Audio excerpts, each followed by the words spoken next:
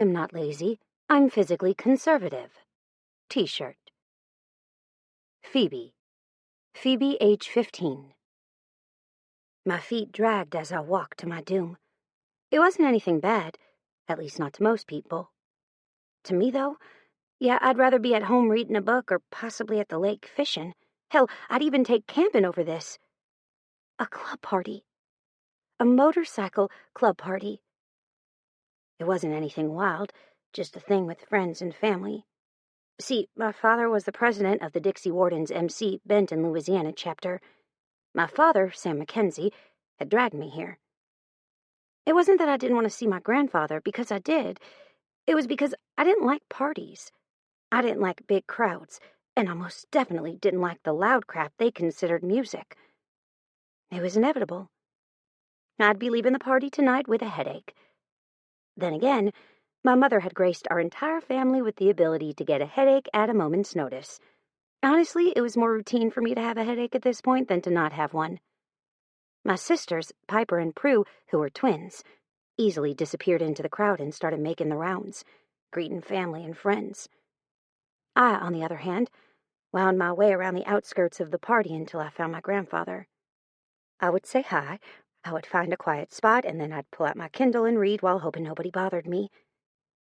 I found my grandfather at the far end of the large open structure. The building we were in tonight used to be an airplane hangar, so there was more than enough room for the hundreds of people that were milling about, laughing and carrying on. Some of those people had drinks in their hands, while others had their arms wrapped around their loved ones. I kept my eyes down, not meeting anyone's gaze, hoping that if I kept eye contact to a minimum, nobody would stop me. I was right.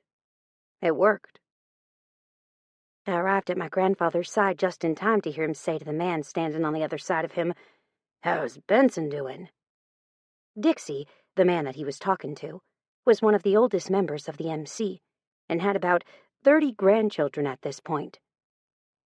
"He's definitely not happy that he was forced to come," Dixie muttered, his eyes going somewhere into the darkness. I followed his gaze but didn't see anything, or anyone, anywhere. "Maybe I should stop forcing us introverts to come," I suggested, walking up to my grandfather and wrapping my arms around his waist. He wrapped me up tight and gave me a good squeeze before loosening his hold. "Hey, girl," my grandfather said. "Happy birthday." I smiled.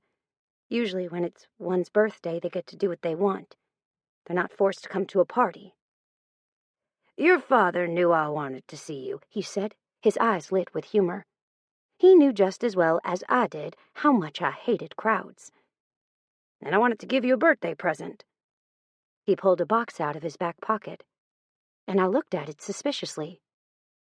"What is it?" I asked, making no move to take it. "Jesus, she's harder to give presents to than Benson," Dixie muttered, sounding amused. "I tried to give him a bike today, and he told me to shove it up my ass." I blinked. I hesitated. "That was sweet of him." Dixie burst out laughing. "He was mad because I paid off the rest of the loan. He wanted to pay it off on his own. I wanted him to have a goddamn bike that didn't break down halfway to work every day." "Didn't his mother try to do that, and he refused to drive it until he could pay off the loan himself?" my grandfather, Silas, asked. "Yes," Dixie muttered, "but I figured if I told him it was a gift for his birthday, he'd be willing to take the bike."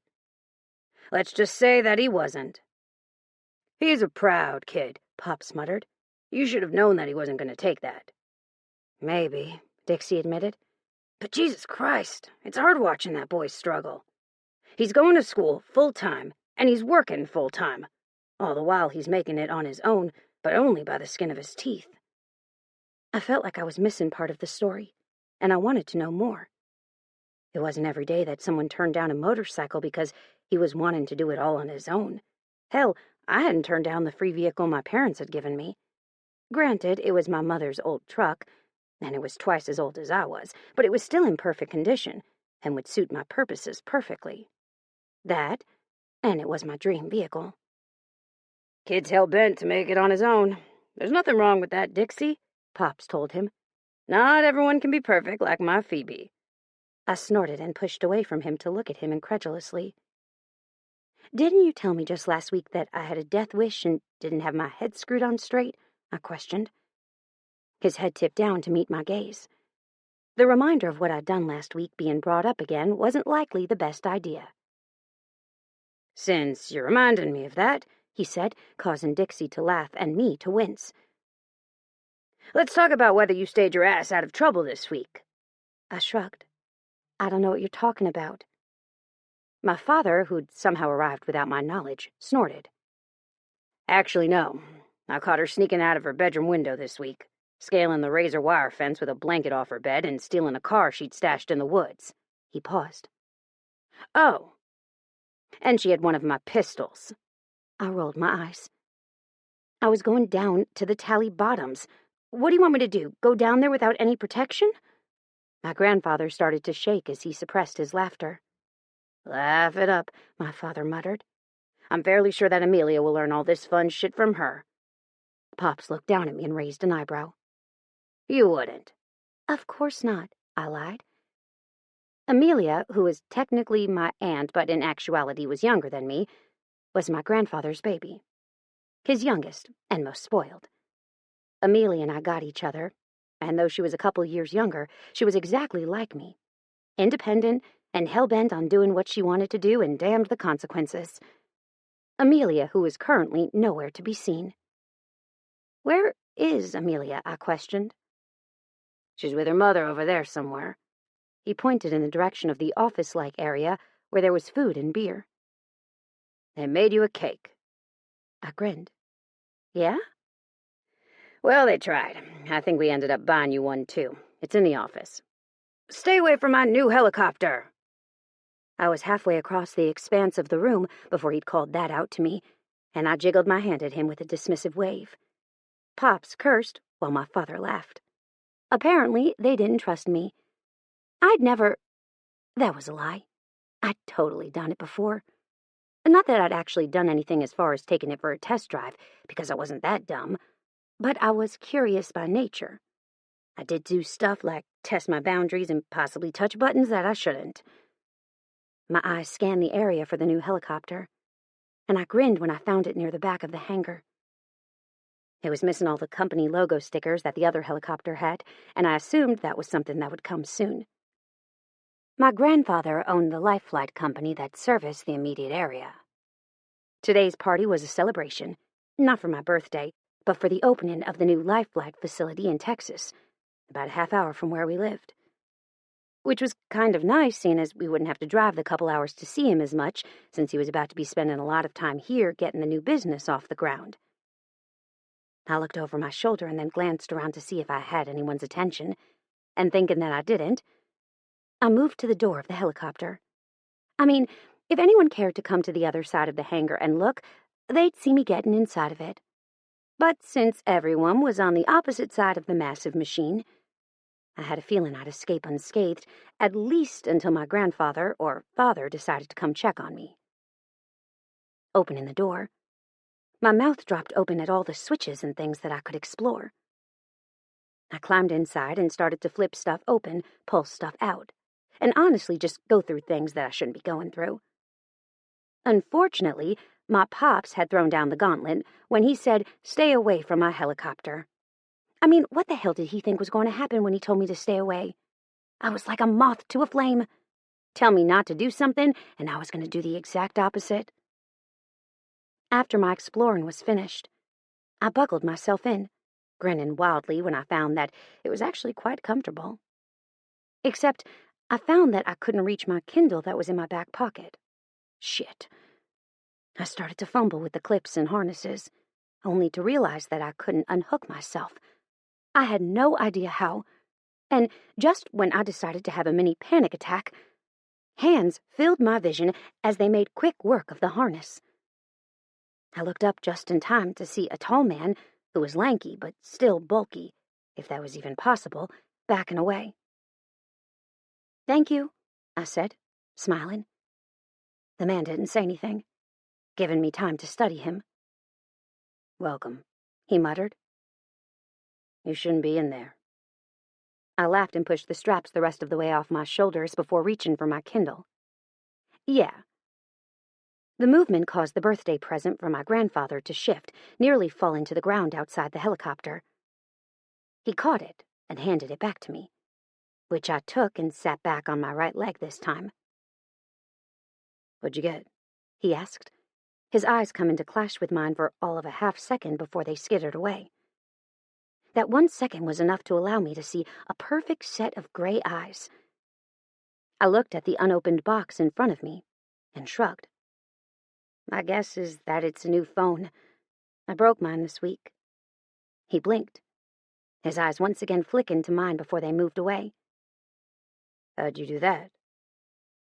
I thought about whether I wanted to tell this man, however new to the man life he was, how I'd broken my phone, and decided it really didn't matter. Somebody like him would never give a girl like me a second look. I was walking to my truck and it fell out of my pocket. I stepped on it and shattered the screen. I lied. "You're lying," he muttered, walking away. I opened my mouth to deny that and then realized that I couldn't. I was lying. Okay, so I might have been crawling over a razor wire fence at the time and stepped on it by way of actually falling on it, I called to him. He stopped, half in, half out of the shadows. At least he was listening. When I peeled myself up off the ground, I realized that my phone had bitten the dust, I admitted. "Happy now?" He shrugged. "Whatever." He didn't leave, though. Nope, he stayed where he was, gazing out through the large open bay doors, staring into nothingness.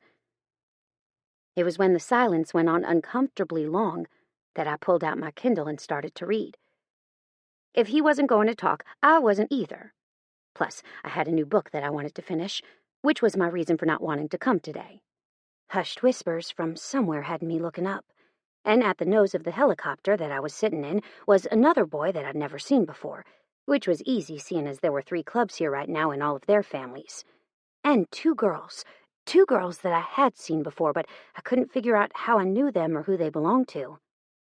"He's stupid," one of the girls whispered. "And he never makes eye contact. My dad said that he was special." "Special as in retarded?" the girl asked, as if she hadn't spoken loud enough to wake the dead.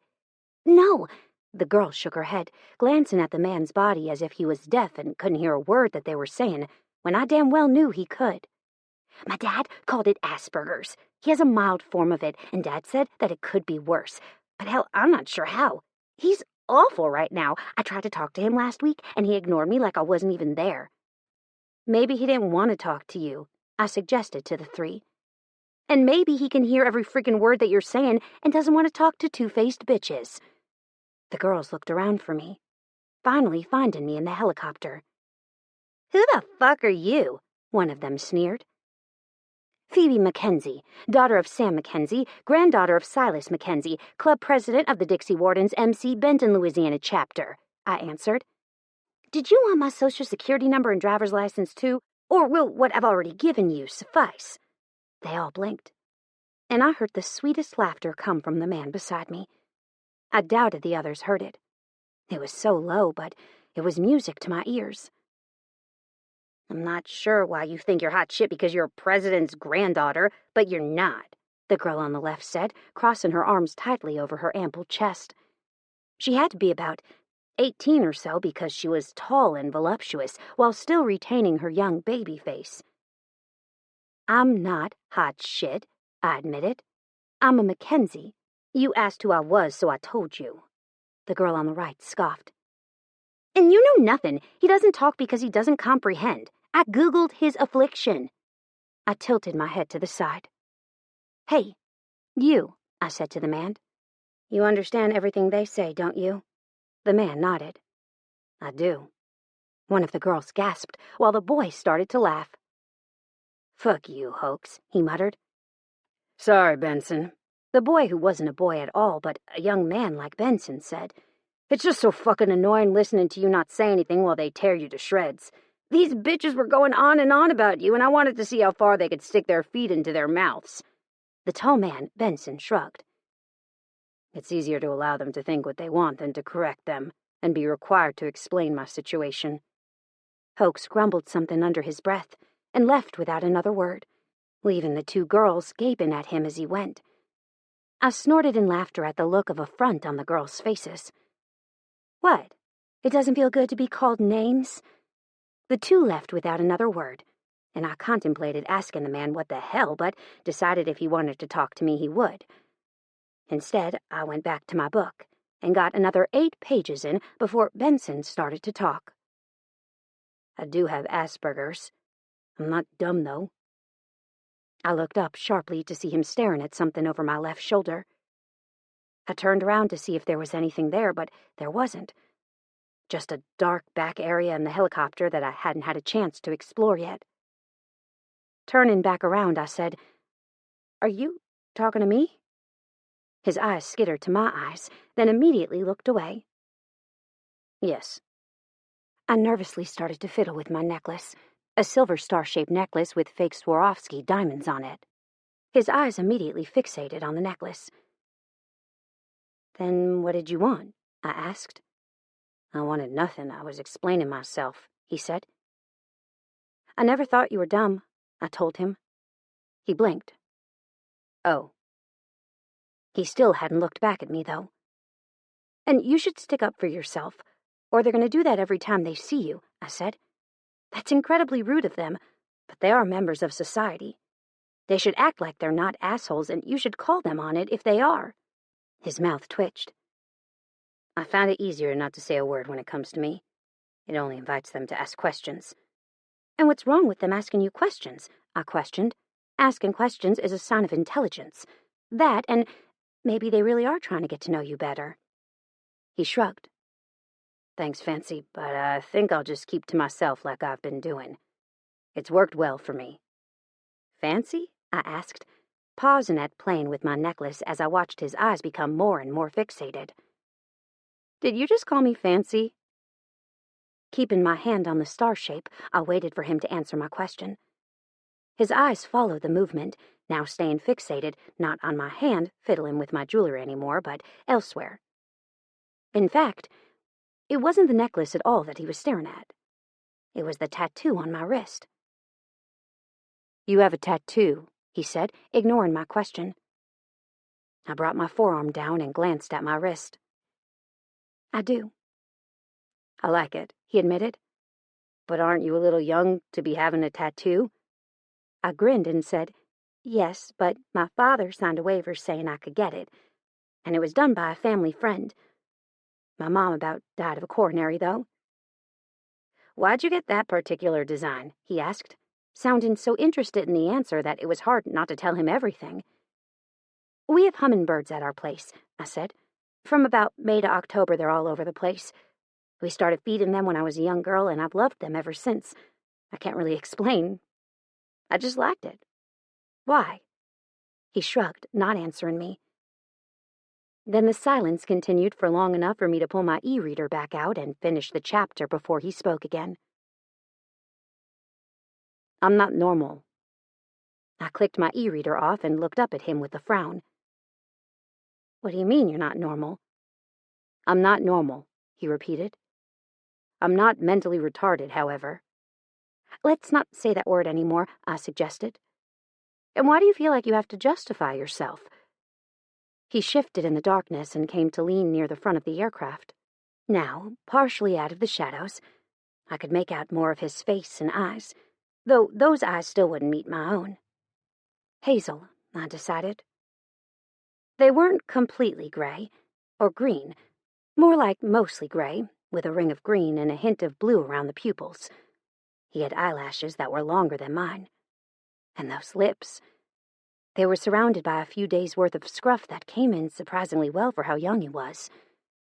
All the men that I knew that were his age were still trying to be cool and grow beards, but all they ended up growing were little patches of hair here and there that looked scragglier than anything else.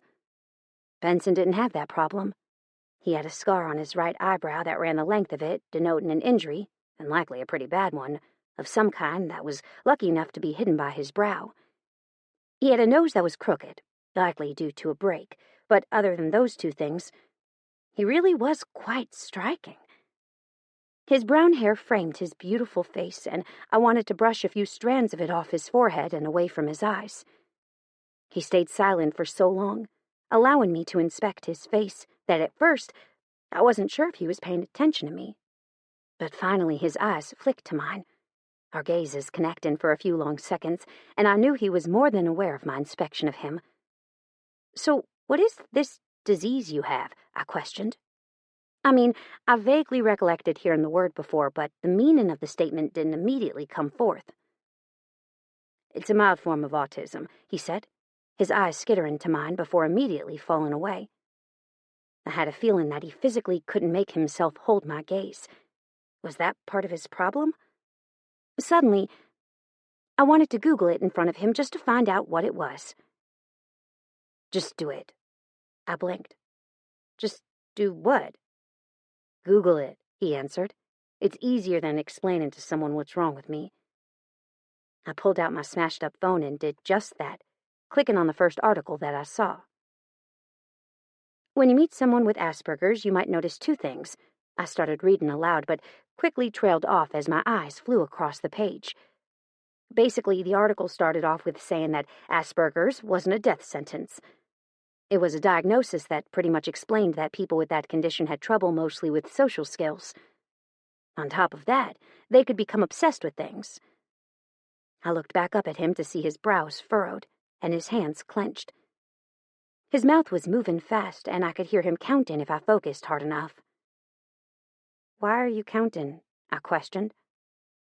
"My psychologist said that when I want to do something I probably shouldn't do, I should find a way to distract myself." He paused in his counting.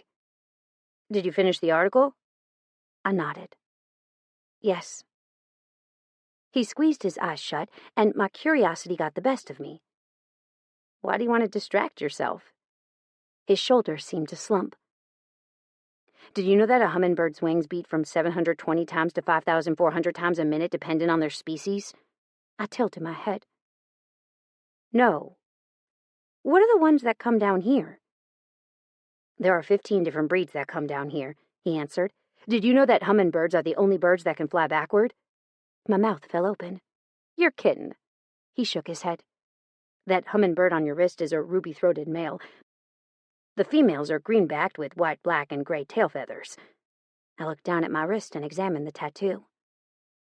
I liked this one in particular and happened to get a picture of it. One morning I got up and he was dead on my back porch. I was really sad. "Hummingbirds only live 3 to 5 years, he said. Maybe he'd outlived his lifespan. I smiled at his attempt to protect me. "I'm fairly sure it hit the glass door really hard," I admitted. We'd opened the blinds and I'd hung up a really pretty flower right above the door. "I'm fairly sure it was my fault that he died." "Possibly," he answered. "They're attracted to red." I leaned back and crossed my arms over my chest. "Thanks, Sherlock," I muttered. He frowned. "Who's Sherlock?" I remembered reading in the article that people with Asperger's had trouble understanding jokes and sarcasm. "I was teasing you," I said. "Oh."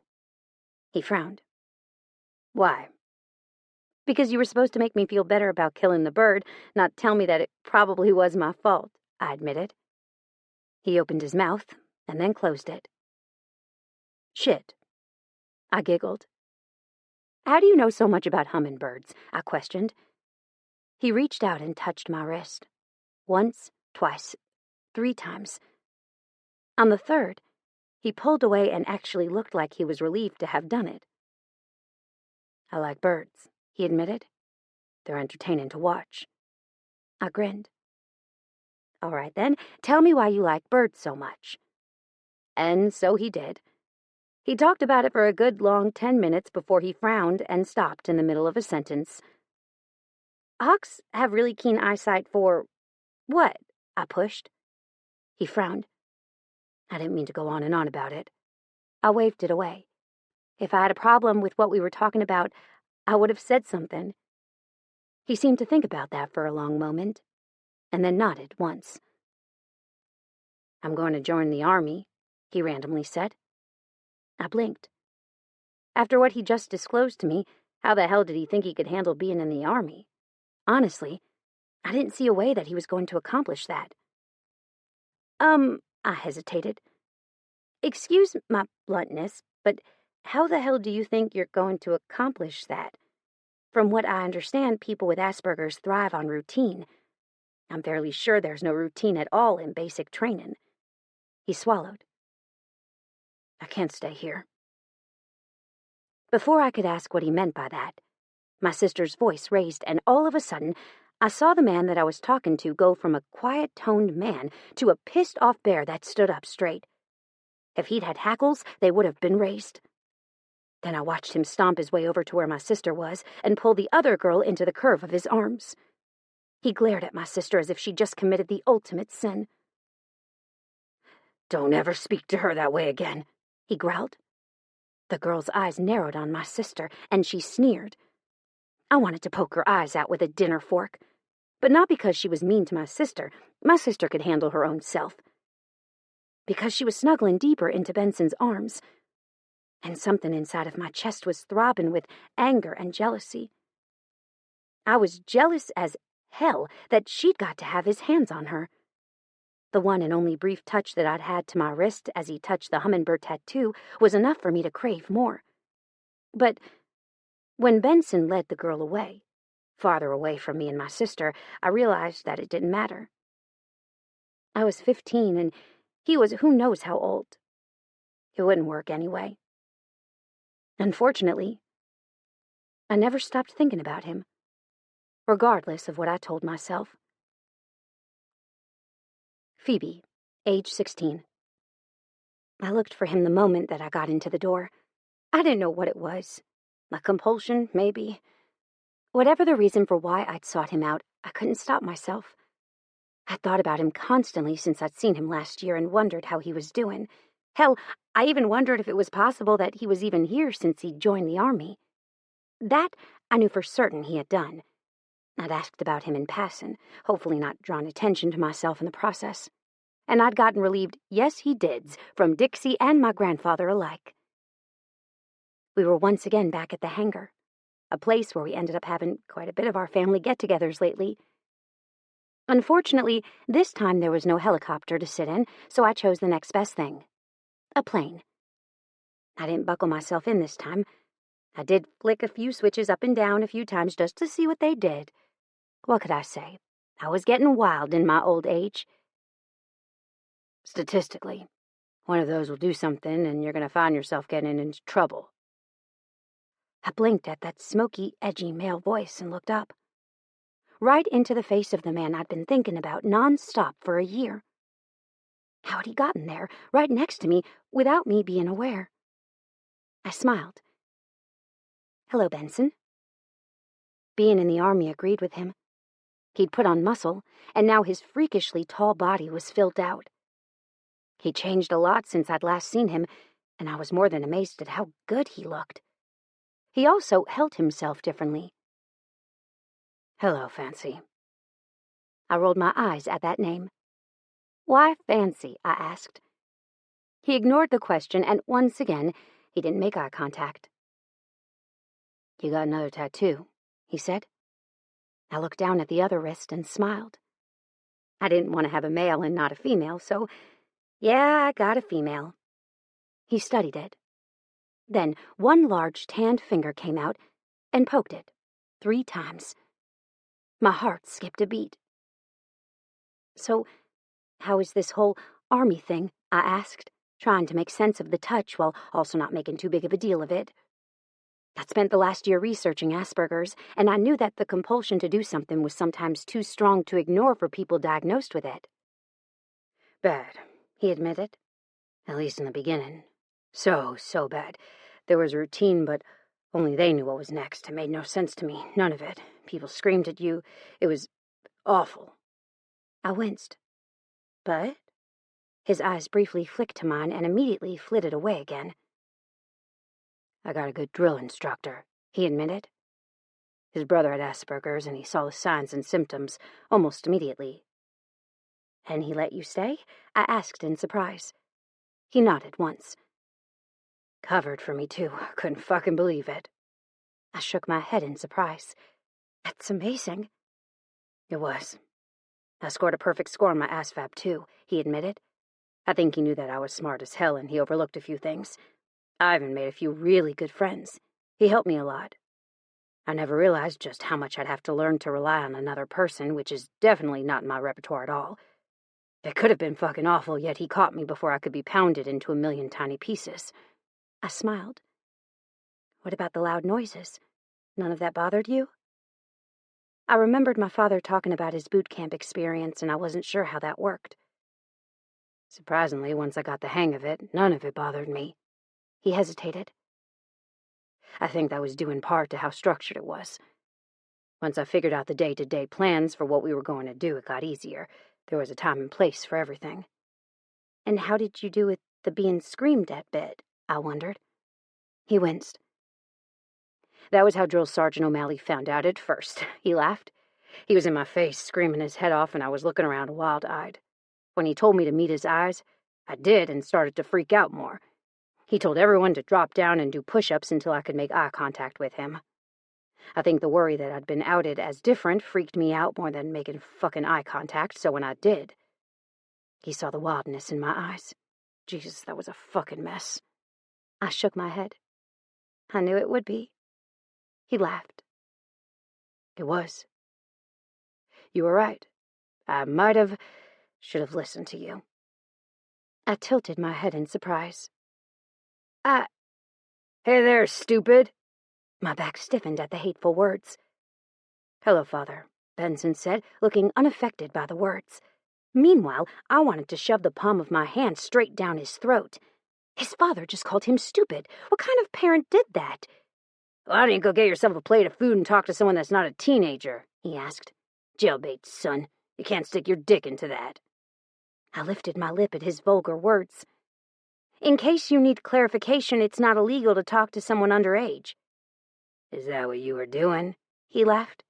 My boy is stupid, though, so there's a possibility that really was all that y'all were doing. My spine stiffened once again. But before I could open my mouth to tell him that he needed to leave, that Brielle chick, I'd learned her name over the last year, too, that Benson was so protective of, came into view. The father immediately changed his tune. He went from a hateful bastard to a sweet, charming man in the blink of an eye. If I'd met this man first, I might have actually liked him. Luckily, I'd seen his true colors and how he'd treated his son. Hey, Brielle, my girl, the man said, holding his arm out for Brielle to walk under.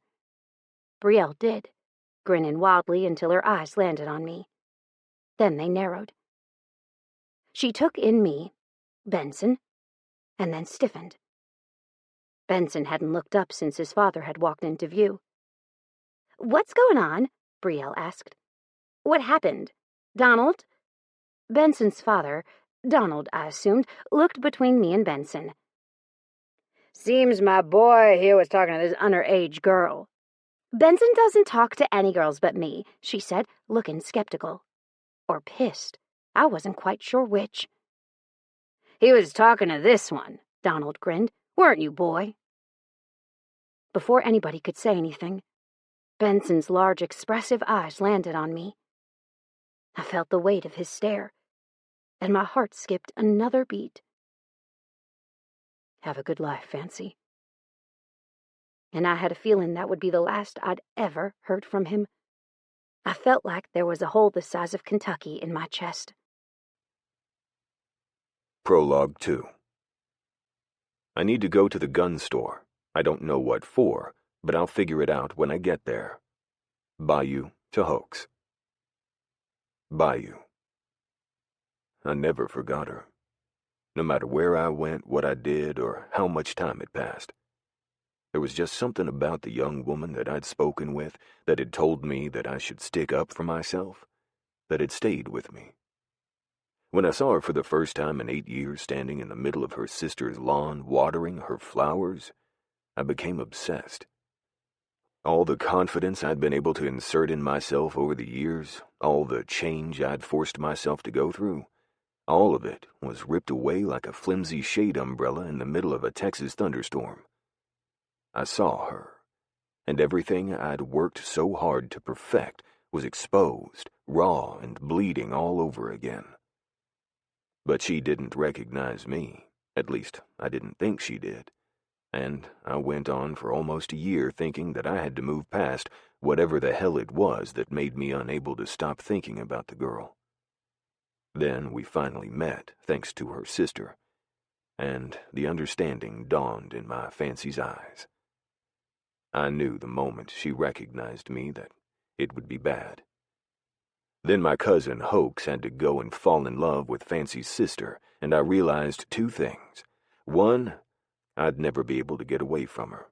My obsession with the woman, something that had been going on for 9 long years, was going to be fueled. She'd be there. At every club party, at the birth of Hoax and Prue's children, at anything and everything that I would be at. There would be no escaping her unless I was at work, and even then, my mind gave me such a vivid picture that I still couldn't forget her. Even if I wanted to. Nope. There was no forgetting Fancy. Not at all. Chapter 1. How to Have the Perfect Body While Eating Like a Fat Piece of Shit. A book every woman wants. Present day. Phoebe. Ma'am. I looked up at the guard that was standing there, looking at me like I was out of place. Funny, but I felt out of place as well. Yes? I asked. Just drop all your stuff in that locker right there. He pointed to the locker at my back. Then you can walk through the detector. I did as he asked, then returned with nothing but my body. Walking through the metal detector, I blew out a relieved breath when it didn't ring out that I'd had contraband metal of some type on me. I had no idea why I was always nervous when I went through them. At the airport, courthouse, or even a prison, it was all the same. I got panicky even though I knew that there was nothing on my person that would set it off. And you said you're here to meet with the warden? The guard asked. Yes, I answered. For an interview. He looked at me skeptically, and I barely contained the urge to bare my teeth at him. The guard at the door there will escort you to the next station, he pointed. I looked up to find another guard standing there, his eyes hyper-aware of everything that was happening around him. Thank you. I smiled at the first guard. He winked and turned back to the woman that had followed in behind me. A young blonde that was exceptionally beautiful. A young blonde that I'd seen at Benson Bayou's house quite a bit. A blonde that Bayou had thrown his arms around and protected from my sister all those years ago. A blonde that was stalking my sister because she didn't like Hoax's, her cousin as well, choice of female company. I hated her. Oh, do we really have to do this every time, Caden? Brielle asked in that whining tone that never hesitated to put me on edge. Yes, Caden, the guard, answered. It's protocol. Every guard that works here has to go through it. Brielle sighed loudly, sounding extremely put out to be treated as she was, and did as she was asked. You may sit. I sat down in the seat the guard indicated and looked around the room he'd taken me to. It was a waiting room of sorts that had one door leading back out into the hallway, and one door leading into what I assumed was Bayou's office. There was a desk in between the inner door and the outer door, but it looked like it wasn't manned and that it had been empty for quite a while thanks to the dust that was collecting on the foam that sat there. 5 minutes later, Brielle arrived with a flurry and walked to the inner office door and started to knock. The guard that had escorted me and stopped her before she could. Don't. He's in an interview right now. Just sit here and wait. He pointed to the seat next to me, and Brielle narrowed her eyes. In a blatant disregard of her instructions, she dropped her arm from where she'd been about to knock and walked to the desk that was between the two doors, taking a seat at the abandoned rolling chair. You may go now. She flicked her wrist at him in a shoo-in gesture. My brows rose. Wow, she was a complete bitch. I squirmed in my seat. Today was a big day. My first ever big girl job interview. I'd graduated with my bachelor's degree in nursing no less than 24 hours ago, and I took my state test that would issue me my nursing license 3 days from now. I'd been racking my brain trying to figure out just what in the hell I wanted to do with the rest of my life, when the job that I was about to interview for had popped up on a job search website. Thinking it couldn't possibly be as good as it sounded, which was pretty awesome, I'd applied. Did it occur to me that he'd be here? Sure. The moment he came back into my life again, things were tough. I wanted things that I knew he wasn't willing to give me, yet that didn't stop me from wanting them. But then I'd have to tell myself that this man and the one I'd known all those years ago weren't interchangeable. The sweet, caring, odd boy that I'd been thinking about for the better part of my teen years and all of my technically adult years wasn't the same one I was reintroduced to. It was like he was a completely different man. The young man that I'd met all those years ago wasn't there anymore. In his place was a man that I didn't recognize. Not that the man changing, becoming more confident in himself wasn't epic, but still, it did hurt the slightest bit that I thought about how nice it was to have a man that was confident and sweet, but different. This new man? The man that went by Bayou now and not Benson according to Hoax, my future brother-in-law had insisted.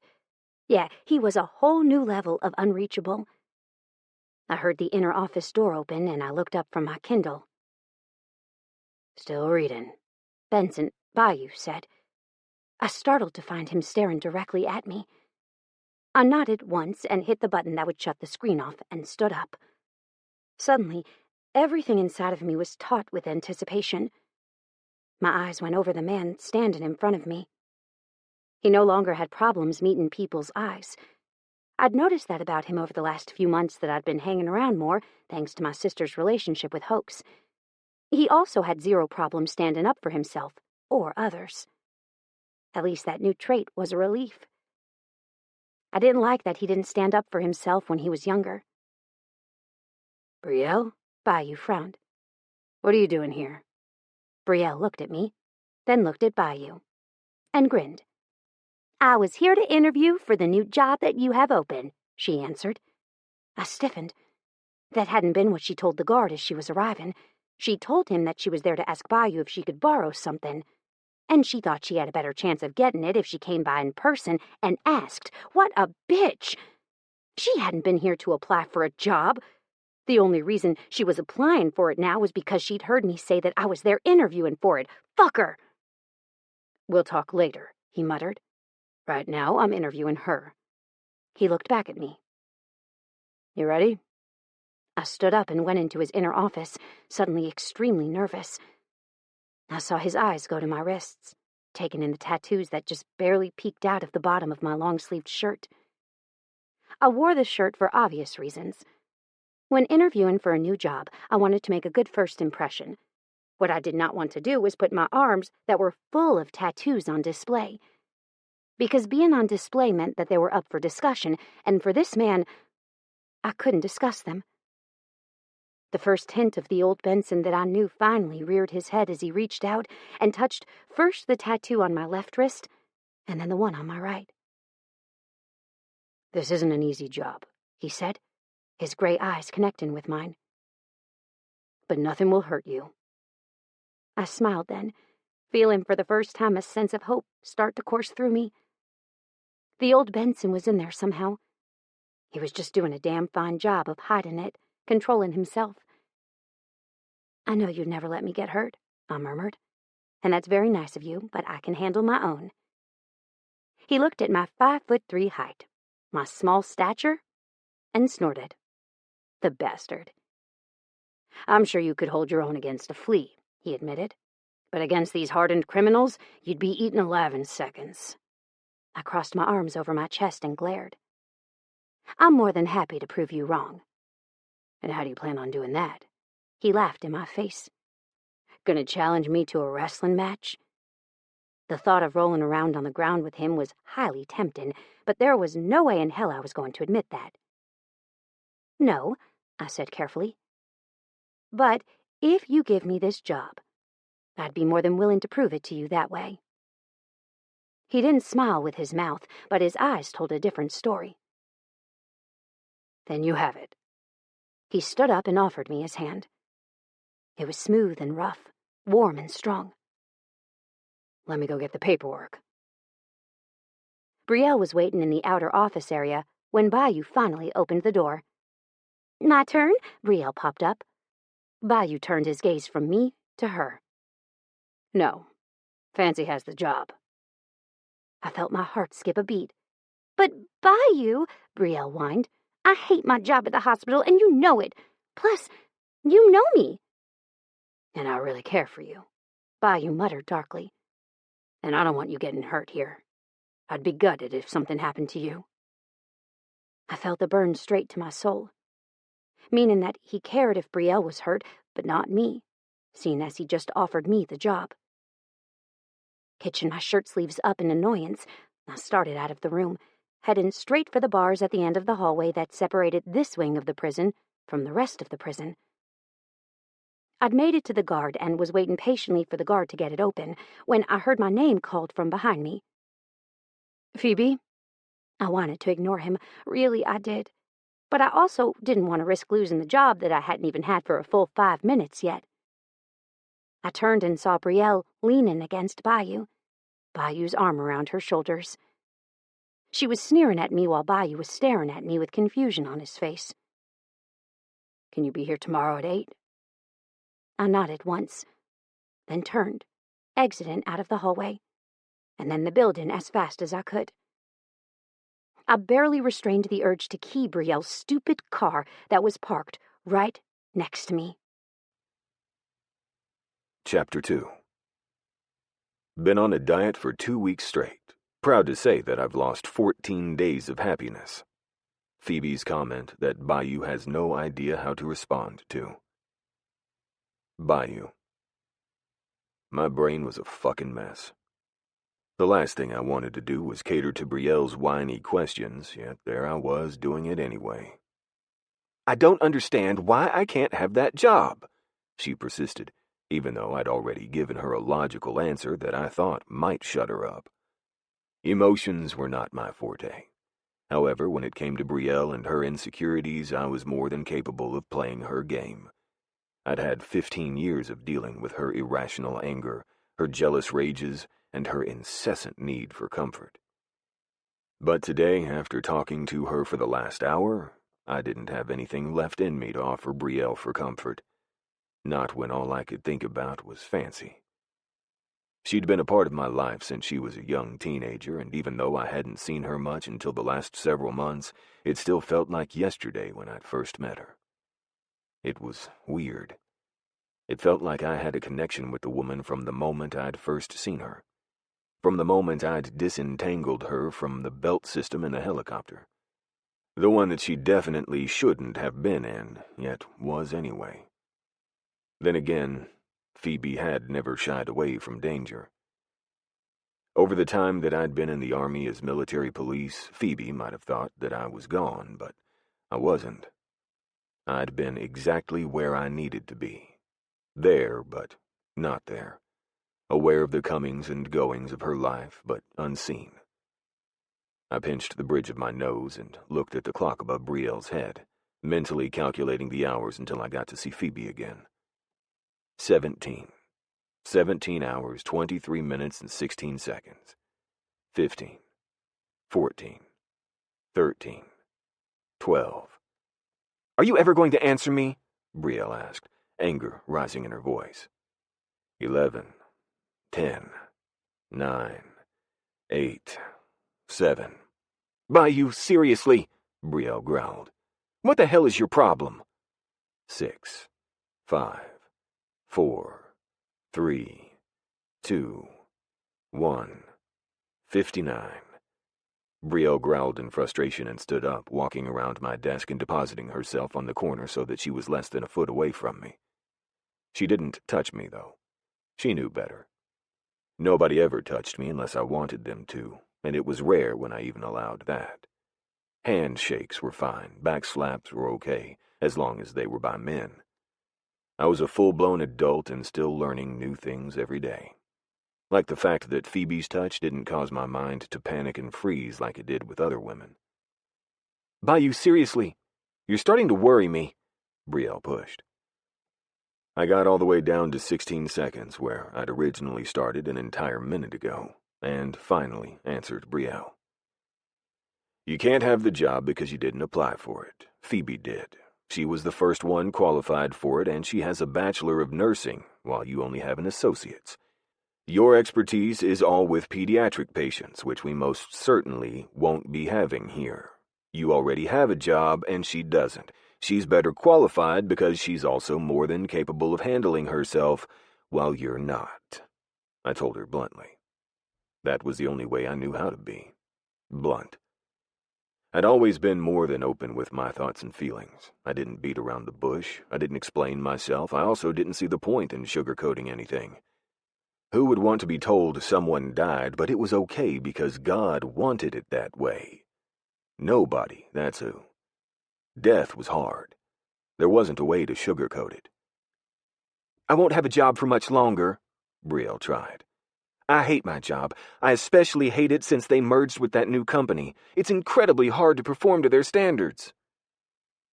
I picked up the pen that Fancy had brought in with her and left, smoothing my finger over it and wondering if an inanimate object like a pen could capture someone's scent.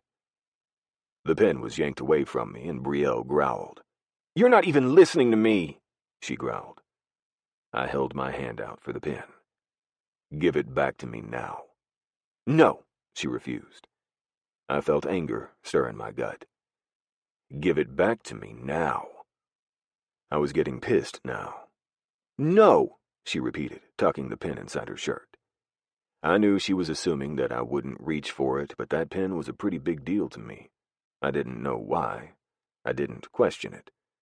But I knew without a shadow of a doubt that I needed the fucking pen. I didn't question my needs and desires. There was no point. I'd long moved past the point in asking why. Why wasn't I normal? Why couldn't I just be like other people? Why did I have such a fascination with birds? Why couldn't I look people in the eyes? Why? There were so many goddamn whys and no forthcoming explanations. Please, give me the pen. I held out my hand for it. She narrowed her eyes. Why do you want it so bad? I barely resisted the urge to clench my fist. Because it's mine, and I'd like you to give it to me, I answered. It was mine now, anyway. Finders keepers. It was then that I realized she wasn't going to give me the pen without me physically taking it, something in which I wasn't going to do.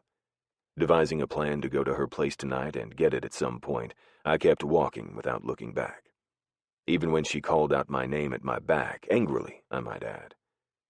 By you, what in the absolute fuck? Brielle growled. Why are you acting like this? I didn't bother to answer her, instead walking out of the long hallway that connected the administrative part of the prison to the rest of it. Hagen, the guard that manned the gate and the security on this side of the prison, let me through without a break in my stride. I nodded at him as I nearly stomped past. Make sure that Brielle leaves my office within the next 5 minutes. If she exceeds the time limit, please escort her. Hagen nodded. Will do, sir. I lifted my chin in acknowledgement and continued to walk. I had a meeting that I was almost late for, and I knew I would be late for if I didn't hurry. I hated, no, despised being late. I'd sat there talking to Brielle too long. If I was late for this, the rest of my day would be screwed. Schedules were important to me. The more structure in my day, the easier it was to deal with the bullshit that swirled around in my brain. Being 3 minutes late won't kill you, I tried to tell myself. It's only 3 minutes, not the end of the world. My old friend who'd once been my drill sergeant came to mind. He'd changed my life in more ways than one. Once he was done yelling at me during boot camp and I'd graduated, he'd taken me under his wing. He'd guided me, shown me how to interact in the strange new world I found myself in, and helped me excel. If I hadn't found him, my life would have been a whole lot more different right then. I would have been lost. I would have been scared. I would have been the scared kid that hated loud sounds, couldn't function well in society, and still hadn't stood up to his father. But O'Malley had changed that. He'd seen me struggling, he'd given me more life lessons than I could ever hope to experience on my own, and he'd pushed me to move past my idiosyncrasies. Now, O'Malley was the one man that I could talk to about anything. I arrived at the scheduled meeting spot outside on a park bench that was across from the prison, and took a seat next to the man that was already sitting there. The man sitting there was always early. I hated being early almost as much as I hated being late. There was no point in arriving anywhere early. Schedules were made for a reason. Arriving somewhere just to sit and wait wasn't something I was fond of doing. "Hello, sir," I said. "Sorry I'm late." I wasn't that late, but anything with this man was late, even if it was 30 seconds. "Is that an eagle, do you think?" the man asked. I didn't need to look up to know what he was talking about. I could hear the hawk's cries overhead and knew without a doubt that it wasn't an eagle. "Red-tailed hawk," I answered. "How are you doing, sir?" I held out my hand for Gunther Jefferson's hand, and he easily shook it, something I would have never done before O'Malley, shaking it once before dropping it. I was thankful he wasn't a toucher. I didn't like touchers. Touchers made me uncomfortable. "What can I do for you today, Gunther?" I asked, mentally calculating how long I could be in this meeting with Gunther and make it into town on time for another meeting, this one with the city council as a whole. "I'm here to discuss a few complaints that I've been hearing," he answered. I sighed. "What kind of complaints?" I asked warily. "The kind that says you've been treating a few high-profile inmates with untoward hatred," he answered. "I realize that some of your inmates deserve it, but you cannot be treating them any differently than you treat your other inmates. It's unseemly." I snorted. "It's unseemly to treat a rapist differently than a pot distributor?" I asked, wanting clarification. "I'm sorry, but correct me if I'm wrong, a man that was busted selling pot to stupid 17-year-olds is a little different than a man that was busted with his cock in a 13-year-old. Gunther pursed his lips. "I realize that the two aren't even remotely in the same realm law-breaking wise, but you cannot single them out. This man that I'm speaking of is a prominent member of society. Was a prominent member of society." I stood up.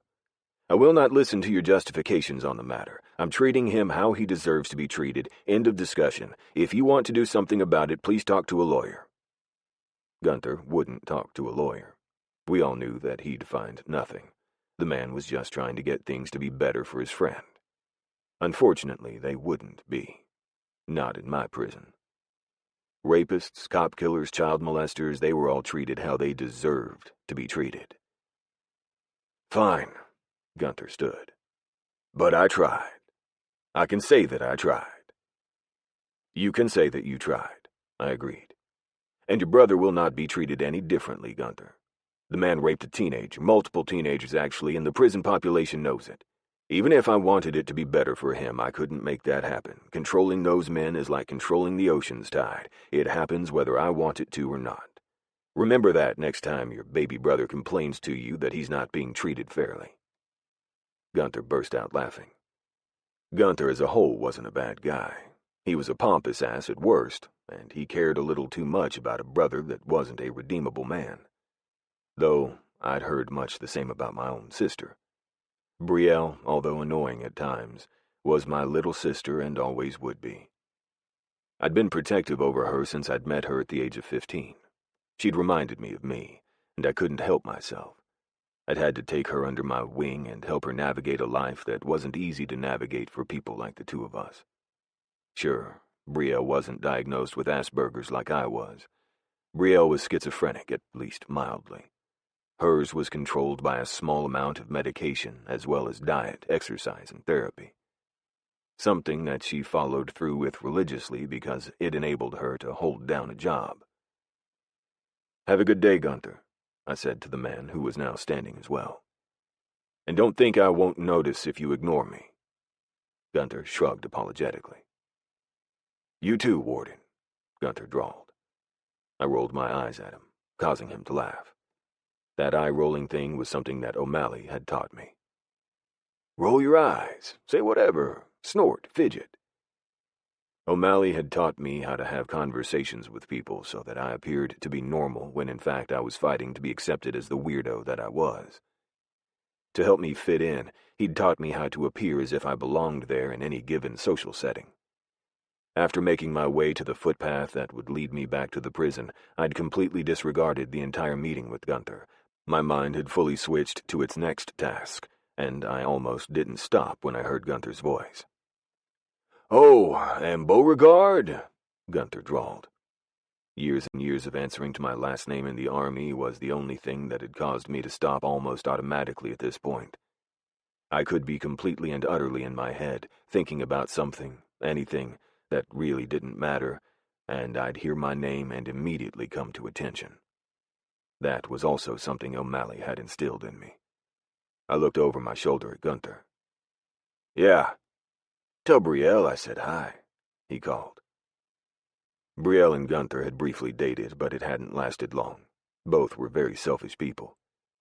I wouldn't be doing as he asked, and he knew it. But some part of me actually wanted to tell Brielle after the shit she'd pulled today. If anyone else had made me late, I would have lost it. But since it was Brielle, my sister, I couldn't fault her. At least, that was what I was telling myself. Lately, she was a trying woman to be around. Ever since Hoax, my cousin who Brielle and I were very close to, started dating a woman seriously, the same woman that had caused Brielle stress at an MC party years ago, she'd been acting oddly. She'd been treating both of us differently, and it was honestly getting on my nerves. She was making it harder and harder to care about her feelings based on the way she was acting. Prue, Hoax's woman, had wormed her way into my life and actually made me somewhat care for her. When I'd first met her, Prue had been yelling at Brielle, at least that was what Brielle said. I'd learned that the story might have actually been different from the truth that Brielle knew it to be only lately. At first, when she'd moved in across the street from me, I'd been wary of her. I never forgot a face or words that were said, so Brielle's accounting of the story had instantly put me on edge when it came to Prue. But it appeared that Prue had never intentionally set out to hurt Brielle, and I'd come to really like her over the last few months that she'd been dating my cousin. Brielle, however, still didn't like her, and I realized only later that it had more to do with the fact that Prue had taken Hoax's full attention away from her, and she was no longer the woman to come first in his life anymore. And to show her anger at the situation, she'd practically been stalking Prue. I'd had to have a long talk with Brielle about the situation. Brielle's argument of wanting to prove to us that Prue was bad wasn't holding water any longer. Why? Because Hoax and Prue were in love, and even for me it was plain as day to see. If Brielle acted that way toward Prue, how would she act toward Fancy when I took that first step? That thought brought me to a complete halt. I blinked in surprise at the direction my mind had taken. Took that first step. I wasn't taking any step in Fancy's direction. Was I? Nope, I wasn't. But as I found myself in Brielle's house retrieving a pen that belonged to Fancy in the dead of night, I realized that maybe I was. Chapter 3. Apparently, it's immoral to trip a kid who's running around a restaurant unattended. Who knew? Why Phoebe questions whether she should be a parent. Phoebe. The first days at a new job were never awesome. There were the nerves that wouldn't quite stop, causing you to freak out even when you knew that it'd be okay. There was the fact that you questioned whether this was a good idea or not, and your father questioned you too. Because I'd spent the last hour of my life explaining to my father why I wanted to work at a prison, and he'd finally relented. Not because he agreed with me, but because he knew arguing with me was futile. I'd proven at a very young age that I was just as stubborn and mule-headed as he was, and that wasn't going to change. When I got my claws sunk into something, I never relented. That was why my father called me Birdie. I didn't really know an exact date of when he'd started calling me that, but he liked to compare me to a hawk he'd encountered once upon a time. He said I reminded him of a hawk he'd once seen in our backyard when I was a young child. A hawk that had been learning how to fly. The hawk had fallen early from the nest, and the other babies had remained in the nest with their mom for another 2 weeks. The mother had abandoned the fallen baby, writing her off. Instead of dying like my dad thought she would, the fledgling had persevered, living on the ground by herself for weeks, before she'd learned to fly. But, like the hawk, I would not be written off. I would persevere. I'd always loved that story, and I'd never resented being compared to that hawk. "Take care of yourself, Birdie," Dad said, "and swear to Christ if you get hurt, I'll never forgive you." I rolled my eyes. I had it explained to me yesterday that I'll never be alone. There will always be a guard with me. Dad grunted. "There better be or I'm gonna lose my shit." I grinned. "It'll be okay, Dad. Promise." We'd met at a restaurant, one we went to eat at for breakfast every week religiously, just the two of us, before I had to go to work. I'd also dripped maple syrup down my pants and couldn't decide whether I should try to clean it off or just leave it since the stain was mostly hidden by my scrub top. Honestly, I'd clean it off if I wasn't convinced that it'd leave a large wet stain on the front of my pants, making me look like I'd peed myself. "Are you sure you want to do this?" Dad asked one more time. I stuffed one more bite of pancakes into my mouth, washed it down with a swallow of milk, and then nodded my head. "Sure," I said. He sighed. "I don't understand why you can't go work at a hospital like your mother and sister, or go into the army like Piper." I looked over at my father. "A couple of weeks ago, a knife-wielding bad guy killed the security officer at the hospital." Dad grimaced. "And Piper told me that where she's at in Germany, they get drunk so often that it's a crapshoot whether anyone will show up to work sober." I pushed. Dad's lips twitched. "I'm fairly sure that they don't show up drunk, but I see your point." "Anyway," I shrugged. "They'll have a doctor on site full-time with me. They'll also have a guard there as well. I'll literally never be alone with them. It'll be okay. I promise." He groaned and leaned over to pull his wallet out of his back pocket, then extracted a $20 bill and tossed it on the table. "Swear to me that you will not enter into anything you don't think you're prepared to handle," he ordered as he stood. I blinked my eyes innocently at him. "I would never." 3 hours later, I was on some man's back, choking him and trying to pull him off of the female doctor. The security guard was trying to unlatch the man's hands from the doctor's wrists, and everyone was screaming. My adrenaline was going nuts, coursing through my veins, and I wanted nothing more than to rip this man's head off. Headache, my ass! This man didn't have a headache. He'd planned this, knowingly putting his hands on that woman. "Let go!" the guard bellowed, digging his fingers into a pressure point that I would think would almost force the man to let go. Apparently, though, I was wrong, because the guy was still hanging on, though he wasn't yanking the poor doctor around any longer.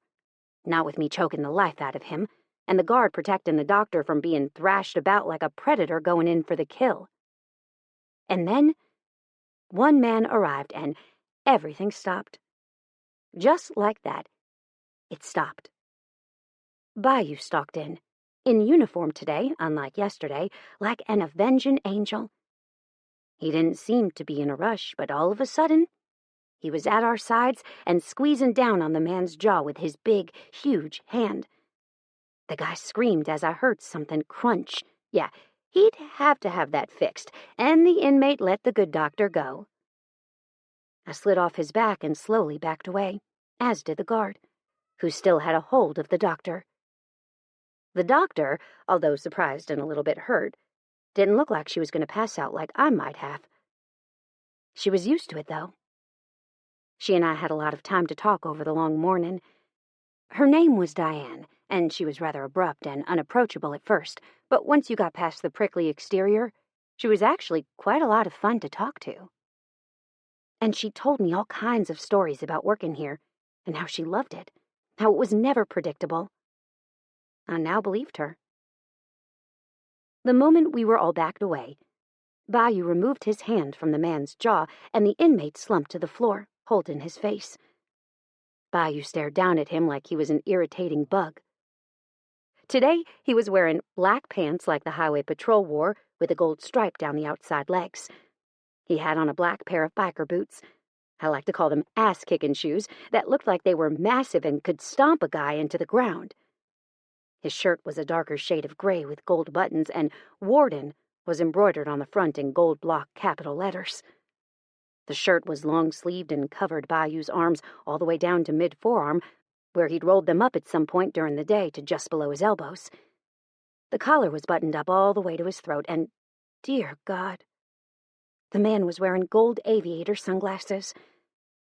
It was almost as if he'd come straight from outside, or he'd been about to go outside. I wasn't really sure. But whew, boy, did he look good in uniform. Not that the dress pants and nice button-down shirt hadn't looked good on him yesterday, but today? Well, let's just say it was good that I was getting off in an hour and could go to my place and take care of myself. Seriously, the man was delicious. I'd seen his guards walking around all day in much the same outfit, but Bayou in that uniform? Yeah, I was a goner. I told you last time that you weren't going to come into this infirmary and pull a stunt like you did before ever again, didn't I? Bayou looked down at the now weeping man. Yes, the man mumble-cried. I was fairly sure his jaw had to be causing him pain. I'd heard the crunch. Whether it was bone or cartilage, tendons or muscle, I didn't know. But the man had something wrong with him. Crockett, take him to the pit, Bayou growled. Crockett, who I finally realized was the guard, did just that. I hesitated. Are we not going to treat him? Are we not going to fix whatever you just broke went unsaid? It'll heal, Bayou replied unflinchingly. I bit my lip and tried not to laugh. Yeah, I agreed, walking over to where Diane was standing. She was holding her elbows close to herself, but didn't look too worse for the wear. Are you okay? I asked. Bayou's attention turned to Diane, and his eyes softened. Diane was a pretty lady. She was in her mid to late 30s and was obviously attracted to Bayou based on the looks she sent his way. Anything broken? Bayou asked, eyes flicking to me and not to Diane. I shrugged. I don't know. No. Diane's soft melodic voice interrupted us. I'm fine. I'm just scared. Bayou didn't try to comfort her. In fact, he didn't even try to go near her. He kept his distance and was closer to my back than he was to Diane. Good. He paused.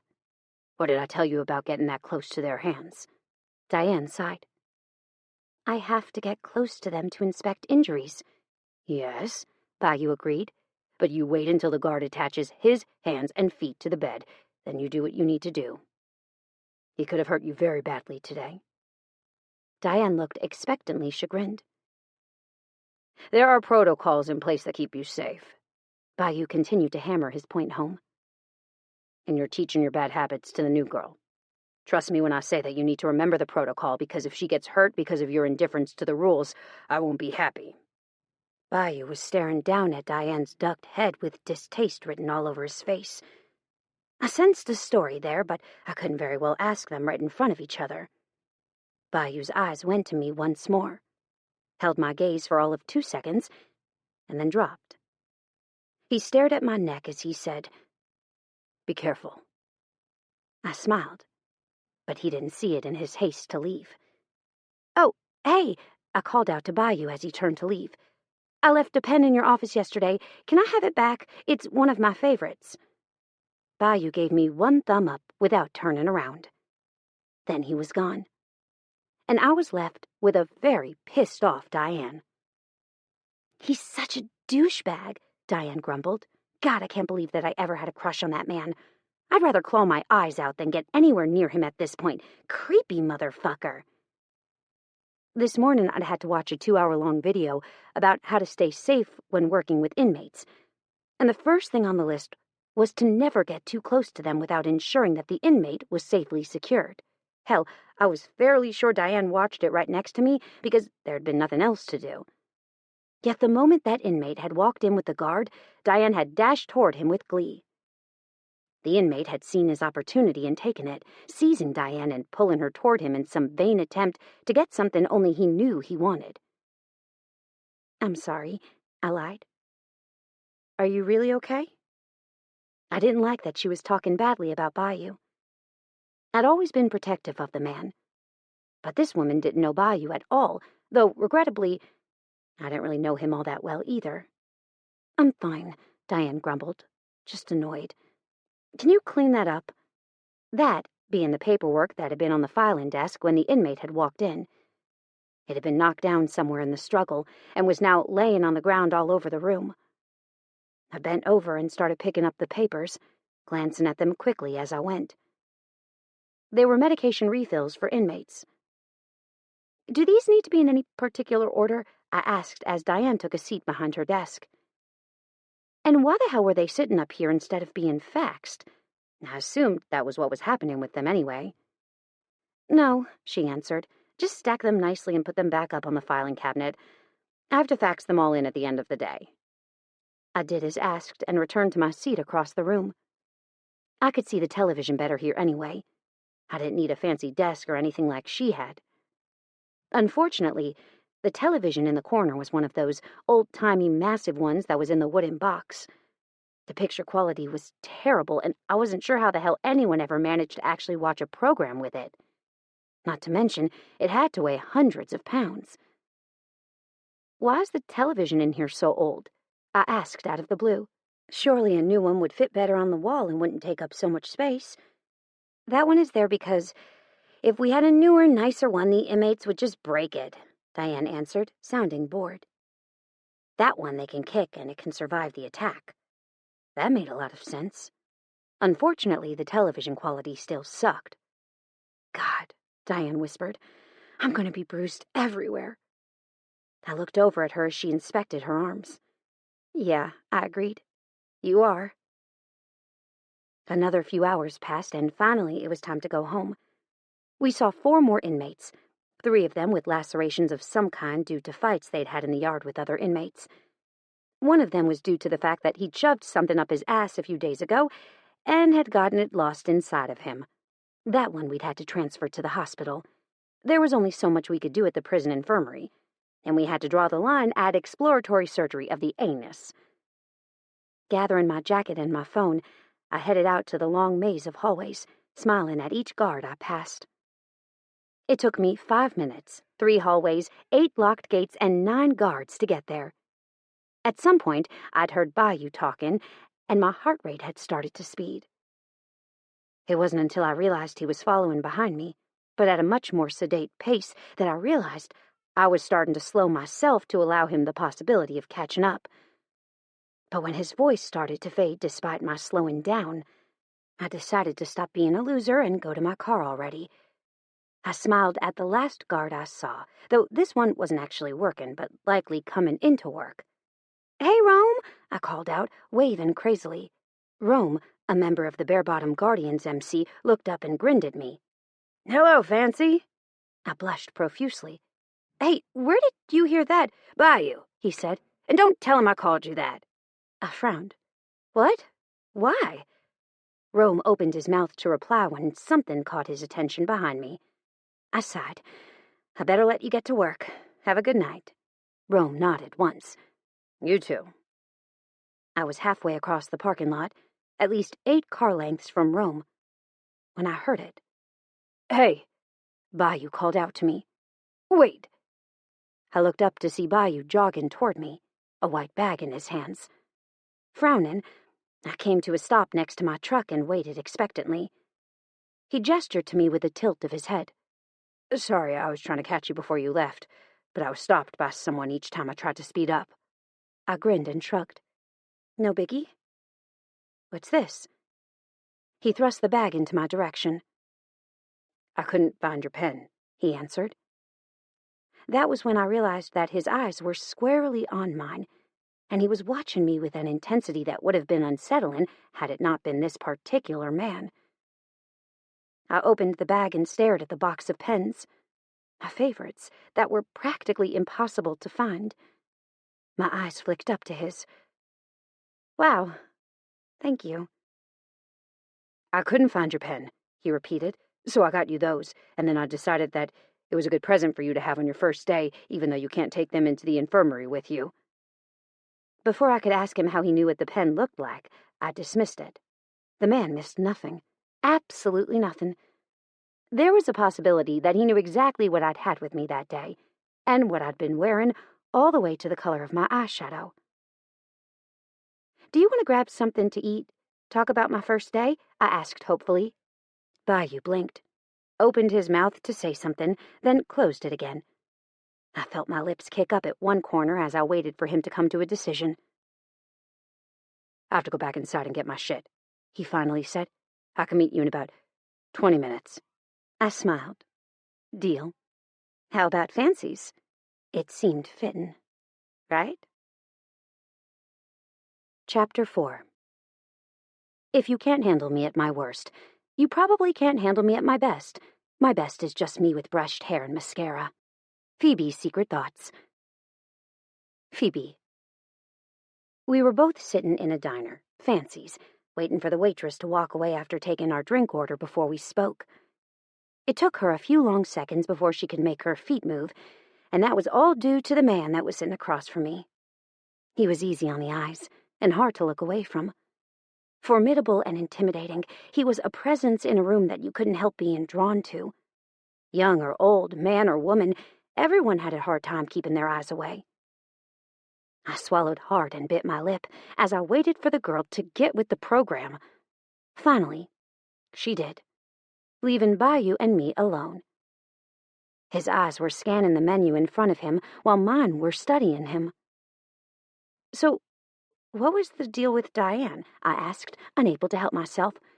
"She looked like she was pissed way the hell off when you left." Bayou leaned back in his side of the booth and stretched his long legs out in front of him, which put them on either side of mine. I felt pinned in, and I liked it. "Diane is like rainwater," he said. "You can't control her at all. You can try to funnel her into a path that'll be less destructive, but ultimately she's going to do what she wants and damn the consequences. If I had a choice, you would not be working with her. Though she's quiet and seems innocent, she's uncaring about those around her. She doesn't give a shit that by doing what she did today, she put not just herself, but you and the guard in danger as well." I frowned. "Then why is she still working there?" He shrugged. "Not many people want to work in prisons." That was true. I'd heard that the nursing job I'd applied for had been open for over 8 months. I would think it'd be even harder to find a doctor. "Oh," I said. "Do you have the job posted?" He nodded once. "Diane switches out her shifts with 2 other doctors." "Meaning there's not always a doctor on shift?" I questioned. He shook his head. "No, sometimes there's a double nurse shift, and sometimes there's a nurse and paramedic shift. Sometimes there's just a nurse and a guard. It really depends on the time of day, though. When the inmates are supposed to be sleeping, that's when we go down to the nurse only." "Oh." I paused. "That one actually sounds like fun. Working with Diane was stressful today, and she had all this work we could be doing, yet she saved it until I was about to leave. I could have easily helped her with it, but she wanted to do it on her own. I have a feeling it'd be more exciting and easier to deal with stuff when I'm on my own." "That shift is the late one, 7 in the evening until 3 in the morning. You can try all the shifts before you decide which one suits you best." He paused. "I usually leave Diane's shift without a nurse because she's so bossy and doesn't like the help anyway." That made sense. "What shift do you want me working next? And when?" I asked, realizing that I hadn't found that part out before I'd left. The waitress came back with our drinks before he could reply. "Coke." She placed Bayou's down in front of him. "And Dr. Pepper." I immediately tore into my straw, expertly peeling the wrapper away so that it'd fly off the end well, and did what any normal Mackenzie would do. I shot the straw wrapper at Bayou. It hit him in the forehead, and he looked up at me with amusement written all over his face. "Really?" he questioned. I shrugged. "Can I get y'all anything to eat?" the waitress asked, her eyes staying focused on Bayou and not once turning to me. I should have been offended, I really should have, but I wasn't. I couldn't look away from the man myself. "Yes," Bayou answered. We both waited for him to order, but I realized rather quickly that he wasn't going to order. He was waiting for her to be ready. That, and she'd asked him a question and he'd answered. Had she worded the question like, "What can I get y'all to eat?" he would have answered with his entree choices. I felt my lips twitch. "I want the vaqueros tacos with the salad and Brussels sprouts." "There aren't any Brussels sprouts on the menu," Bayou muttered. My brows rose. "Been here much?" I teased. He shook his head.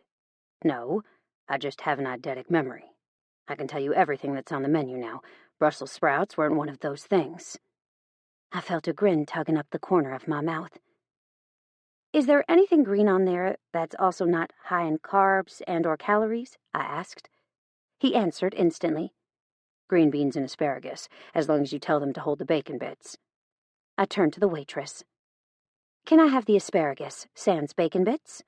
She nodded once, writing furiously on her notepad without once making eye contact. And you? The waitress looked over at Bayou, definitely trying to make eye contact with him, but failing miserably when he wouldn't look up. And me what? Bayou asked. Can I get you anything? She beamed. Yes, he answered again, just like last time. I barely kept the laughter contained in my chest. What are you getting, Bayou? I want the chicken fried steak with a side salad, ranch, mashed potatoes, hold the gravy on both. I want that on the side, he answered quickly. He winked at me, causing my heart to start rapidly beating in my chest. God, the man was lethal. Excellent, she said. I'll get that right out. And by right out, she meant right out. It was out in less than 5 minutes, and I was 100% surprised because there were at least 5 other tables that had been there long before us and had yet to get their meals. When she was placing the food down in front of us, I was watching Bayou. He grimaced and started to shake his head. The gravy that he'd requested be on the side was on his potatoes and leaking toward his chicken fried steak. I could tell he wasn't going to eat it the moment she set it down in front of him. But when the waitress asked if everything looked okay, he answered with a nod. I held up my hand. Wait, he wasn't supposed to have gravy on his potatoes. It was supposed to be on the side. The waitress blinked as if she couldn't understand words that didn't come out of anyone but Bayou's mouth, and then turned her gaze in Bayou's direction. I'm sorry, honey. I'll get that fixed for you right away. Why didn't you say anything? I wondered. He opened his mouth, closed it, and then pursed his lips. When you send food back, there's a 1 in 15 chance that they're going to do something to it. I'd really like to not find a pubic hair in my mashed potatoes. I gagged. That's gross. And you made that statistic up. There's no way in hell that's true. He shifted in his seat and crossed his arms over his chest. Believe me or not, but it's true. I stuck my tongue out and made a gagging face at him. I'm never sending my food back again, but just saying, that woman totally has the hots for you. The only thing I think she might do to your food is give you extra just because you're gorgeous. He blinked at me in confusion. I'm what? Gorgeous, I repeated. The tips of his ears turned pink. It was the cutest thing I'd ever seen. No, he disagreed. I'm manly. I grinned unrepentantly. Manly and gorgeous can happen at the same time. He opened his mouth to say something more when his food was placed in front of him. He looked over at me expectantly.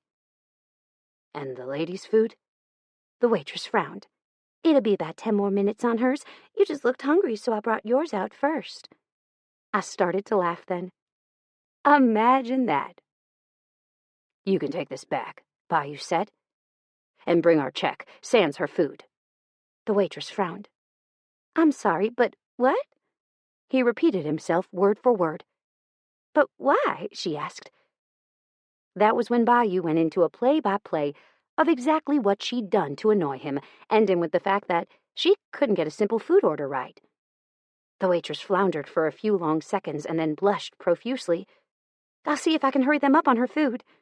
Or, Bayou pushed. You could bring me my check so we can leave. The waitress shook her head and hurried away. And Bayou flagged down another waitress, this one an old woman that looked like she'd seen how hard life could really be. I requested that our check be brought to us sans her food since the waitress is playing games with me, Bayou said. Could you make sure that she does? The older waitress nodded, not affected in the least by Bayou's abruptness or glower. 5 minutes after that, our food was in to-go containers and I was standing next to my truck with Bayou a few feet away from me, waiting for me to climb in my truck. Are you sure you don't want to go anywhere else? I asked.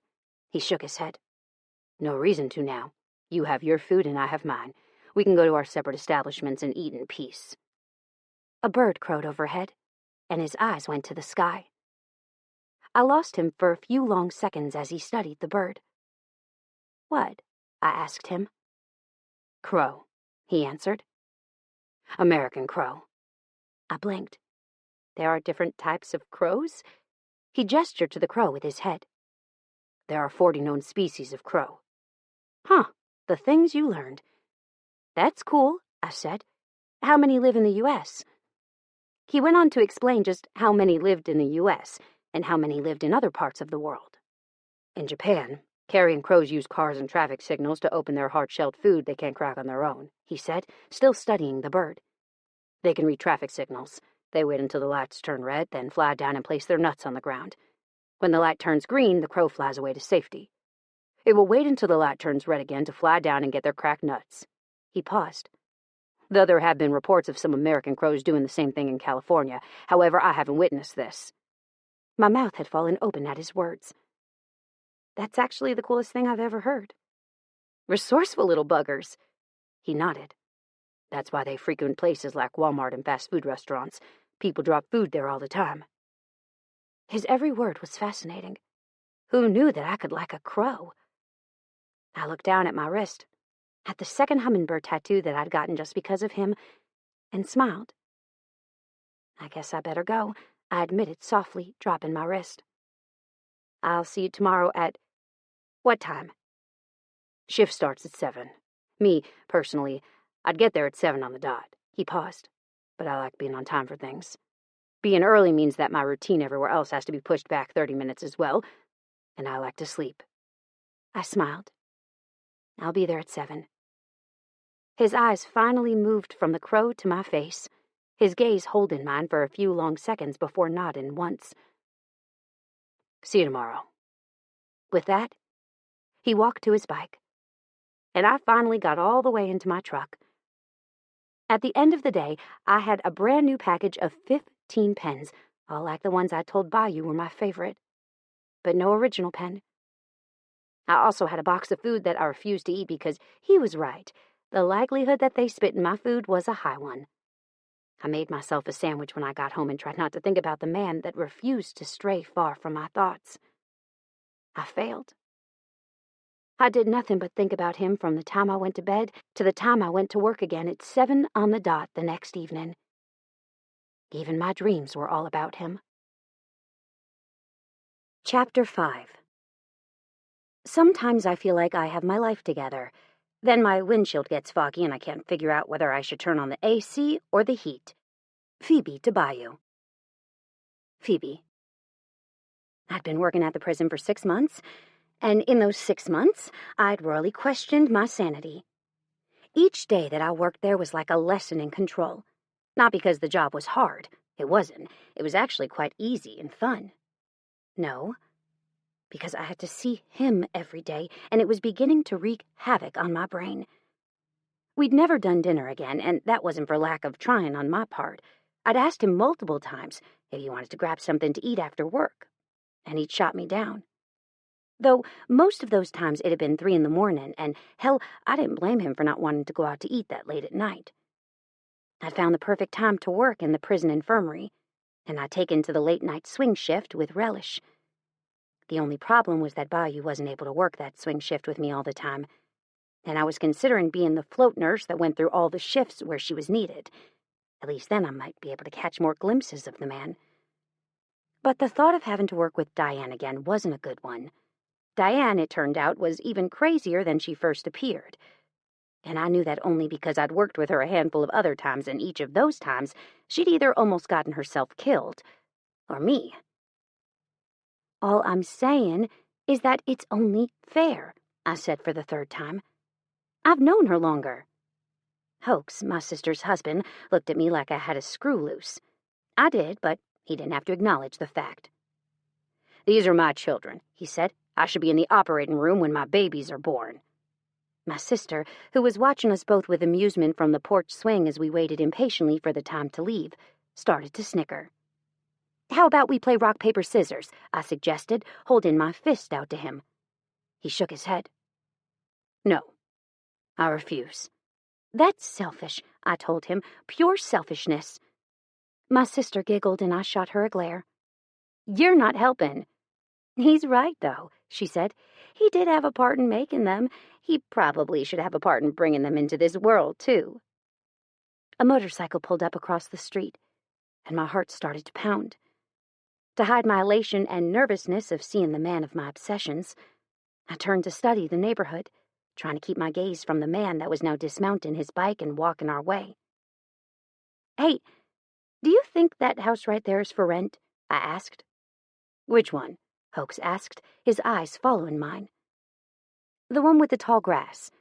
I pointed to the end of the road at the house that was in the turnaround part of the cul-de-sac. "I think it'd be nice to be closer. And I'm tired of living in my apartment. My downstairs neighbor lets his dog shit next to my truck, and I have to dodge poo bombs every morning. Not to mention I'm tired of carrying my groceries up 6,000 stairs." "Maybe if you didn't eat that much, you wouldn't need to haul that many groceries up the stairs," Prue said. I pointed at her. "You can't keep this body looking like a back road if you don't fuel it." "Sam Hunt has no place in this conversation," Prue countered. I crossed my arms over my chest. "Bayou," Hoax's voice said in welcome. "How's it going?" I looked over to see Hoax facing Bayou, and Bayou looking curiously between Prue and me. "What's up?" he asked. "We're talking about who's going in the operating room with Prue," I explained, my eyes hungry to take Bayou in. "I think I should go because I've known her longer. Hoax thinks he should go since he's the father." Bayou's gaze came to mine, and I swear to Christ the smile on his perfect lips sent my heart rate through the roof, and my excitement to have him so near into freaky levels. "I'm fairly sure that it's customary for the father to attend the birth of his children," he said. "And since she isn't doing it naturally, and they can only have one person, it should be him." I bared my teeth at him. "There you go, being rational." "Do you think you'd be willing to rent that house to Phoebe?" Hoax asked. "I know that you bought it in hopes of fixing it up and moving into it yourself, but you've been saying that for 2 years now and haven't done a single thing to it but maintenance." "Bayou owned the house?" I started to say. "Sure." Bayou turned to me. "But rent's not free." My mouth parted, but no words were forthcoming. "How much exactly are we talking?" Prue questioned. $550 a month, he answered. "Plus you'll have to pay utilities." "Deal," I blurted. That was actually a steal. I was paying $700 a month for a one-bedroom apartment, though, granted, the utilities were covered. But based on the size of the house down the road, it was at least 3 bedrooms. "You'll also have to allow me to come in and start fixing it up. I do randomly go over there and fix a thing here and there. I'll give you a couple of days' notice before I do, though," Bayou continued. I smiled then. "Deal," I cried. "Good. Now let's go have our babies," my sister ordered as she stood up. I bit my lip as a wave of fear rolled through me. Today was the day that the scheduled delivery of her twins would take place, and I was scared shitless. Something in which the man that just offered me the deal of a lifetime noticed. I turned away. "Ready when you are." My dad was standing in front of me holding a baby. I was sitting down on the couch, holding another. My sister and Mom were cooing over pictures that Hoax had taken in the delivery room, and Hoax was lying on the couch, looking green. Apparently seeing his wife's stomach laying open and her uterus laying on her lap was too much for him. Novice. "You should have totally let me go into the operating room," I called out to him. Hoax cracked one eye open and lifted only a single arm, flipping me off. I grinned.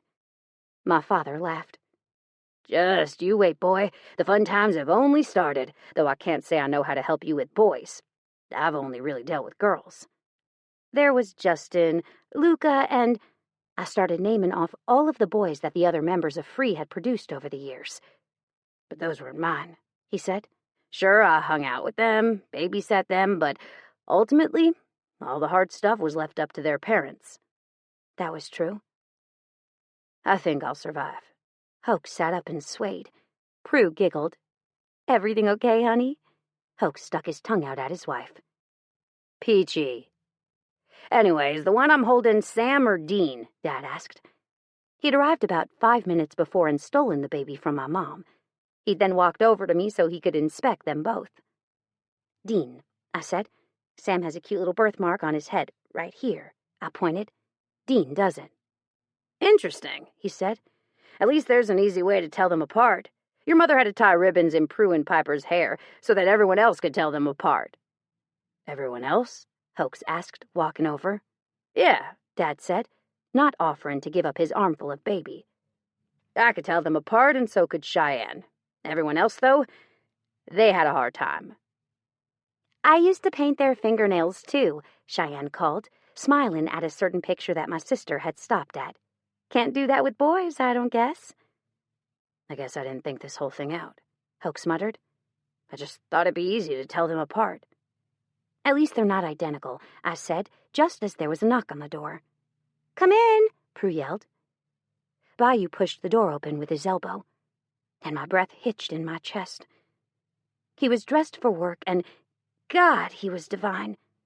So tall and good-looking.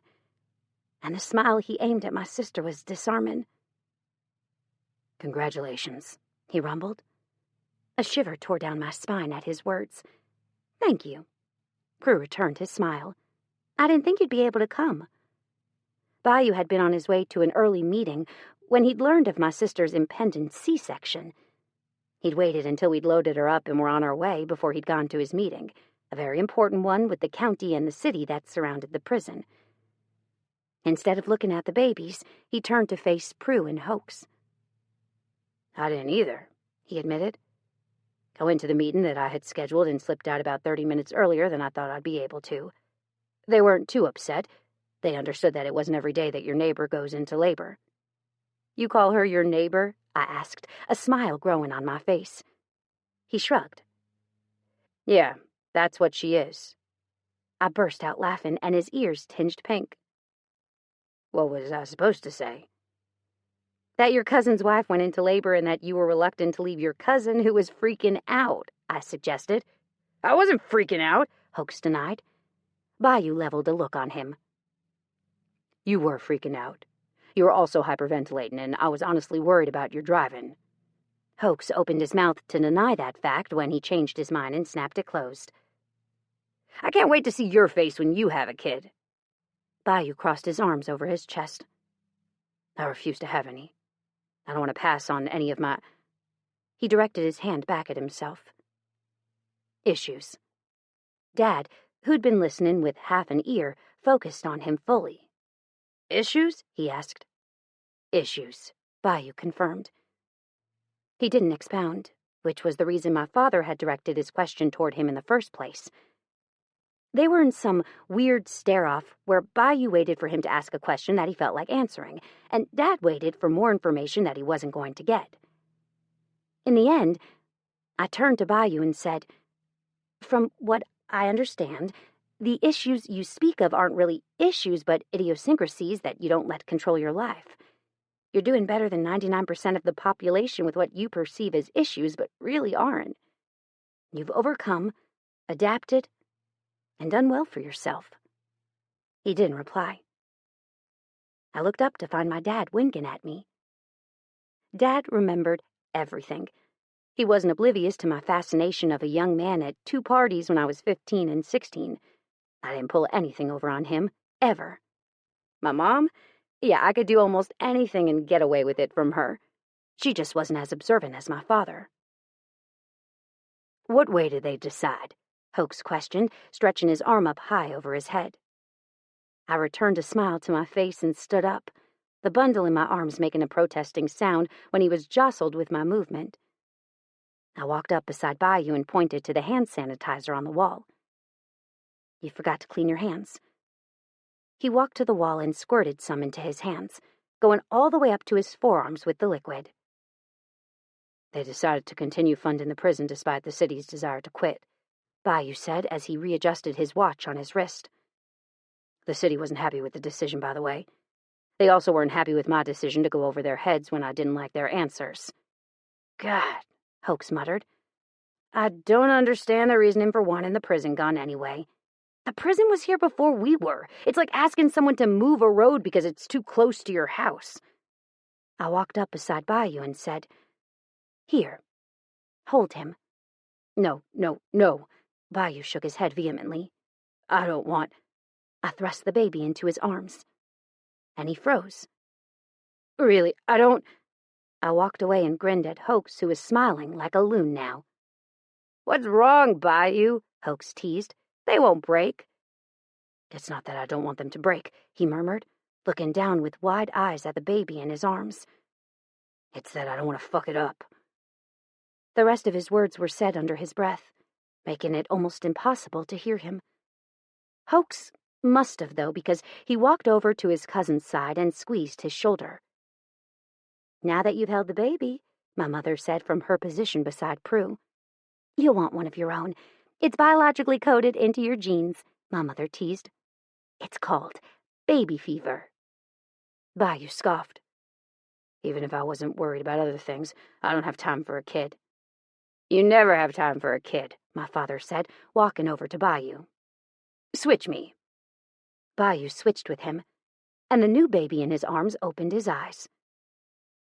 He has your eyes, man. Bayou muttered almost to himself. Yeah, Hoax grunted. For now. I've been told they'll change.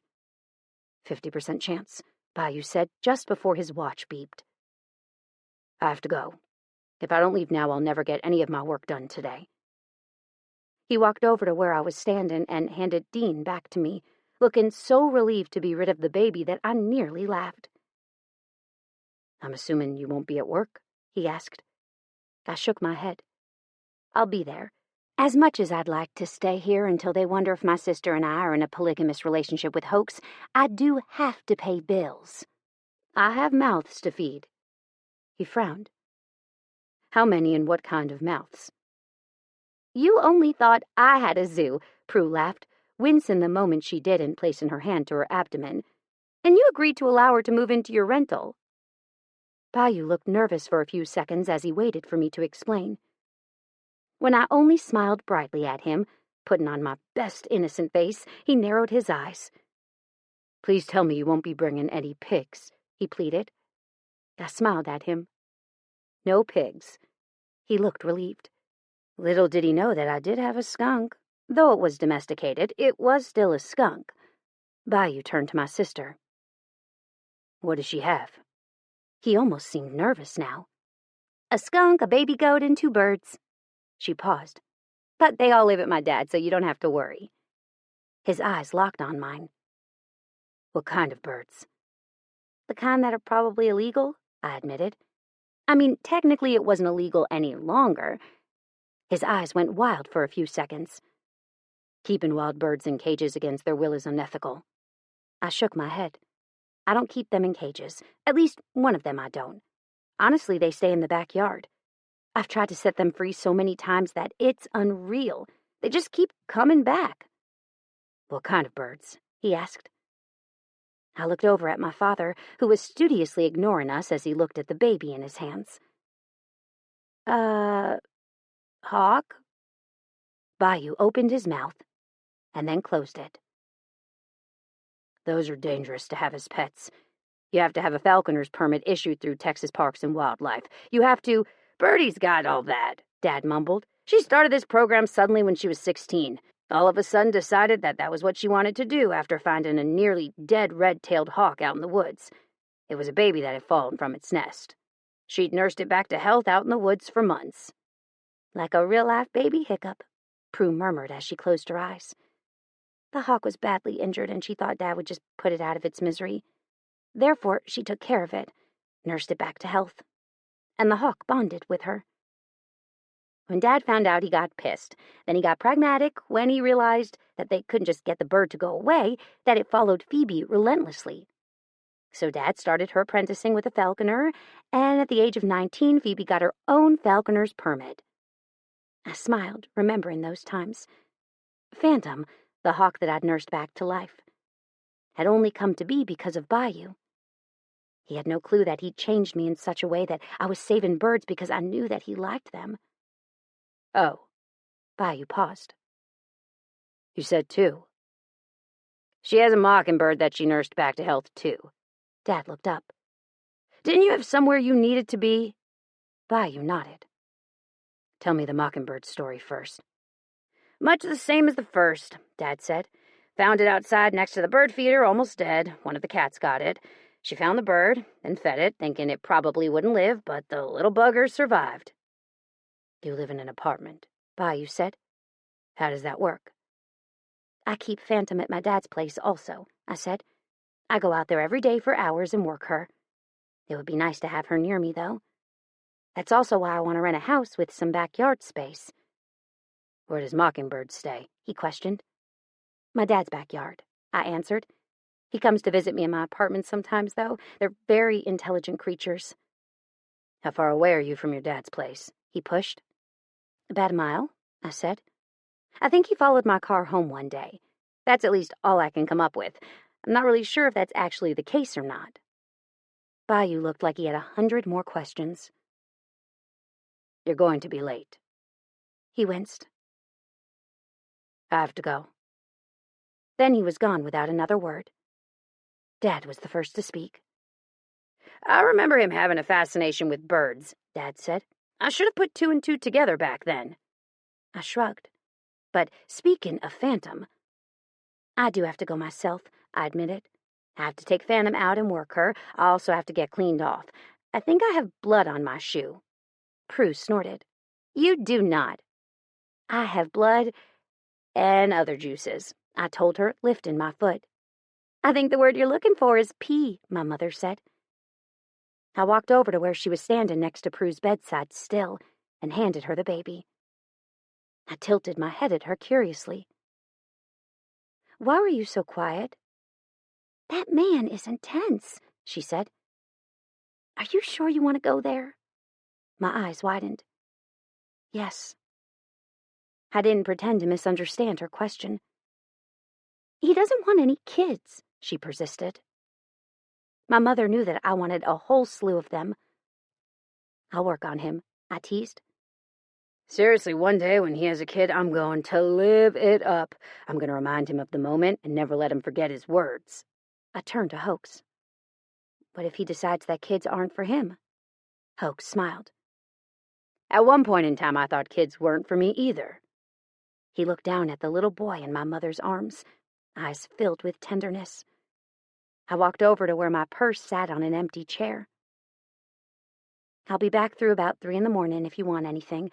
Otherwise, don't text me until at least 10. I pointed at my sister. Prue grinned. Yes, ma'am. We all know how important your sleep is. I scrunched up my nose at her. Sorry, not sorry, I said as I walked over to my dad and lifted up to press a kiss to his cheek. Love you. He winked at me. Love you too. I did the same for Mom, Prue, and then Hoax, though he didn't get an I love you from me. You don't love me? He teased. I shook my head. That's why a polygamous relationship with you and my sister would never work. I will never love you.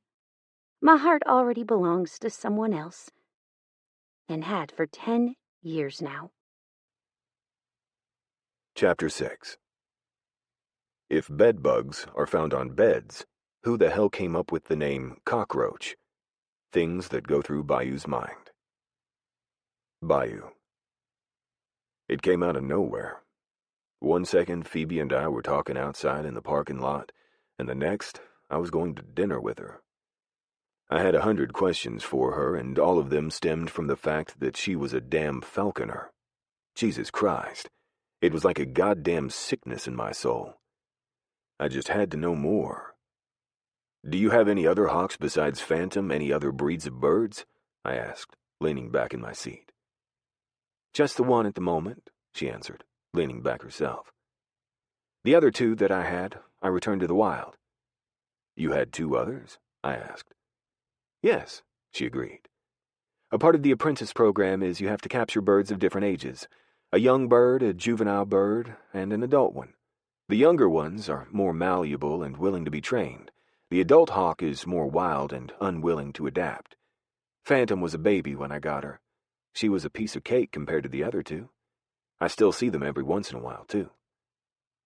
I couldn't stop myself from asking the next question. It was a compulsion that just wouldn't be satisfied unless I asked. Can I see him? Her, she said instantly. And yes, she paused. But I'd like to finish my dinner first, if that's okay. I nodded once, impatience singing a tune in my soul. "Are you not going to eat yours?" I looked down at my barely touched plate of food and winced. "Yeah." I practically force-fed myself. The normally delicious hamburger, french fries, and side salad would have been music to my ears. But now the only music I could hear was the anticipation at seeing a hawk so up close and personal. I'd always been fascinated by birds. That was why, glancing at Phoebe's wrist, I'd been so attracted to Fancy for the first time. The hummingbird on her wrist had drawn me in like a moth to a flame. At the age of 6, I'd nearly been run over by a car because I'd seen a blue jay be hit by a car. In my attempt to save it, its wing had been broken as it had been clipped by the car. I had escaped from my mother and had made a mad dash toward the hurt bird. My grandfather, Dixie, who'd been with us, had scooped me up just as the car had been aimed straight at my tiny body that had been crouched on the ground. The bird had died, being smushed in the commotion, and I'd been reprimanded by my family members to always be aware of my surroundings. I took a bite of the burger and started to think about something other than birds. It was a trick I'd learned from my therapist when I was younger. At first, I'd start by solving math equations in my head, and eventually a number would spark a different thought path that would lead me to thinking about something else. And other times I'd solve hundreds of equations and still be fixated on my original train of thought with no end in sight. This time, though, I was able to divert my attention. And it was all due to the woman sitting across the table from me, laughter in her eyes. "What?" I asked, reaching for a french fry. "Nothing," she shook her head. "I just think it's cute that a grown man such as yourself could dissolve into a curious little boy that wants every single scrap of information he can find about a topic that he's passionate about. Had I known this was what it would take to get you to talk to me, I would have brought up the hawk to you long before." She paused. "Honestly, I'm quite surprised that you don't already have your falconer's permit." I shook my head. I don't have enough time to devote to that kind of endeavor. I've read that it takes hours and hours, and I work a full-time job, sometimes more than full-time, and I have responsibilities with the volunteer fire department, the MC, and the Boys and Girls Club in Kilgore at least twice a week. Her mouth fell open. "You volunteer?" I nodded. "I do." "You don't strike me as the type," she admitted. I wasn't offended. I didn't strike anybody as the type. "I'm aware," I said dryly. "You should have seen the first time I walked into that Boys and Girls Club. Swear to God, I thought the director was going to try to hide all of the kids behind her." Phoebe started to giggle, her hand covering her mouth and her eyes shining. "Oh, I'm sure that you thought you'd just walk in there and everybody would be cool. Did you wear that?" She gestured at my uniform. "No," I shook my head. "I wore normal everyday clothes, blue jeans and a black shirt. I even changed my motorcycle boots for work boots. I looked about as unintimidating as one could look." Phoebe. It was after another 10 minutes of discussing his Boys and Girls Club that he volunteered with that I finished off the last morsel on my plate and then reached for my purse to offer to pay. Bayou waved me away. "Don't even think about it." My brows rose. Think about what? His lips quirked as if he were about to smile. "You know what." I blinked innocently at him. "Sorry, but you're going to have to spell it out for me. I'm just a wee female who doesn't have the same education as men." He snorted and handed $40 to the waitress. "Keep the change." The waitress winked at him. "Have a good night." When we stood and made our way to our vehicles, I could feel Bayou's warmth against my back. He was so close that I could reach behind me and touch him. "Do you know how to get to my dad's place?" I questioned. I was fairly sure that he'd been there once or twice before with Hoax, but I wasn't absolutely sure, and if you were unfamiliar with the area, it could be kind of hard to find at first. "Yes," he answered, his words right in my ear. I licked my dry lips and headed for my truck. He went to his bike that was one parking spot over from mine. When he got to his bike, he swung on and glanced a look over at me. "Your truck tire is low." I looked at the tire he was staring at and sighed. I think I ran over a nail or something. I haven't actually found the source of the leak just yet, but I planned on taking it over to my dad anyway. I might have him look at it while I'm there. I got in the truck and started it up, revving it up as I did.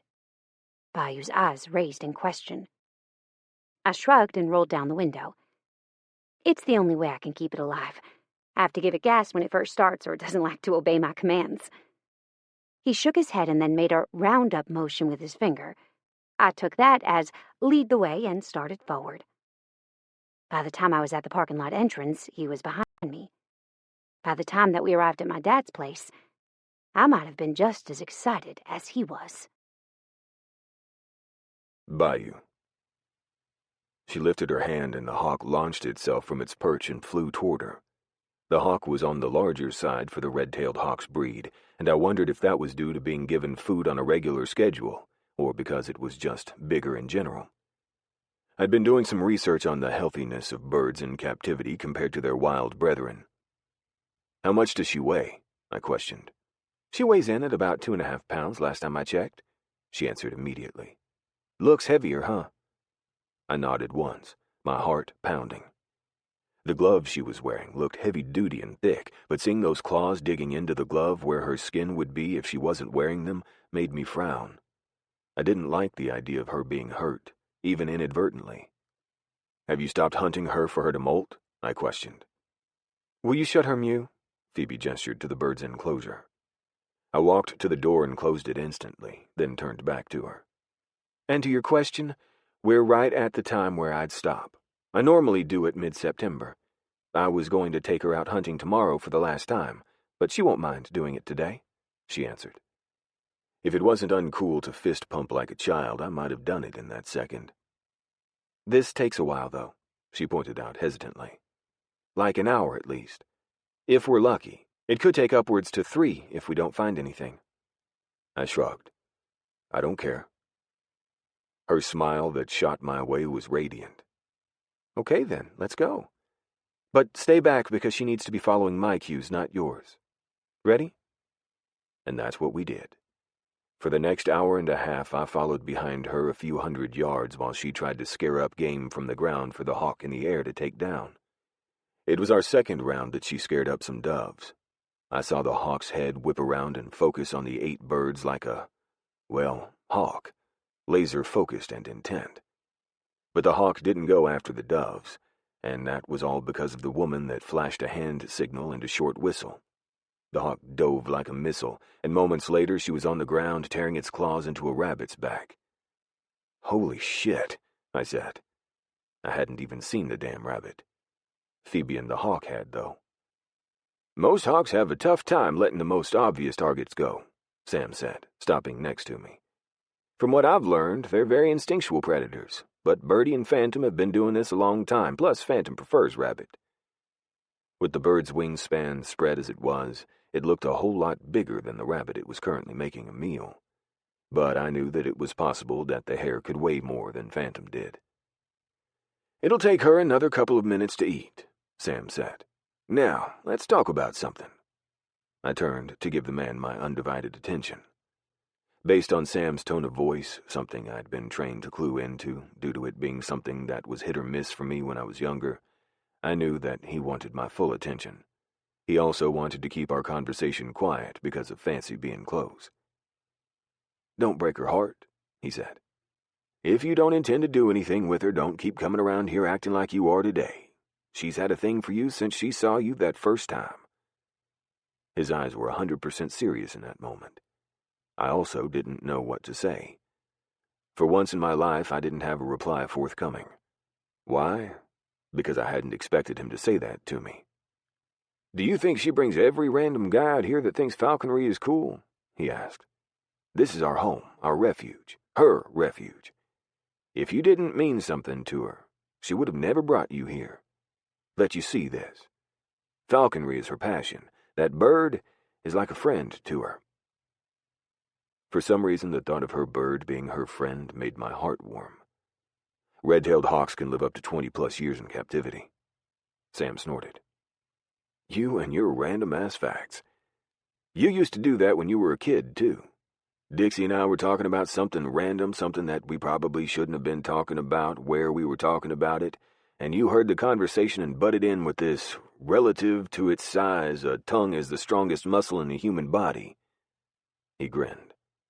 Your dad had a shit fit. Pissed as hell that his 10-year-old son had anything to say about the conversation we were having. Dixie thought it was hilarious, though. I crossed my arms over my chest and studied the bird that was still enjoying its meal. My dad didn't like me, period. I don't think it had much to do with the conversation we were having as much as me just being near him in general, I admitted. Sam's face sobered. I've noticed that. Well, he'd be the only one. Dad's pretty damn good at hiding his feelings when others are around, I pointed out. But he's made it no secret to me that he dislikes me for being different. Some people can't handle different, Sam said, sounding like he knew what he was talking about. Others think they can and can't. Your dad's never been accepting of things changing his life either. Not until it came to that girl. That girl being Brielle. Yeah, I rasped. Brielle was his little girl. Brielle was also different, just like I was, but got treated like she wasn't. When I was younger, that used to hurt. Now, I understood. Brielle was the only living reminder of his best friend, and he'd treat her like gold. And that hadn't changed in the years that she'd been with us. Still, to this day, when Christmas rolled around, Brielle had 3 times the number of presents that Hoax or I did. Phantom's head popped up, did a full body shake, and then jumped off her prey. Fancy's arm came up, and the bird launched itself at her. Moments later, Phantom was in place on her arm, and Phoebe was walking toward us, a small smile on her face. Amazing, isn't she? Sam asked, watching as Phoebe stepped over a log. Phoebe's thighs bunched as she moved, and I found my eyes fascinated by the power in her legs. She'd changed into running shorts in her truck when we'd gotten here, and now every square inch of her thigh was exposed for my viewing pleasure. Which one? I asked, watching as Phantom flew over the tops of the trees while Phoebe ran below them. Both, the man at my side admitted. But I was more talking about my daughter. I snorted. Yes, I figured that, but I don't like to talk about something unless I know exactly what I'm talking about. I dislike confusion and miscommunication, so I wanted to be sure. Sam snorted. You're just like your grandfather. Did you know that? Being compared to Granddad, better known as Dixie Normus, was a compliment on my end. To some, that might not be, but Dixie had always been one of my idols growing up. Being a grown man now didn't change the fact that Dixie was an amazing man. Yes, I admitted. It's been pointed out to me before. I didn't see myself as being anything like Dixie, but I'd take the compliment all the same, even if it wasn't true. But no matter how much I think of your grandfather, I'll still kick your ass if you hurt her, he said, just before Phoebe made it to within hearing distance. What was that? Phoebe asked as she came to a stop a few feet back from where we were standing. The muscles in her arms were also on display, and I wanted to lick the line of her bicep. I glanced over at Sam to see his eyes on me. I nodded once, telling him without words that I understood, even if I didn't agree. Phoebe didn't want me. There was no doubt in my mind about that. Nobody wanted the fucked up ones, and I was about as fucked up as they came. Ready? She asked. I have to pee. I snorted. Yes, ma'am. Birdie, her dad said. You're just lucky you found something as fast as you did. That's true, she said. I guess I didn't give it much thought as I was sucking back those glasses of tea at dinner, though. Tea that you shouldn't be having if you plan to sleep tonight, Sam pointed out. Sleep's overrated anyway, Phoebe said as she moved in front of us, clearly much more in a hurry than either her father or I was. Sleep's imperative to life and staying healthy, Sam said.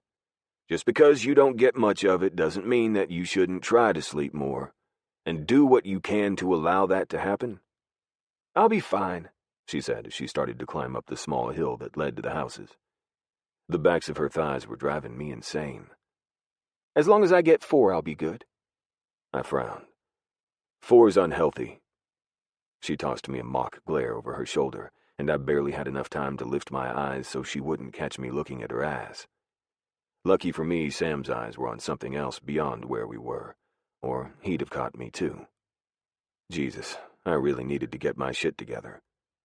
We made it to the top of the hill, thank God, and at this point Phoebe was practically power walking. My lips twitched. It was about 2 minutes later that we arrived at Sam's part of the large compound. Dad, while I'm inside, do you think you can take a look at my truck tire? Phoebe stopped next to the Mew that Phantom called home. It's leaking air and I can't find the leak. Yeah, baby, Sam said. Bring me out a cookie when you go in there. Phantom went to the perch and her claws dug into the wood. Phoebe backed away and then closed the door. She said, I'll clean her Mew out tomorrow. It's getting dark now. It was. A storm was rolling in, and I had a feeling that it'd be chasing me home. Phoebe took off inside, leaving me with Sam, who was bent down looking at the truck tire under question. Sam crouched down on his haunches, going over the tire with his hands. Check the backside, I suggested. He stood up and bent into the wheel well, whistling at what he saw. Not sure how she did it, but she has a piece of metal about 2 inches wide embedded into the inner wall. I'm going to have to order her a new tire. I winced. Bummer. You mind giving her a ride home? Sam looked over at me. I felt my heart skip a beat at the thought of having her pressed up against me for 45 minutes straight.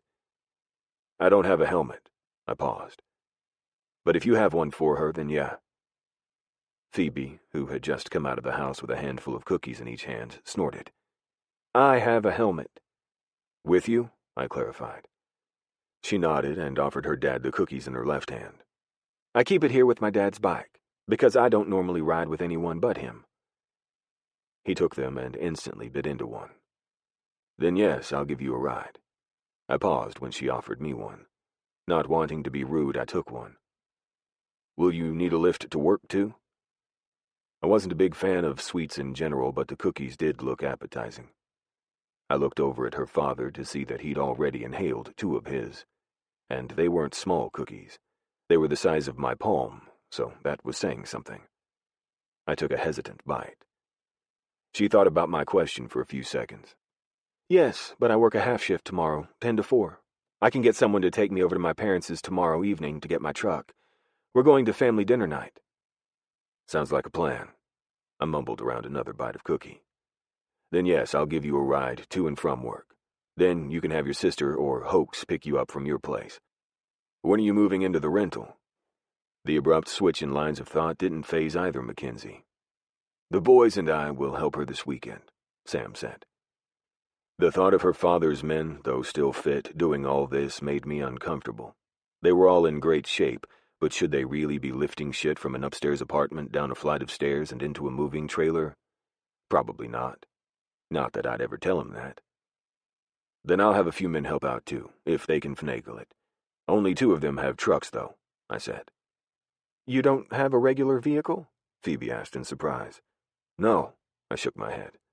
I don't need one. And I didn't. The day that I got a truck that kept me confined was the day that I was no longer wild and free, and being free was something that I required to stay sane. What if it rains? She questioned. What if it snows? Then I get rained and snowed on, I answered. Plus, I live about 1.5 miles from where I work. If I can't get there on my bike, I'll walk. Sam started to laugh.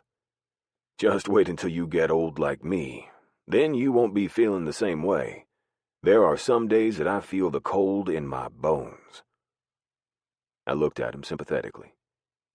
When that day comes, I'll revisit not having a cage then. Until that happens, I'll just continue being happy to ride my bike wherever the fuck I want and not feel claustrophobic while I'm at it. It'd never happen, but I'd give him the benefit of the doubt. It could. Do you want another cookie? Phoebe asked, holding up one more in between the space that separated us. I looked down at my hand to see that I'd devoured the cookie. I hesitated. It was a good damn cookie. I wondered who made it. Here, she said. There are about 8 more in the house I can go get. I have to go get my helmet anyway. Then she was gone, and I was left staring at the cookie as if it was a foreign object from another land far, far away. They're oatmeal cinnamon, Sam said as he wiped crumbs off his chest. I wasn't supposed to have sweets anymore, but once every couple of weeks Cheyenne lets me have some. Though she tries and times it with the days that she knows people are coming over here and can help me eat them so I'm not eating all 24 by myself. I took a bite of the cookie. I've never had oatmeal cinnamon before. To tell you the truth, it's kind of surprising that I like them at all. I don't usually care for sweets. He looked over at me. Count yourself lucky, then. When the doctor told me that I wasn't allowed to have anything high in fats or carbs anymore, it was like my entire life was a lie. I grinned. I'd probably still be affected by that. I can eat my weight in cheese, which is quite high in fat. I can also eat yogurt by the gallon, though I guess technically that's a sweet. But since it has some health benefits, I don't necessarily equate it with sweets. But tell me that I can't have what I want anymore, and I'd probably be in the same boat as you, though less accepting of it. Sam's lips formed into a small smile, and he shook his head. It's not all that bad. Cheyenne cleaned up her eating too, making it easier to eat healthy. I didn't realize just how awful I was eating until I started feeling better. Funny how diets affect stuff like that when you don't even realize it. You've never been in bad shape, I felt it prudent to point out. Consequently, I'm sure it's hard to see what you're doing to yourself. Before Sam could answer, Phoebe came barreling out of the house, a dog on her heels. No, sit, she called back. The dog ignored her and kept right on running with her, and Phoebe narrowed her eyes. Daddy, your dog was trying to eat all of your leftover cookies. Sam narrowed his eyes. Sit, beast. Beast stopped mid-run, dropped on his haunches, and sat. I looked over to find Sam glaring at Beast. At least I was fairly sure that was the dog's name.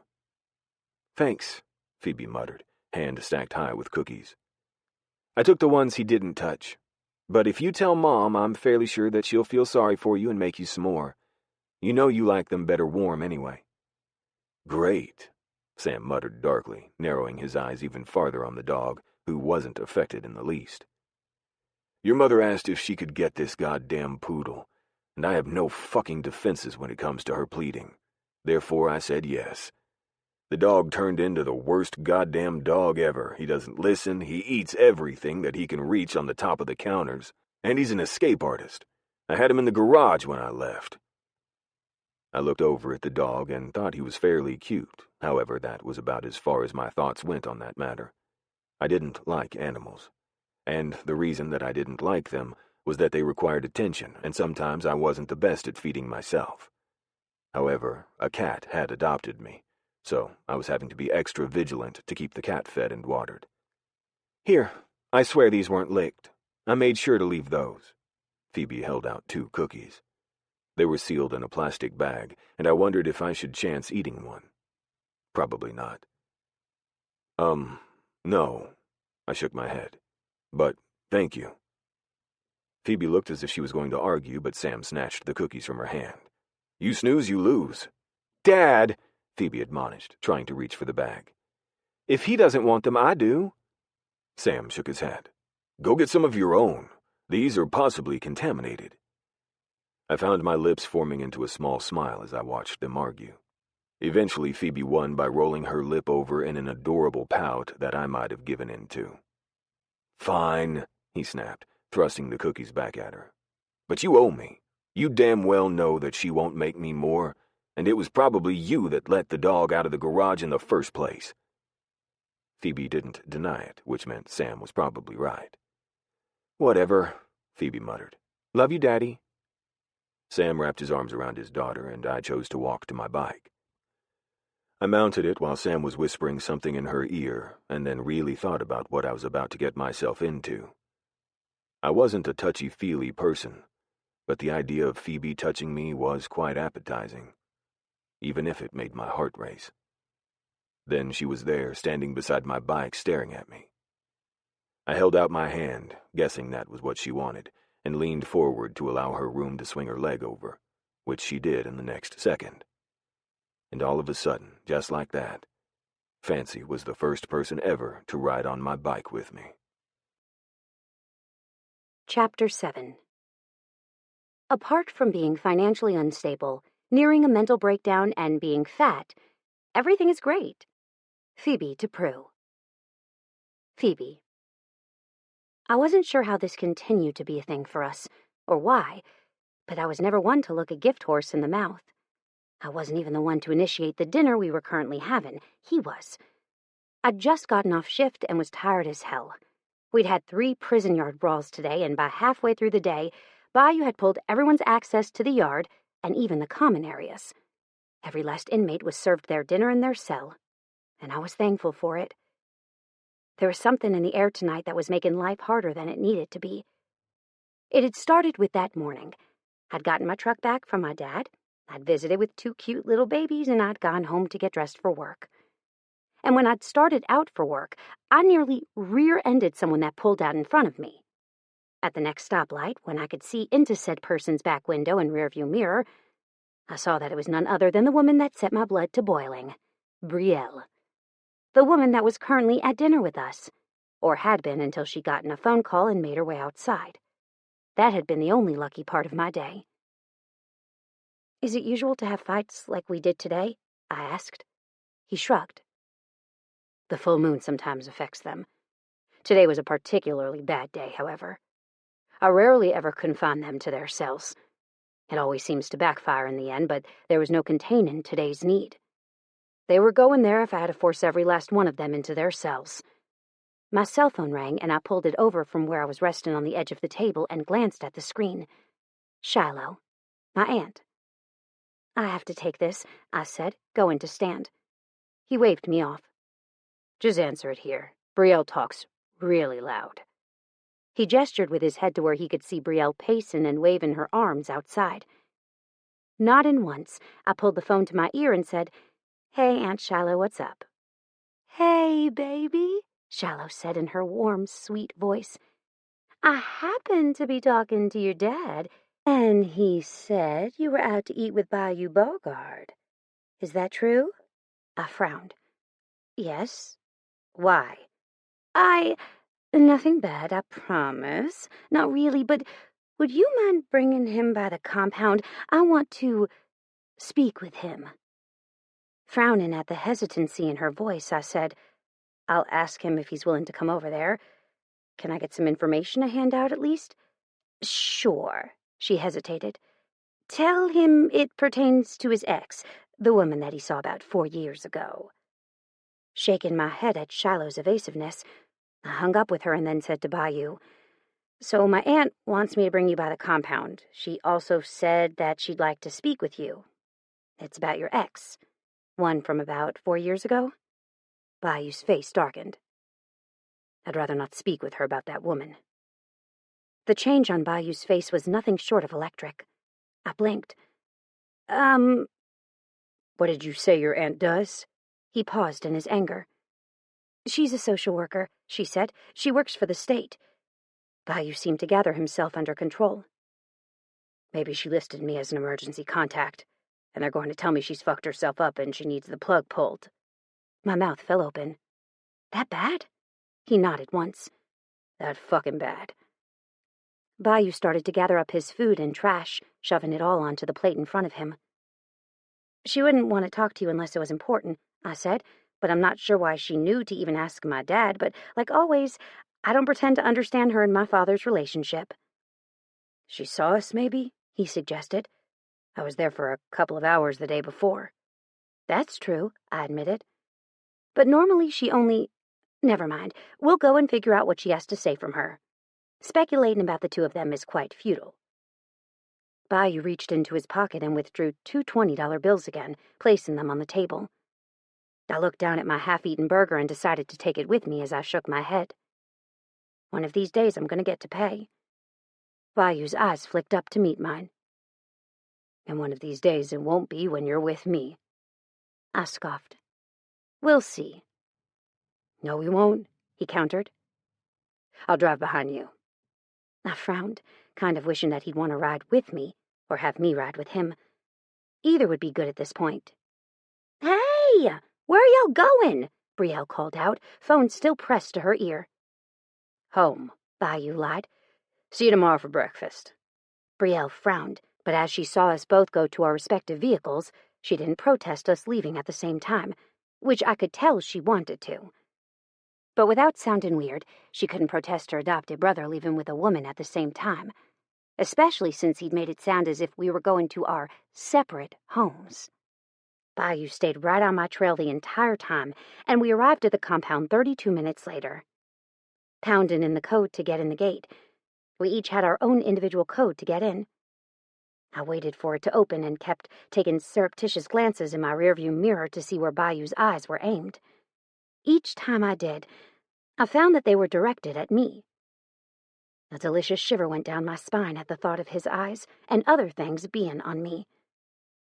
Texting my aunt while the slowest gate in eternity opened, it was solar-powered and it had been overcast and raining for the last 2 weeks, I got an immediate reply that she was in the main offices. When the gate finally swung open enough for me to get through, and yes, I'd learned to wait after hitting it not once, but 4 times in my impatience to get through, I drove straight to the offices and parked. Shiloh's car, James, her husband's bike, and my dad's bike were there.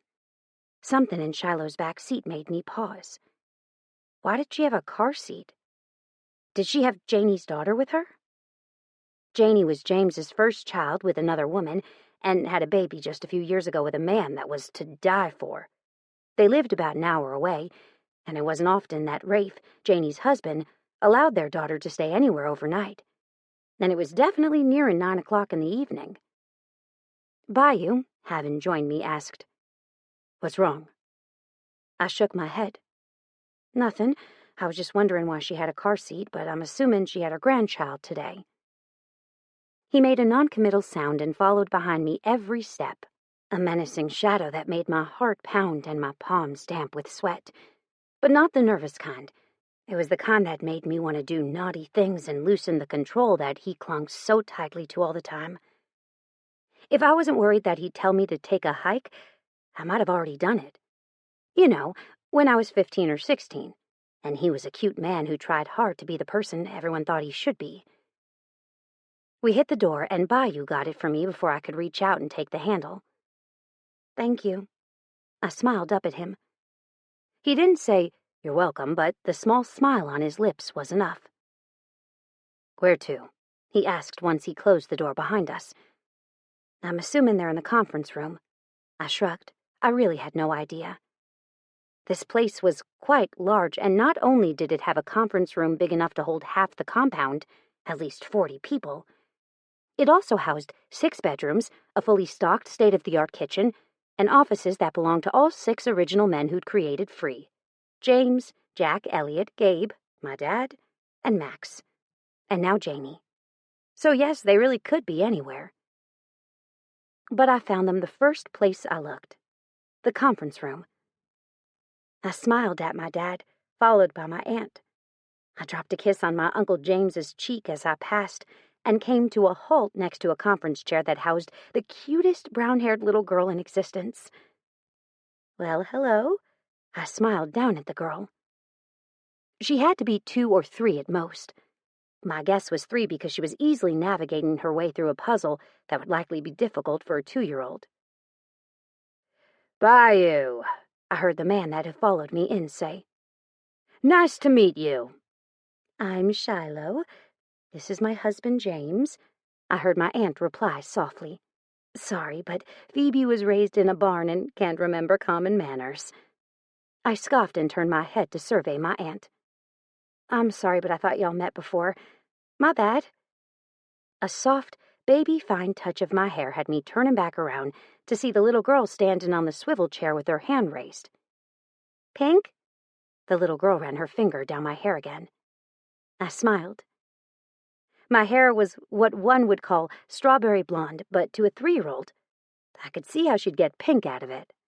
I'd hated my hair from the moment that it had started to change from the blonde it had been originally when I was born, to this strawberry blonde that couldn't quite choose whether it wanted to be blonde or red. Yes.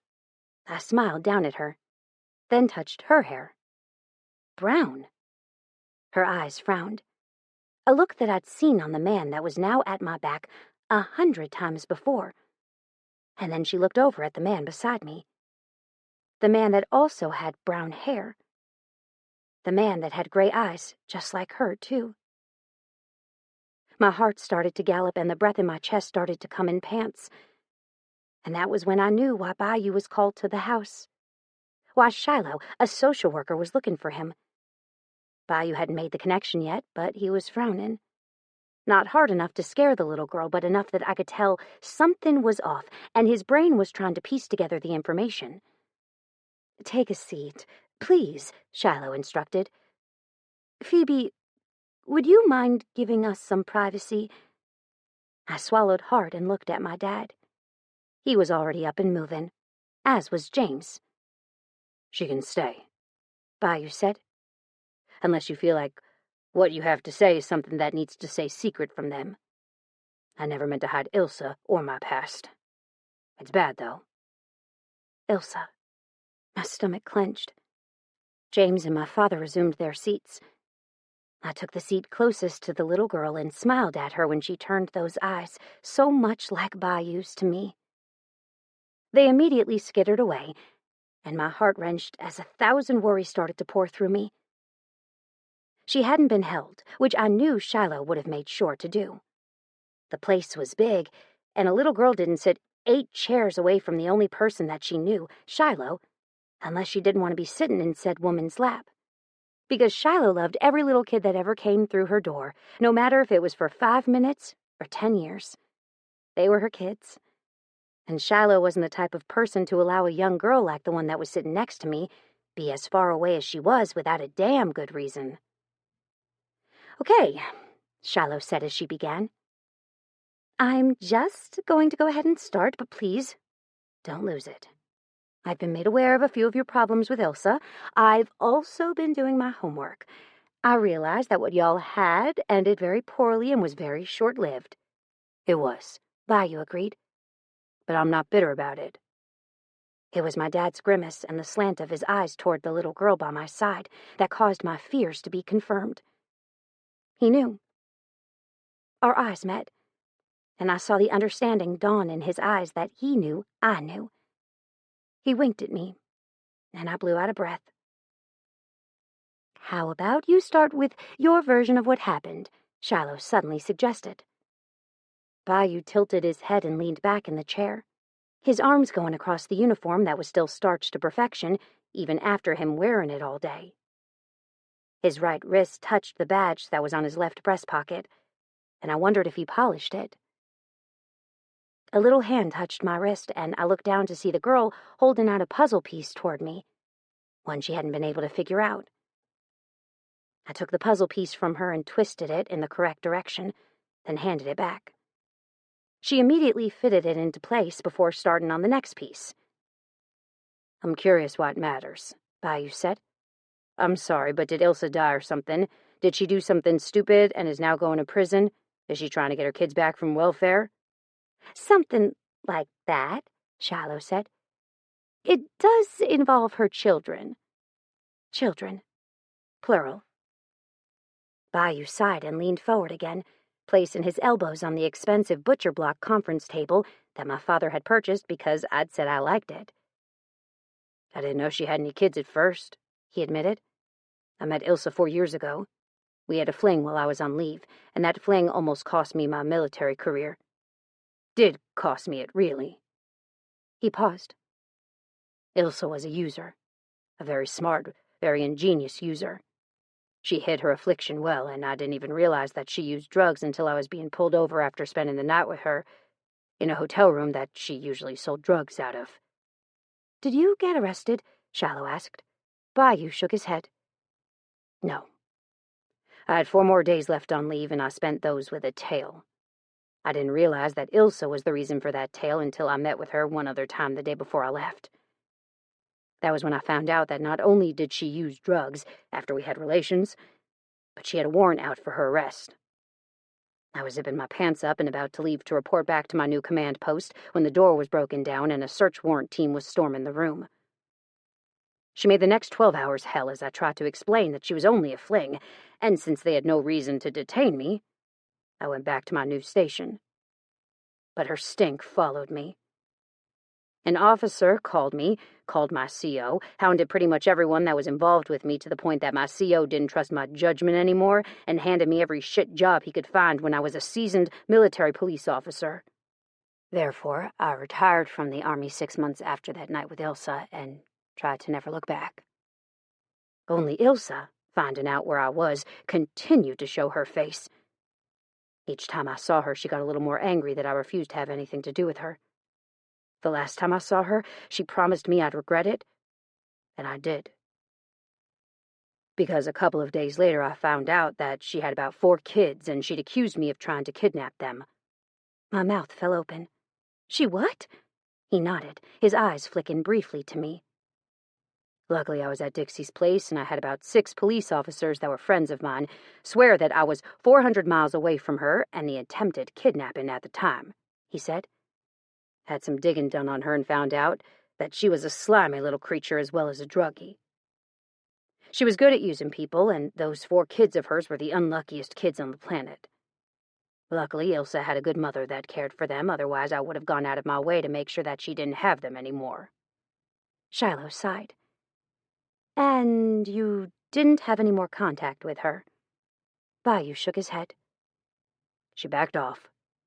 I haven't seen or heard from her in about 3.5 years. He stopped and waited for more information. I could tell he was curious as to why any of this was relevant, and I could clearly tell he was humoring us with what information he was given.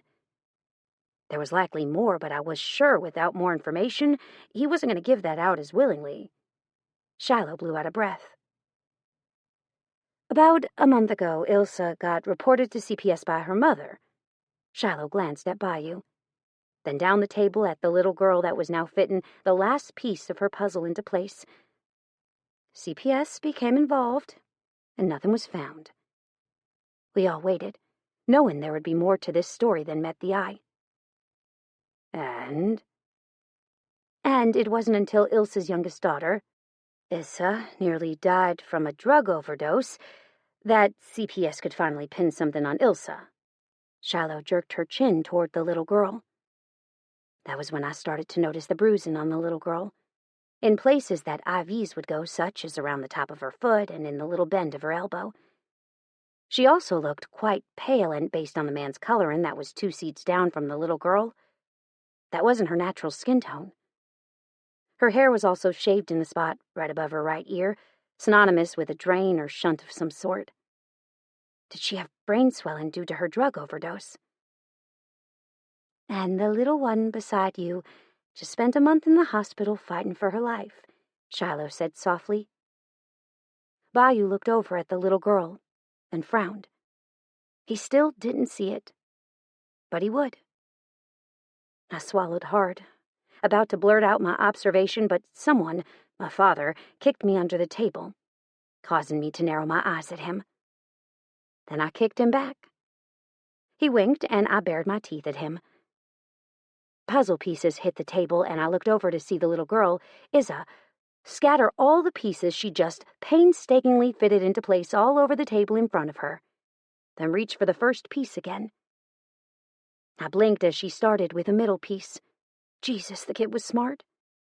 I wasn't sure how she knew that went there, but I was enraptured all the same. That's awful, Bayou finally said, turning away. Did Elsa finally get charged? Yes and no, Shiloh answered. She claims that it was her boyfriend who was watching her that night that was responsible for the overdose. The boyfriend under question, according to her mother, is actually just some man that randomly comes by the house for drugs, but for some reason, he's covering for Ilsa. It's a he said, she said kind of thing right now with 5 kids in the middle. Bayou snorted. I'll never understand her capacity to get out of sticky situations. I'm not quite sure how she continues to do it, to be honest, but it gets really fucking old. I agree, Shiloh said. Apparently, one of my colleagues from the Brownsboro area, where this is all going down, said they've been trying to take her kids away for years, yet they just keep getting out of the situations. This time, it was suggested to us to possibly go a different route, and that was to find the fathers. I tried that too, Bayou admitted. I was able to find one, the oldest kid's. He was just as much of a piece of shit as Ilsa. Right, she said. The grandmother said as much. They all had atrocious fathers, except for that one. Bayou once again looked to the little girl and frowned. Yeah? Yes, Shiloh confirmed. We convinced Ilsa that Izza would be better off with her father until we could get this all sorted out. Since she didn't want to lose her other 4 children, for some reason she's acting like they're chess pieces that she needs to hold on to win, she agreed to tell us the father's name in exchange for goodwill when it comes to the other 4 children. They will stay with her mother until this is over. Izza, on the other hand, will be staying with the father if he's willing. Bayou turned away from the girl that nearly had the entire middle of the puzzle done, and then stared at Shiloh. Okay. Your daughter is a very intelligent little girl, and she's extremely lucky to be alive, Shiloh said softly, finally letting the cat out of the bag. Bayou froze, closed his eyes, and inhaled deeply. Blowing out the breath he just sucked into his lungs, he calmly stood up and walked from the room. I didn't get up until 20 minutes later when I was kind of unsure that he was even coming back. Shiloh must have been, too, because she urged me on. Calm him down and bring him back in here. We have more to talk to him about, she murmured. But take your time. Izza's fine. She looked at the girl that still had no care in the world that any of us were in the room. She was in her own little world and didn't look like she could be bothered at all by the happenings that were going on around her. Go, my dad said. Chapter 8. Why does the nutritional value on a box of Cheez-Its give you the serving size of 15 crackers? Bitch, you damn well know I'm gonna eat half the box. Phoebe's secret thoughts. Phoebe. I found him outside, arms crossed, leaning against his bike as he stared up at the sky. There were bats outside, feeding on the insects. It wasn't a surprise to see him so fascinated, since I knew that birds had a common effect on him. I don't even have a car seat, Bayou said, eyes wide and full of something that I wouldn't quite say was fear, but was definitely very, very close to it. I don't even have a goddamn truck. I laughed then. I couldn't help myself. Bayou, honey, everything you thought you knew is out the window. The only thing left is what is right in front of you, and that is a little girl that needs you for her survival. It sounds like she's had a pretty shitty go of it for the first 3 years of her life. Don't you think you're better than what she would have had with Ilsa? Bayou looked haunted. I'm not really sure. It's taken a lot to get me to where I am right now, but I'm far from normal. I'm abrupt, brash, and say what I mean. I have an obsession with goddamn birds that sometimes borders on unhealthy. I still have trouble with crowds, and even though I look like I'm a really good functioning member of society, I'm not. I'm broken. You're not broken, I said. You're perfect. And you're going to do fine. That little girl won't care that you like birds. That little girl only cares that you do your best. And at the end of the day, love her. I don't have the capacity for love, he said. Yes, you do. He looked like he was about to deny my every word. Then I did what I did best. I stirred shit up. Reaching for his face, I pulled him down until his face was only an inch from mine. Then I squeezed his cheeks together, almost forcing him to look at me. The hairs of his beard tickled my chin, but I held on anyway, even though having him this close was nearly distracting. My body was doing things that my mind knew certain parts, that is, my vagina, shouldn't be doing in this particular situation. Did that stop me from wanting to bring his mouth just a little bit closer? No. Did that stop me from inhaling his scent and wishing that the situation that I found myself in was different? Again, another no. You do, I said again. You are a good man, and from what I've been able to tell, you love your cousin. You love your adopted sister, even though she has a psycho switch that turns on when she's anywhere in the vicinity of me or my sister. You also love your club members. from what I've been able to tell based on the club parties I've attended. You do have it in you, and Isa is new. She doesn't know what to expect any more than you do. It's going to be a learning experience all the way around. His hands fisted, and that was when I realized that they were on my hips, though now he wasn't cupping my hips as much as pressing both fists into my flesh.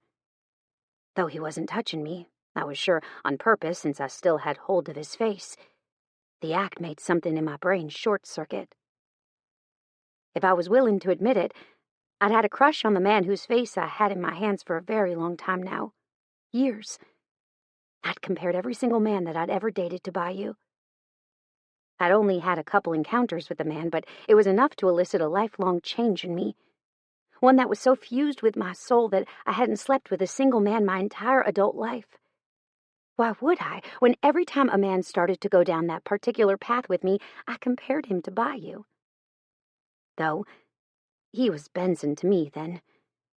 However, Bayou had changed. He was no longer that man that he used to be.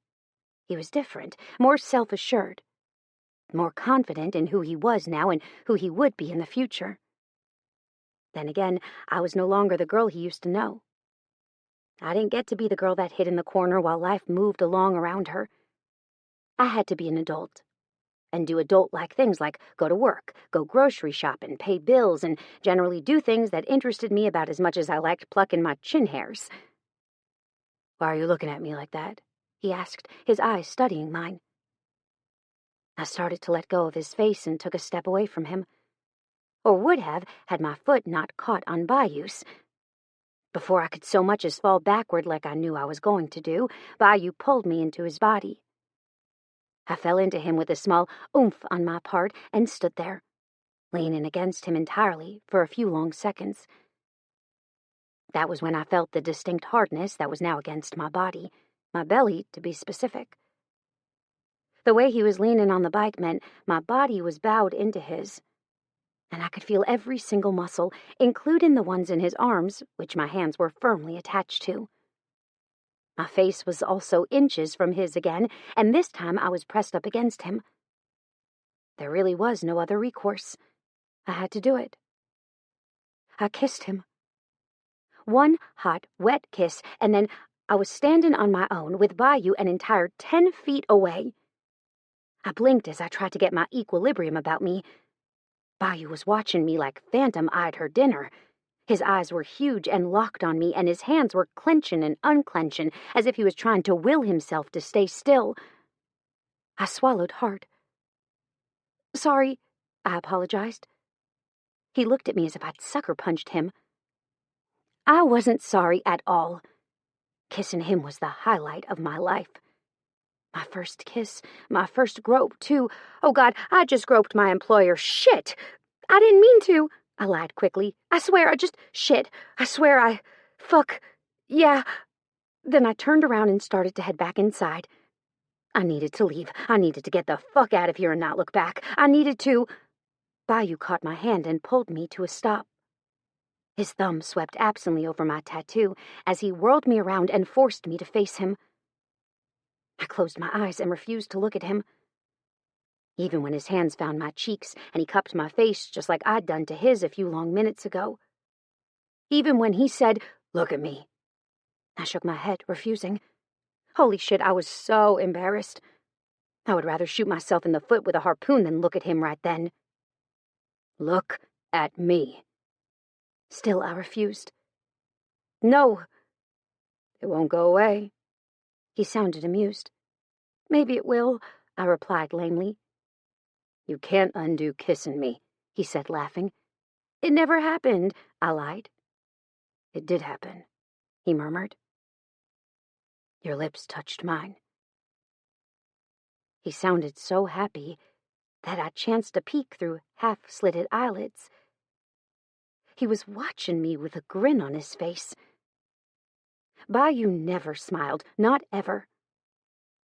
I opened my left eye all the way and stared at him as if he had a screw loose. "Why are you staring at me like that?"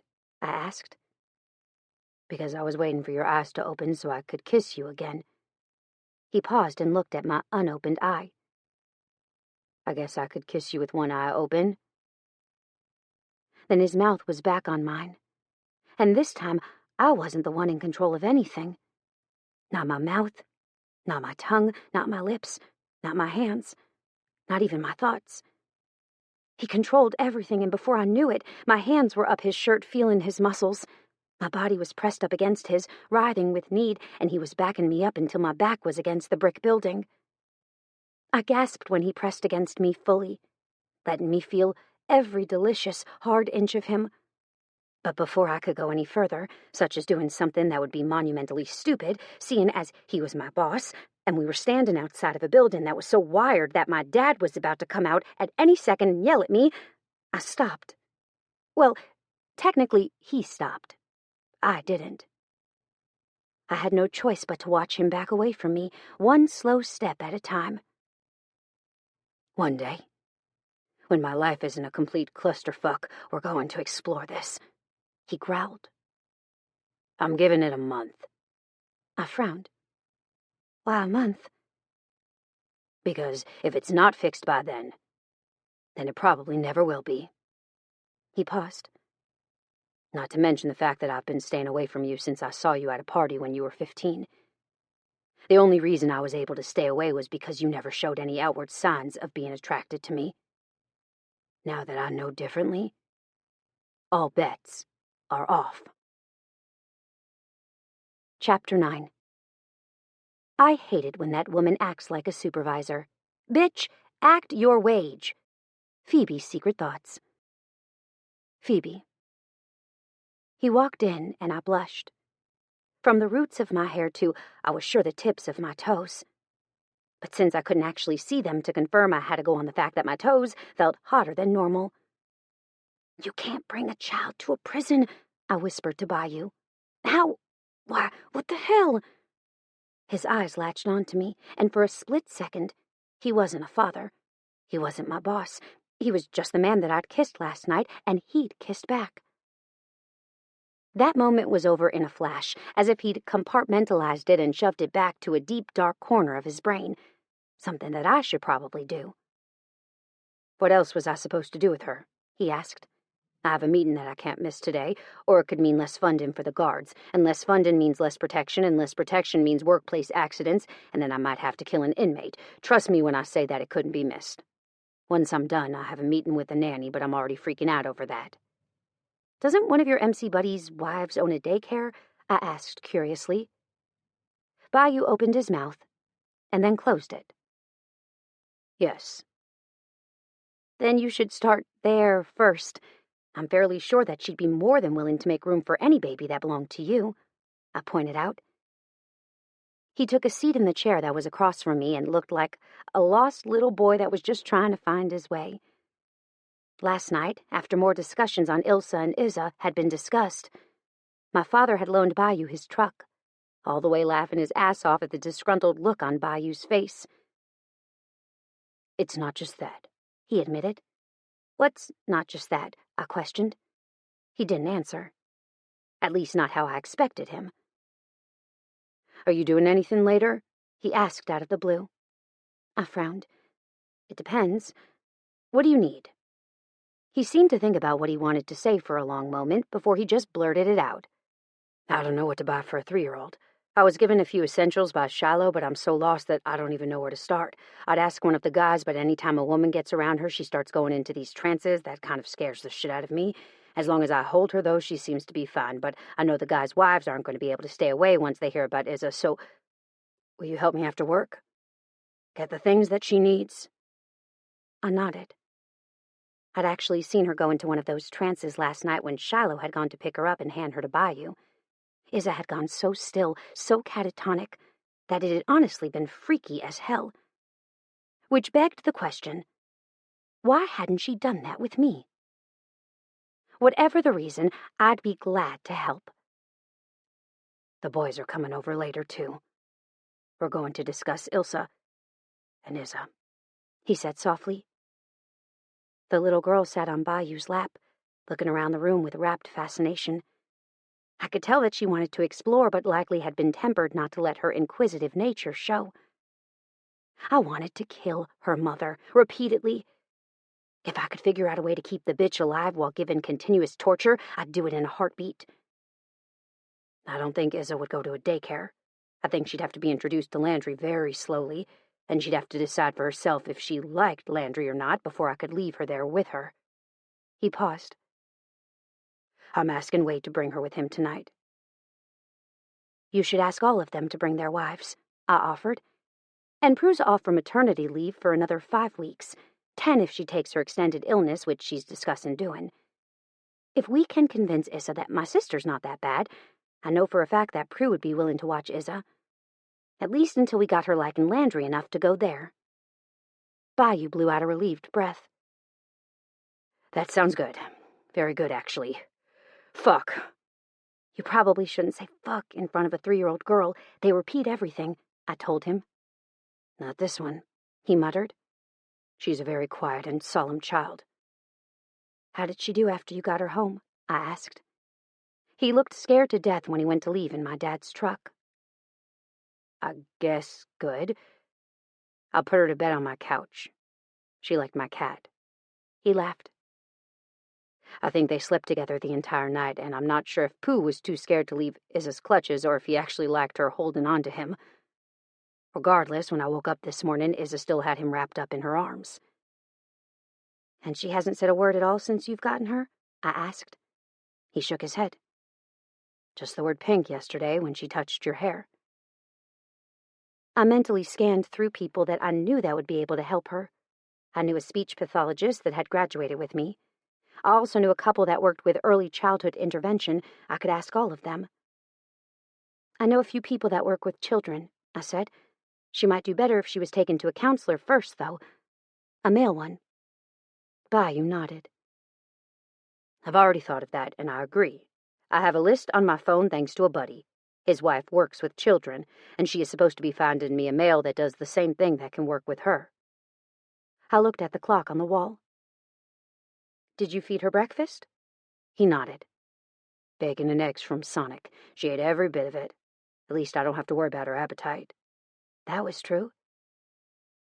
Then you should probably go. Leave her here and pray that there are no riots while you're gone. I paused. And don't dilly-dally. He handed her to me, and Izza came without complaint. Her eyes, so much like her father's, met mine. And I felt something in my chest pang. I always knew that Bayou would make beautiful babies. I'll be back. He left, only taking 2 seconds to look over his shoulder at the both of us before finally leaving completely. I studied the little girl. You've got the big man tied in knots, I told her. Your daddy is scared to death right now and barely hanging on by a thread. The little girl's gray eyes, filled with intelligence, seemed to comprehend what I just said. She pressed her fingertip to my hair and ran it down from root to the hair tie that I had holding my hair into a tightly controlled bun. I don't really know what to do with a 3-year-old, I told her teasingly. Would you like to play on my phone? I pulled it out of my pocket and unlocked it for her, thinking about what I had on there that a 3-year-old could play. Nothing. I didn't have a single game on there. I quickly went to the App Store and found a puzzle game that she might like, downloading it and opening it all within about a minute. All the while she sat calmly on my lap watching me. No impatience at all. No, nothing. After showing her how to work the puzzle game, I handed the phone to her, which she took. Moments later, she was finishing the puzzle and handing it back. Smart girl, I teased. A big man walked in and my heart leapt. It settled back down when I saw who it was. Hello, Rome, I said softly. Rome's eyes were warm when they met mine. Then they slid to the girl on my lap, and something in his eyes went haywire for a long moment before going soft. Rome's son, Mateus, had died of leukemia. I was sure that it was still as raw and fresh now as it was the day that it had happened. This is he asked softly. I nodded. It is. Did Bayou talk to you? He pulled up the chair from Diane's desk. Diane, that I noticed was late as hell today and hadn't called to tell anybody that she was going to be late or call in sick, and sat down. He was such a big man that his size was intimidating, but the smile he had on his face for the little girl in my lap was nothing short of beautiful. "She looks a lot like him," Rome murmured, eyes trained on the girl's face. "The hair, the... holy shit. The eyes." Yes, I agreed as Isa looked at Rome and let him see her eyes. She has his eyes, too, and like I just told Bayou, you should really watch your language around her. He chuckled and leaned back in his chair as he studied the little girl. Isa nudged me and I looked down to see she'd finished the second puzzle. I found her a new one just as the phone rang. "Shit. What was that, Miss Mackenzie? I don't think we heard you." I flipped Rome off and stood up to walk to the phone that only rang when I had an inmate on the way down. Usually it was a courtesy warning for us to put up any objects that shouldn't be out when inmates were on their way down, like pens or guns, things like that. My heart leapt. I couldn't handle an inmate right now, not with Bayou's daughter in the infirmary with me while he was in a meeting. I answered the phone with a curt, "Hello?" "Ma'am," the officer on the other end said. "I have a slate solace on the way down to you with a laceration that needs to be stitched up." "Slate solace," I confirmed. "Yes," he said. "Thank you," I said, sounding much calmer than I felt. I pulled up Slate's file on my computer and scanned his records. All the while my stomach was churning. "Don't worry," Rome mumbled as he caught the look of panic in my eyes. "This prisoner's different. Plus, he's my brother-in-law." I frowned, unsure whether that was a good thing or not. "I'll stay," he continued to reassure me. I wasn't sure whether I could believe him or not, which Rome obviously read on my face. "Slate used to be a cop. Plus, the only reason he's in here in the first place is because he killed his fiance's murderer. He's set to get out in a year, 6 months if his parole goes without problem. He's not going to do anything to jeopardize his chance to get out." Rome paused. "Plus, I'm not leaving." I blew out of breath. He must have sensed the panic on my face and thought to reassure me. "If you say he's okay, then I'll trust you." I paused. "But just realize that Bayou's daughter is over there, and I'll beat the ever-loving shit out of anything that seeks to cause her harm." Bayou's daughter, oblivious to the tension in the room, continued to play with her puzzle game as if there was nothing in this world that could harm her. And I had a feeling, now, that it was true. Bayou, now that he knew about the little girl, would never allow her to come to harm, no matter what he had to do or who he had to go through to prevent it. Rome's eyes narrowed on me. Good. That was when the prisoner was brought into the room. He had chains on his ankles and on his hands, and he was shuffling in about as fast as the chains would allow him. He was bleeding profusely from a gash right above his left eye, and it was trailing down his face in gruesome rivulets. I worriedly looked over to Isa, but she was so enraptured with my phone that she didn't bother looking up. "Sit him over there." I indicated the very corner of the room, about as far away from Isa as I could get while still being in the room. The guard that was escorting this Slate man nodded once, and Slate turned to follow orders like a dutiful little boy. "Sit." Slate sat. Then there was some readjusting, and Slate was then chained to the bed at his hands and at his feet. "Thanks, man," Rome said as the guard backed up. "I don't mind staying." The guard looked at Rome, then shrugged. "Sounds good. It was my lunch break anyway." Then the guard was gone, and Rome was grinning like a goddamn loon at Slate. "What did I tell you about getting in fights, bro?" Rome drawled. Slate lifted his hand as far as the chain would allow him and flipped Rome the bird. "Fuck you." I walked over to the med kit that we used for cuts that would require sutures or glue, and picked it up. Rome took it from my hands and walked it over to the metal table that was attached to the wall. He set it down and opened it up before I could even walk across the room to his side. "Slate, this is Phoebe." He paused. I turned to survey Slate and smiled at seeing that lazy grin on his face. "Ma'am?" He nodded. My grin grew. Why does that voice strike me as sugary sweet only when you want it to sound that way? Slate's grin grew too.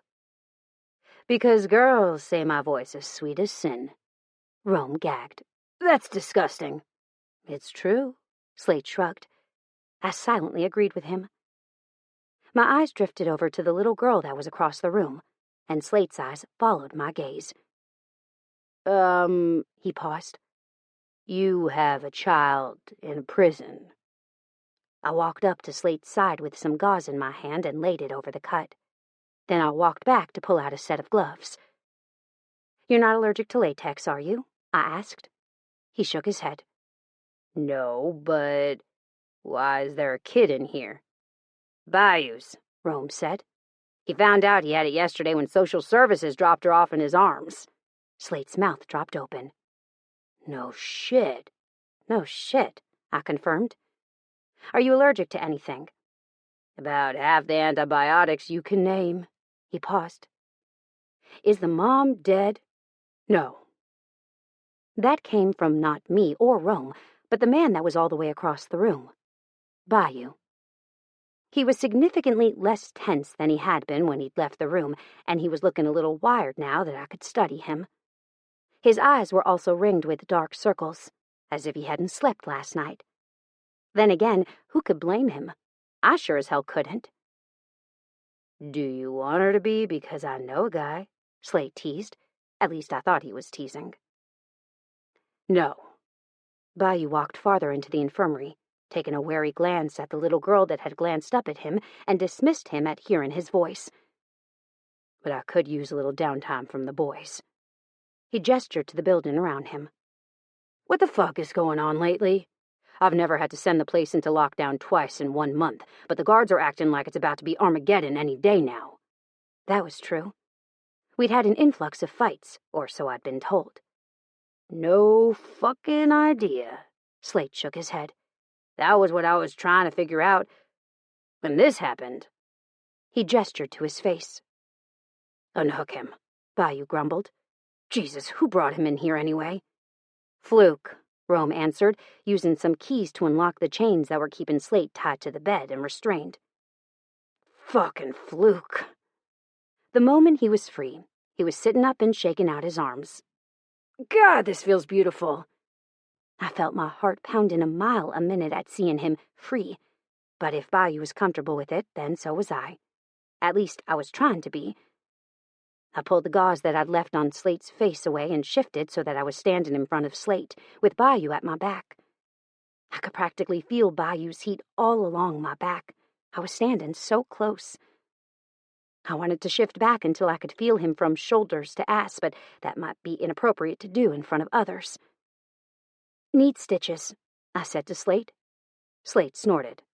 You think? Yes, I answered, knowing he'd meant it to be facetious. He rolled his eyes.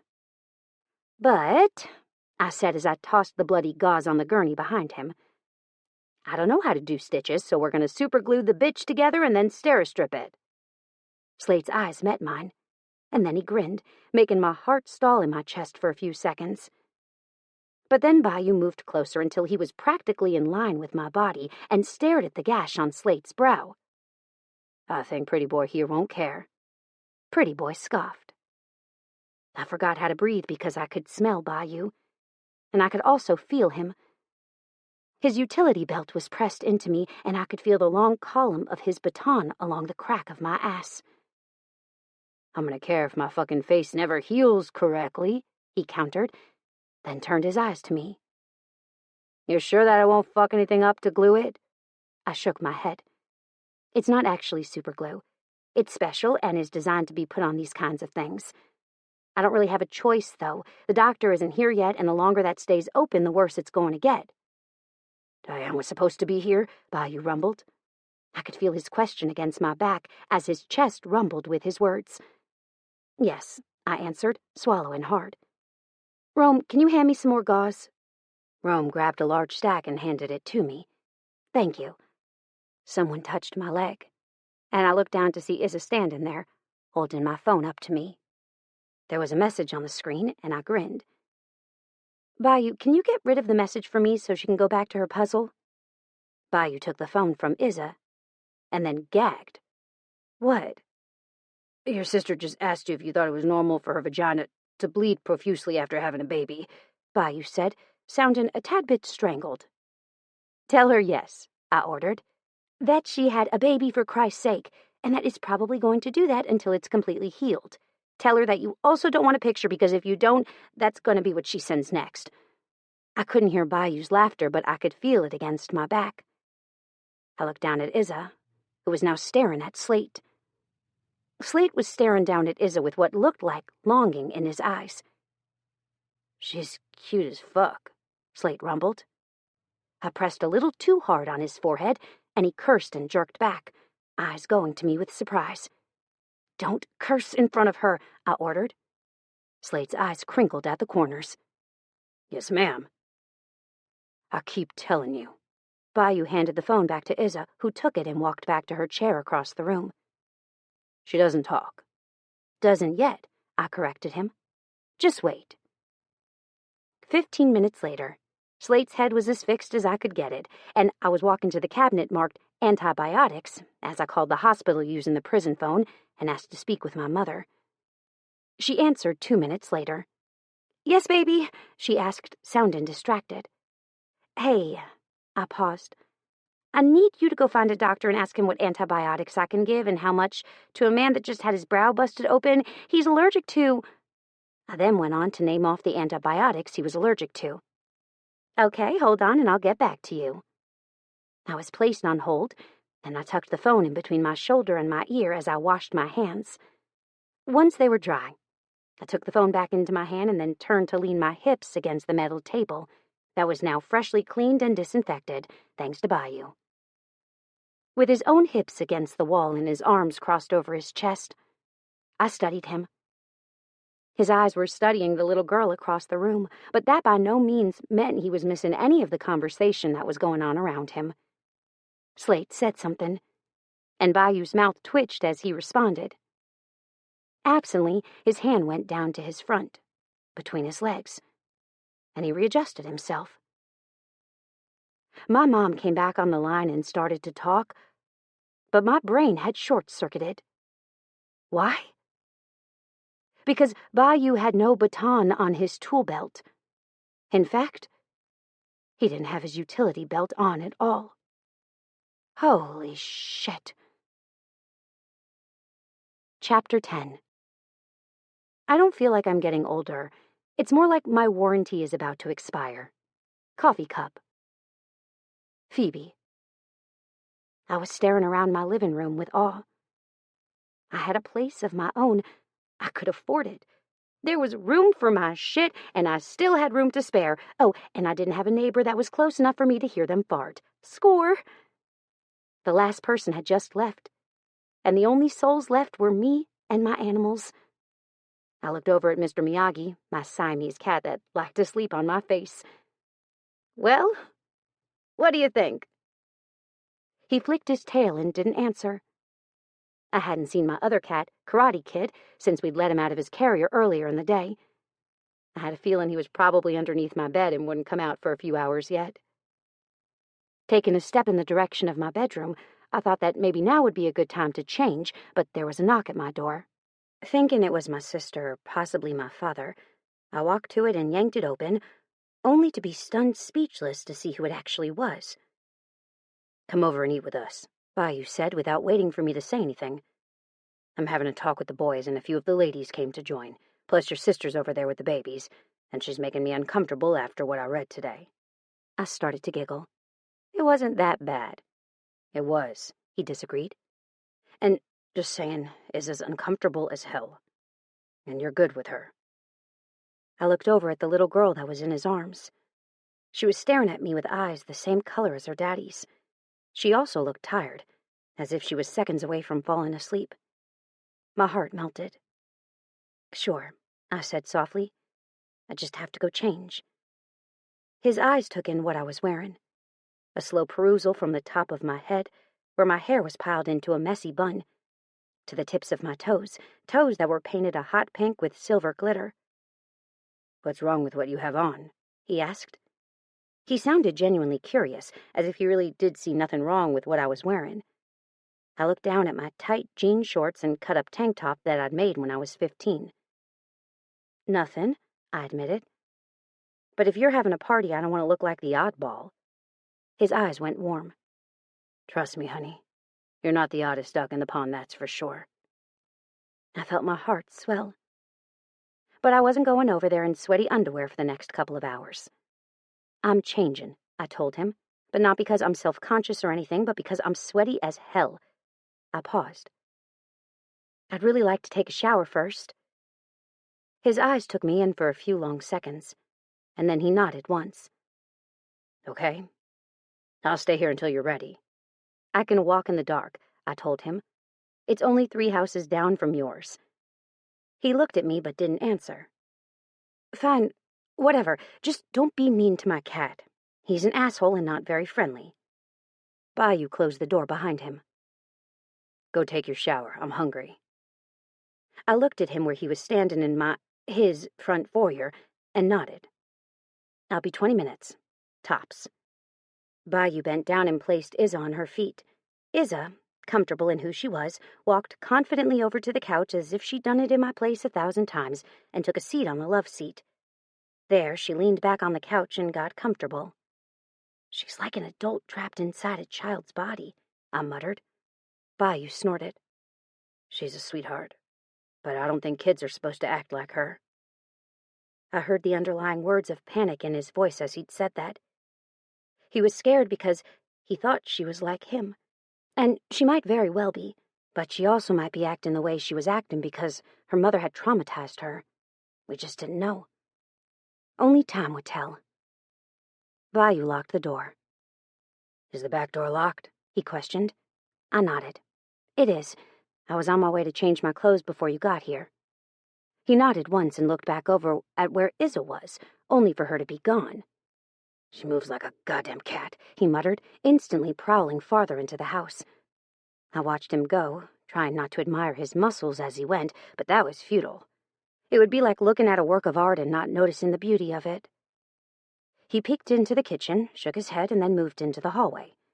I followed at a much slower pace.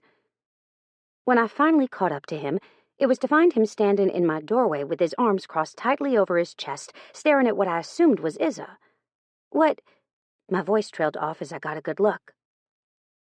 That's Karate Kid.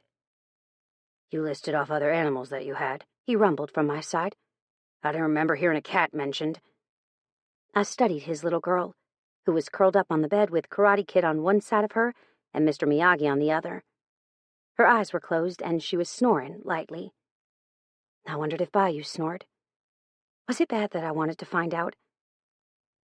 I didn't before yesterday, I admitted. I went to the pet store and adopted 2 of them because I was there for treats for my sister and saw them sitting there looking all pitiful. Mr. Miyagi is missing an ear and Karate Kid is missing an eye. The sales chick said that they'd been there for almost a year with no attention. Bayou's eyes were shining when he looked down at me. That's how I got my cat. I smiled then, and his eyes zeroed in on my mouth. I stilled, wondering if I should move, go get into the shower. But my feet were planted firmly on the beige carpet and had what felt like minds of their own. Bayou moved all at once.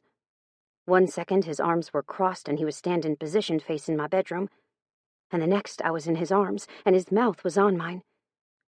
I swallowed a cry of surprise, or Bayou did with his mouth, and nearly fell into euphoria. Bayou was kissing me.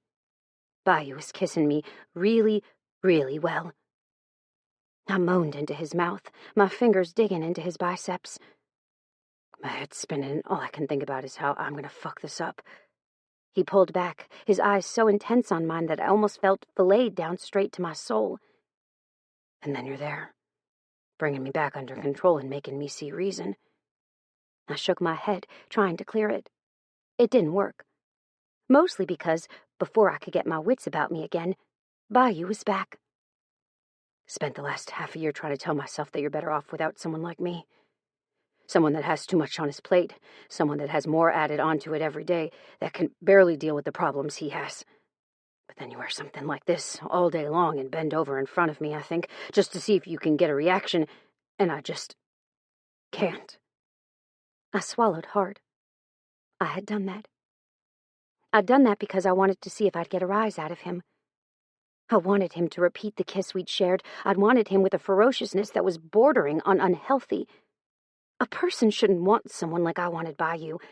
It was crazy to want and need someone as much as I did him. Surely what I felt for him was just a passing crush, but it wasn't. It hadn't been when I was 15, and sure as hell wasn't now. Now's not the time, I tried to say. You have too much on your plate. You need to focus on... I'm focusing on her, he said, eyes going to the bedroom where I could see Isa laying, sound asleep. But Isa wasn't the only thing that I found out about yesterday. I also found out that I needed you. I opened my mouth to reply. I was well on my way to having a panic attack, he said. I frowned. What? When you walked out yesterday, I was telling myself that I couldn't do it, that I couldn't be a father.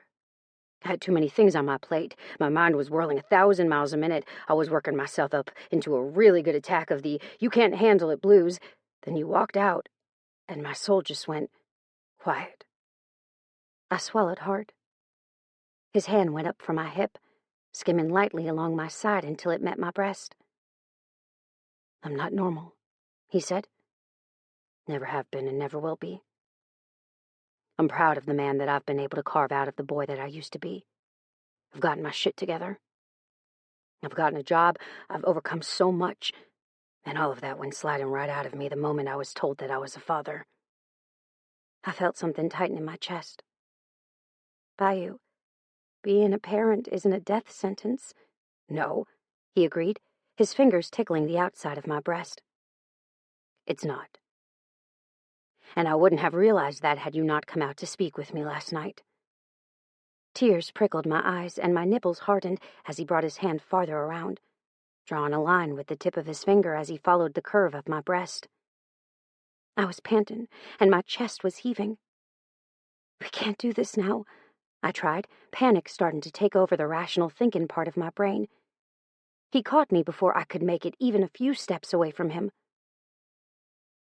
I've been told, he drawled, that being a parent, there's never a good time.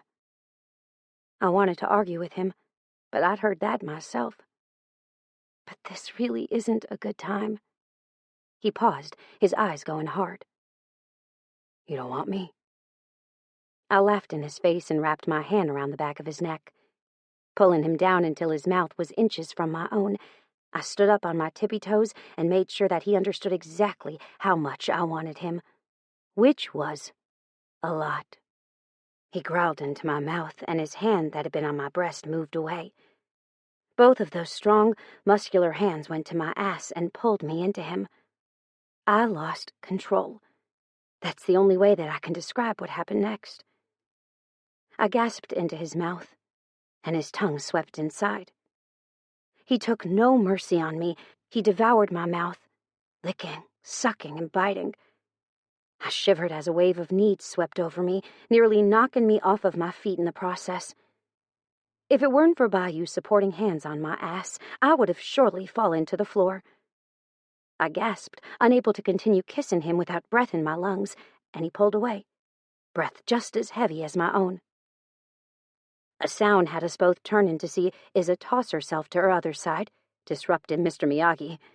He just rolled with the punches, though, and repositioned himself so that he was up near her head and not her feet. I swallowed hard, trying to get myself back under control. He wasn't having it. Before I could tell him this really wasn't a good time or place for what I knew this was escalating to, he picked me up. My legs went around his waist, and my hands went to his shoulders as I stared in awe as he picked me up as if I weighed nothing more than a feather. His intense gray eyes held mine as he carried me into the bathroom and quietly shut the door. We get you an alarm tomorrow, he muttered, walking forward until my ass met the countertop. He set me down slowly, letting my overheated core slide deliciously along his tight abdominals. And when my butt finally met the cool countertop, I prayed that he would step away. That he wouldn't. That he'd come back to me and thrust his tongue back into my mouth. That he'd leave the bathroom. Hell, I had no freaking clue what I wanted. What's the alarm for? I asked, trying to get myself back under control. He wasn't having it. His mouth was on my neck, and his beard was tickling along my exposed throat. So I can set the alarm and have confidence that she's at least in the house. He paused. I could totally see that. Now. I swallowed hard and tried to once again pull myself under control, but his mouth was on my neck, lips running sensually along the muscle that ran just underneath my ear. This isn't... I shivered when his lips moved around the front of my throat. This isn't the best. His hands went to my thighs and pushed them open wider. Time. I swallowed. There are people over at your house waiting for...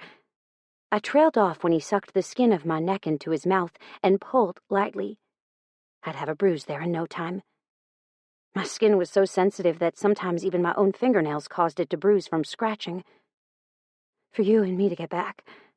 I mean, they were waiting for us. Weren't they? They're not there yet. He paused. At least not all the women. I shook my head, trying to remain at least a little in control. He didn't let me. And then, I just didn't care anymore. I didn't care if this was right. I didn't care that he was my boss. I didn't care that tomorrow he could realize that he wasn't thinking straight and that his decisions from the night before weren't the best of decisions. I just didn't care. Because his lips were on my body. His hands were now running up the insides of my thighs, and I was feeling everything that I'd wanted to feel from the man since I was too young to even realize what it was that I wanted. I moaned in surrender. And it seemed like he started to understand that, as if he could read my surrender in my body. I tried one last-ditch attempt to get him to stop, even when I'd made up my own mind to continue. I think this is a bad idea. It was just as I was throwing my head back and letting him do his thing that he stopped. Just straight up stopped. His hands moved away. His mouth released the skin of my neck. Then his body soon followed, leaving me feeling cold. His eyes were wild when they met mine. I'd never seen them so conflicted either. Bayou was a man that made his decisions based on forethought and clinical detachment. He never allowed emotion to get in the way of what he knew to be right, and obviously he was trying to battle with his own mind as he struggled to make the correct decision. Or at least I thought he had been. Then he was unzipping his pants and freeing his erection. You on the pill? I nodded. I had an IUD, but there was no reason to go into that kind of detail at the moment. Good, he growled, tugging at his waistband. I swallowed hard. Okay, so he wasn't stopping.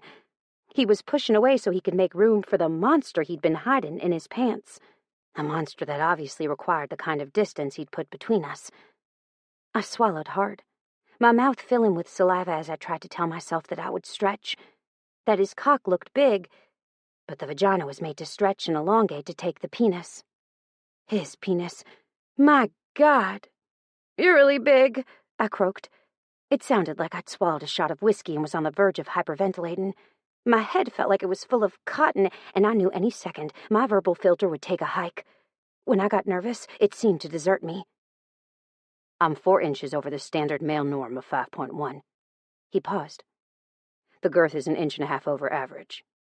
He fisted said cock in his hand and squeezed until the point it turned an alarming purple. I've been told that it's not too big, though.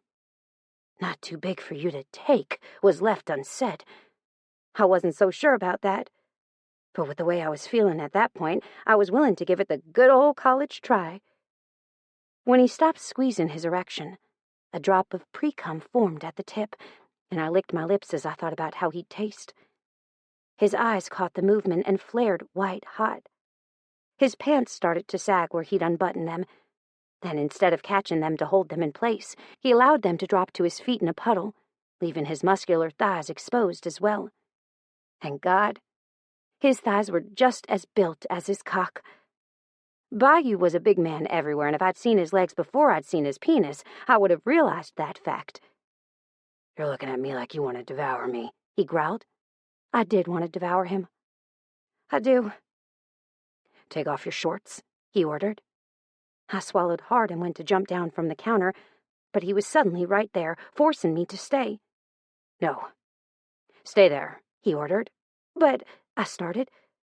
But he stopped me by placing his hand over my mouth, the same hand that had just been wrapped around his cock. Stay there. So I did. Awkwardly, seeing as he was back pressed up against me, I reached for the button of my jean shorts. When I did, my knuckles bumped up against the shaft of his cock, and we both froze. I couldn't stop myself from reaching out with my hand and clasping my hand around his length. He felt like a steel pole sheathed in muscle and sinew. Was it normal for it to feel soft and so hard at the same time? And, God, it was so warm. I wanted to rub my chilled lips against him. He hissed and pulled away, saying one word. No. I swallowed hard, knowing instinctively that he was just as much on the edge as I was at this point. I let him move away and reached for the buttons of my shorts once more. When I went to slide them down, I realized that I was only going to get them part of the way off. Leaning from one ass cheek to the other, I repeatedly moved them down a bare inch at a time until I had the shorts around my knees. When I pulled one leg through and went to work, reaching for the jeans to get them off my leg, he was back, stopping my next move by situating himself back between my thighs. The heat of his cock met my pussy, and all thought fled. All that was there was me and him, my pussy and his cock. He was at my entrance and pushing inside before I could draw my next breath, and he was big, so big. But he knew how to work his cock, and pulled out before it got even remotely uncomfortable. I looked down to see where we were connected, and nearly came right then and there when I saw the way I was stretched so fully around him. The length of his cock was a scary-looking purple, and my pink lips looked downright obscene the way they were stretching to accommodate him. Honestly, if I wasn't feeling it live and in person, I would have thought that it looked painful. It wasn't. It felt delicious. And when Bayou went to push forward a second time, he got another inch inside of me before he was forced to pull back. Over and over this went until I felt him come to a stop. But his cock wasn't all the way buried inside of me, and I couldn't help but feel disappointed. I wanted him all.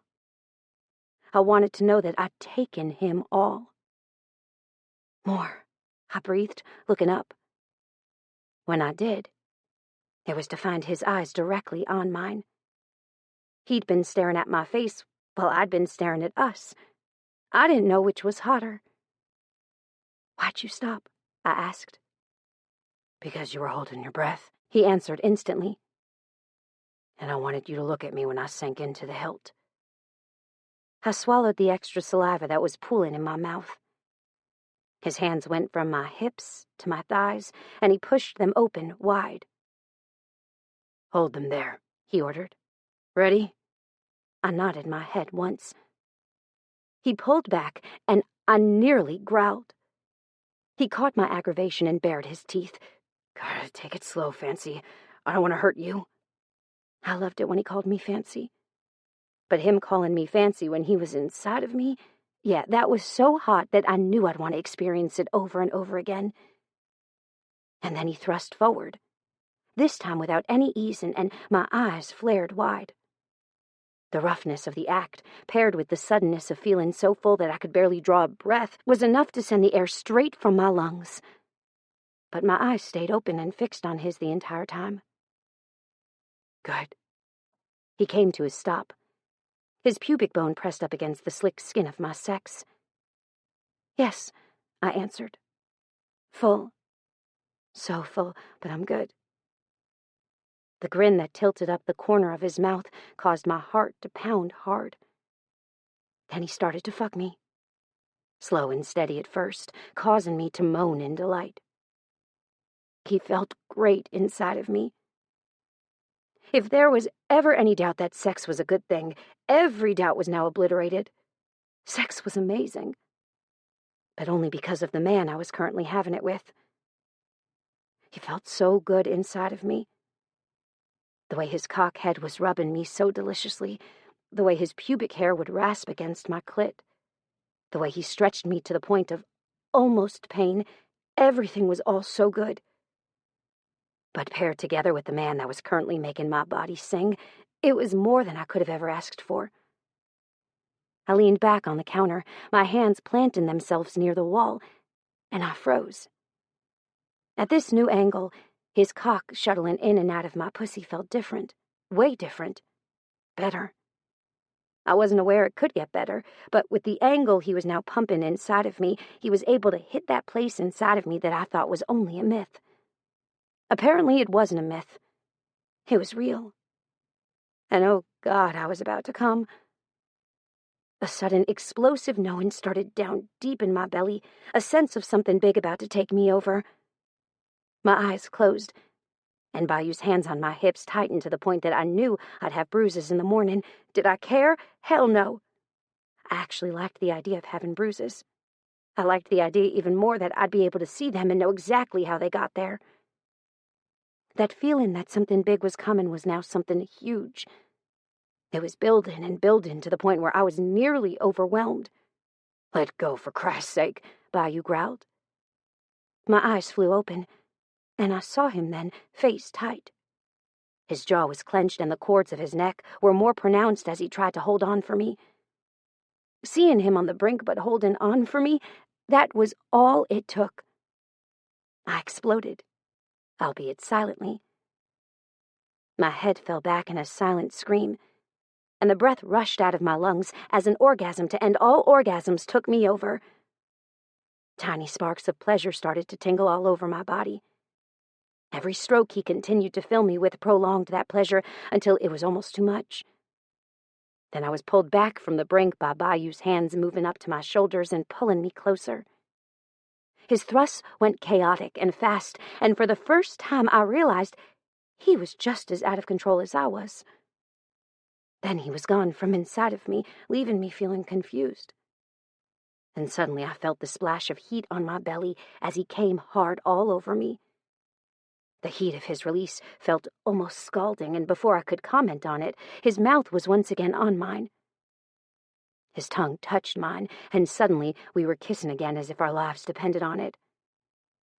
When he finally pulled away, I knew things would never be the same for me. "I've never kissed a woman like that before," he said, his breath choppy. "Once your tongue met mine, it was like I couldn't tell myself to stop." He licked his lips. "And we really, really need to go, or someone is going to come looking for us here in a second." I completely agreed with him. I was honestly surprised that my sister hadn't come over yet to demand to know where I was, except my body hummed for his. I wanted him back exactly where it had been only a few seconds ago. I'd never kissed a man like that before. I paused. Or had sex like that. Ever. I felt it needed to be pointed out. He snorted and pulled away, his cock trailing in the pool of cum he'd left on my belly as he went. The head dragged deliciously against my oversensitized clit as he did, and my entire body jolted with pleasure before he pulled away completely. When he was no longer touching me, I felt bereft, as if he'd taken a piece of my soul with him when he departed. I watched in avid fascination as he pulled the towel off the rack, the one I'd hung there only a couple of hours ago, to wipe himself clean. Then I observed him as he tried in vain to tuck his cock back into his underwear, but without causing pain, that monster wasn't about to be stuffed back in there. I bit my lip to keep the smile off of my face. Then the doorbell rang, causing us both to freeze. "Shit," he muttered. "My sister," I told him. "How do you—" The doorbell rang 18 more times before Bayou cursed. "Okay." I stood up from the counter and immediately felt the rapidly cooling ejaculate on my inner thigh start to make a slow glide down my leg.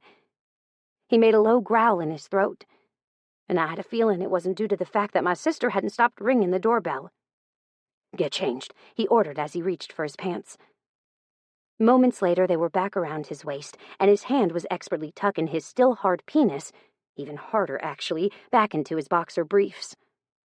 Then he was rebuttoning and belting his pants back up, leaving me there dirty with him and wondering how the hell I was supposed to get changed with his daughter in the room and my sister seconds away from bursting inside the house.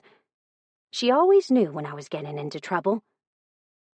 I guess I should feel lucky that I'd actually gotten off, and so had Bayou before she'd made her appearance.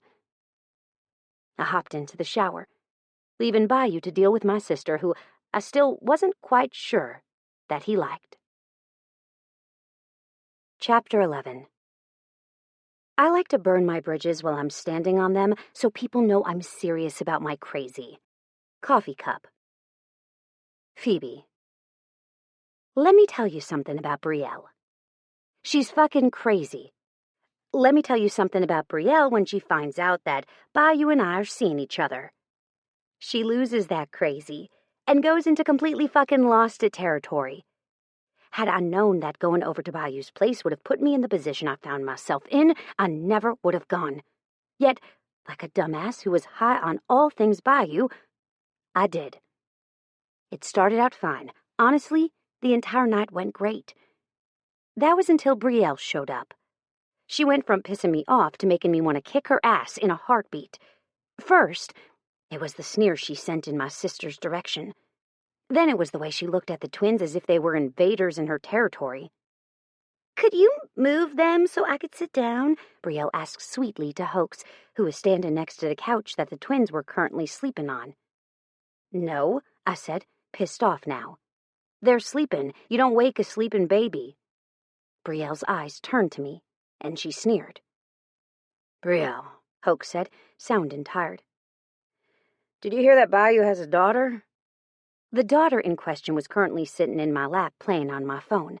I was sitting next to the twins. Brielle glanced at the little girl who didn't bother to look up or give the woman throwing a fit in front of her even a glance. "Are you sure she's yours?" I clenched my fists and tried to control my temper. It would not be cool to get up off this couch and punch that woman in the throat. "Yes," Bayou said. He didn't say another word, so it was obvious that he wasn't even going to tell her why he thought she was his, only that she was, and there was no other questioning why. Brielle took the hint, luckily, and moved to the fireplace where she took a seat and crossed her arms over her chest, and took up glaring holes through me. I wasn't sure if she was mad at me because I was holding Izza or because Bayou was standing behind the couch playing with my hair. He'd been doing that in full view of the others since I'd walked in the room. First, it was a kiss to the cheek, which my sister caught, causing her mouth to fall open. Then it was giving up his seat and placing Izza in my arms, only to show back up moments later with a cup of sweet tea and a cookie. That had caught Rome's attention, and he and his wife, Izzy, had been whispering like little old church ladies ever since. Finally, it was him walking to the back of the couch and leaning against it as he alternated with playing with my hair and rubbing my neck that caught the rest of the guys' attention, though they looked less surprised by it. Apparently, we hadn't been as circumspect with our feelings with them as we had been with each other. It had only been oblivious for us, which Castile, another member of the club and a police officer detective for Bare Bottom PD, had informed us of. Castile had said that he knew it, and had left it at that as he'd gone to the kitchen and planted himself at the bar that separated the kitchen from the living room. Apparently, the preliminary Bayou Now Has a Kid meeting had taken place while we were otherwise occupied, and Rome had filled everybody in on what had happened with the baby mama. A weird sound came from the kitchen, and I turned to see Castile already standing from his perch on a bar stool and walking to a radio that was plugged in under a set of cabinets. He came back moments later, turning it up and placing it on the bar, which almost every single man there stared at, and waited. It didn't take long for the lady to come on the line. "Bare Bottom 5, we need you en route to Bare Bottom High School for a..." Everyone was up and moving all at once, even Brielle, cutting off the rest of what was said by the dispatcher. Everyone but Bayou, who was still playing with a curl of my hair. "You're not coming?" Brielle asked, trying not to let her annoyance with Bayou's hand in my hair show. "No," he declined. "Izza's here, and it's late. I don't want to take her." "You have to go," Brielle argued. "You're the one with the most authority." "And the one that doesn't piss Z off when he's working," Hoax pointed out. "Why would Z get pissed off?" I asked. Z was actually Ezekiel, and a member of the club. He was really quite odd, odder than most if you could believe it, though he made up for his oddities by being super good at everything he did and very nice when you did get him to talk. He liked to hang out in the dark shadows like me, though where I always did it so I could read my books, Z did it so he could avoid talking to people and watching the comings and goings around him. Z doesn't get along with a few of the other volunteer fire departments. Bayou stood up straight and stretched his arms up over his head, showing off his short, expansive belly as he did. I wanted to lick it. I did lick my lips. "I sense a story," I said, sounding somewhat giddy. "It's none of your business," Brielle countered. I turned my head and made eye contact with my sister. I widened my eyes to say, what the fuck is her problem, causing Prue to cover her mouth and start to laugh. Bayou's hand came down on my head, partially covering my eyes, having caught the look between me and my sister. I couldn't help but smile. "What was it?" "I didn't hear the rest of it," Prue said, sounding tired. "They need us to set up an LZ, landing zone, and shut down the road so that a helicopter can land," Hoax explained. "A landing pad for the helicopters at the high school." "Oh!" I cried out in excitement. "Can I go with you? I want to go with you." "I'm riding with him," Brielle denied me. "We always—" "You can ride with me," Bayou offered, "if you promise to stay in the car with Izza and make sure she's okay. I won't be far away at all, but the loud noise of the helicopter might scare her, and I don't want that to happen without someone she trusts with her." And that was the first time that I pissed Brielle off, but certainly not the last of that night. The second time came when I was in the front seat of my father's truck with Izza in my lap as we watched the helicopter land. When the helicopter's blades finally stopped spinning, Izza and I got out of the truck's cab and walked over to where Bayou was standing next to Z. Z's eyes went to me and away from Brielle. His eyes flicked to Izza and then to Bayou and back again. He'd heard, just like they'd all heard, that Bayou had found out about having a kid. But this was the first time he'd seen her. "There's no denying the parentage on that one," Z finally said. Brielle snorted. "I don't see it." "Then you're blind," I said before I could curb my tongue. Brielle snarled at me. "I'm sorry if I don't believe that stupid whore's word." "Language," Bayou snapped. "She's 3. You will not speak that way in front of her." I barely refrained from saying bullshit under my breath. The man was one to talk. He'd been horrid on his language around her thus far. Brielle rolled her eyes at Bayou, crossing her arms over her chest. "If I honestly believed that you cared, which I don't think you do, I'd stop. But I'm not going to stop my language just because this bitch doesn't like when I say a curse word around a kid that we're still not sure is yours." Bayou's eyes narrowed on Brielle. "She's mine, Brielle. Drop it." "Kid's his," Z butted in. "Look at the eyes and hair. I would think that if that was a kid from some random Joe Schmo that showed up on his doorstep, maybe he'd question it. But he knew this chick, and it's exactly like something she'd do, keep his kid away from him. And with the testimony of the mother saying it was his, too, there's no doubt." I looked at Z. I hadn't really had a chance to get to know Z over the months that I'd been working at the prison. He didn't come to half the parties that I was invited to, either. My sister had told me a little about him in text messages on the way here. I wanted to know what the big deal was about why Bayou needed to be there if the other part of the fire department was going to be there as well. From what I'd learned, Z worked for the sheriff's department and was on the bomb squad. He also flew for the helicopter transport company part-time and, according to my sister, he was a very talented artist that tattooed out of the garage of his house. From what my sister also explained, Z had once had a girlfriend that he was starting to fall in love with. Then the woman had decided that all the jobs Z had were too demanding of his time, but instead of telling him that she had a problem, Z's ex had just decided to take up with another man. A man who, according to Prue, who'd asked Hoax, was also on the volunteer fire department. A man that Z had introduced his girlfriend to and had been Z's one-time best friend, though apparently it was very common knowledge and the entire town had heard about it because Z's best friend had grown up there and was the town everybody knows the guy that was loved by everyone and everything. Apparently, he wasn't there, though, because things were smooth sailing so far. Brielle started to argue some more, but Bayou cut her off with a look. "Seriously, swear to God you're pushing it," Bayou said softly, menacingly. Brielle snapped her mouth shut and turned her head. "Whatever." I bit my lip to keep the smile off my face. I really didn't want Brielle to hate me because I had a feeling that Bayou and I were a thing. But I really disliked Brielle. She had this air about her that rubbed me the wrong way, and I didn't like it, not at all. Z, who was also quite silent during the exchange, glanced at me. I widened my eyes at him, and he scrunched up his nose. "Why don't you have tattoos covering every inch of your body if you're a tattoo artist?" I blurted. Z looked down at the few bare portions of his arms, which were exposed due to him bunching up the ends of his flight suit due to the heat. "I don't know. As for why I don't have more, I didn't want any," he admitted. "I'm not a fan of the process of getting ink." "You tattoo, but you don't like getting tattooed?" I asked. "Z is afraid of needles," Brielle said. Z gave Brielle a look that clearly said, "Fuck you." I bent my head behind Izza's to hide the smile that overtook my face. "I'm not afraid of needles," he amended. "I dislike sitting still for the process of getting it done." "But you tattoo," I pointed out. "That requires you to sit still." "It does," he agreed, "but it also requires my concentration and engages my brain. I'm not the one sitting there with nothing to do for long periods of times. I'm working, putting skills to use, that kind of thing." Ah, that made sense. Gotcha. The radio squawked in Bayou's hand, and the chick that had ordered everyone out to the landing zone said, "Cancel the landing zone. Patient died en route." "Bummer," Z said, looking tired. "Woke up for nothing," I said.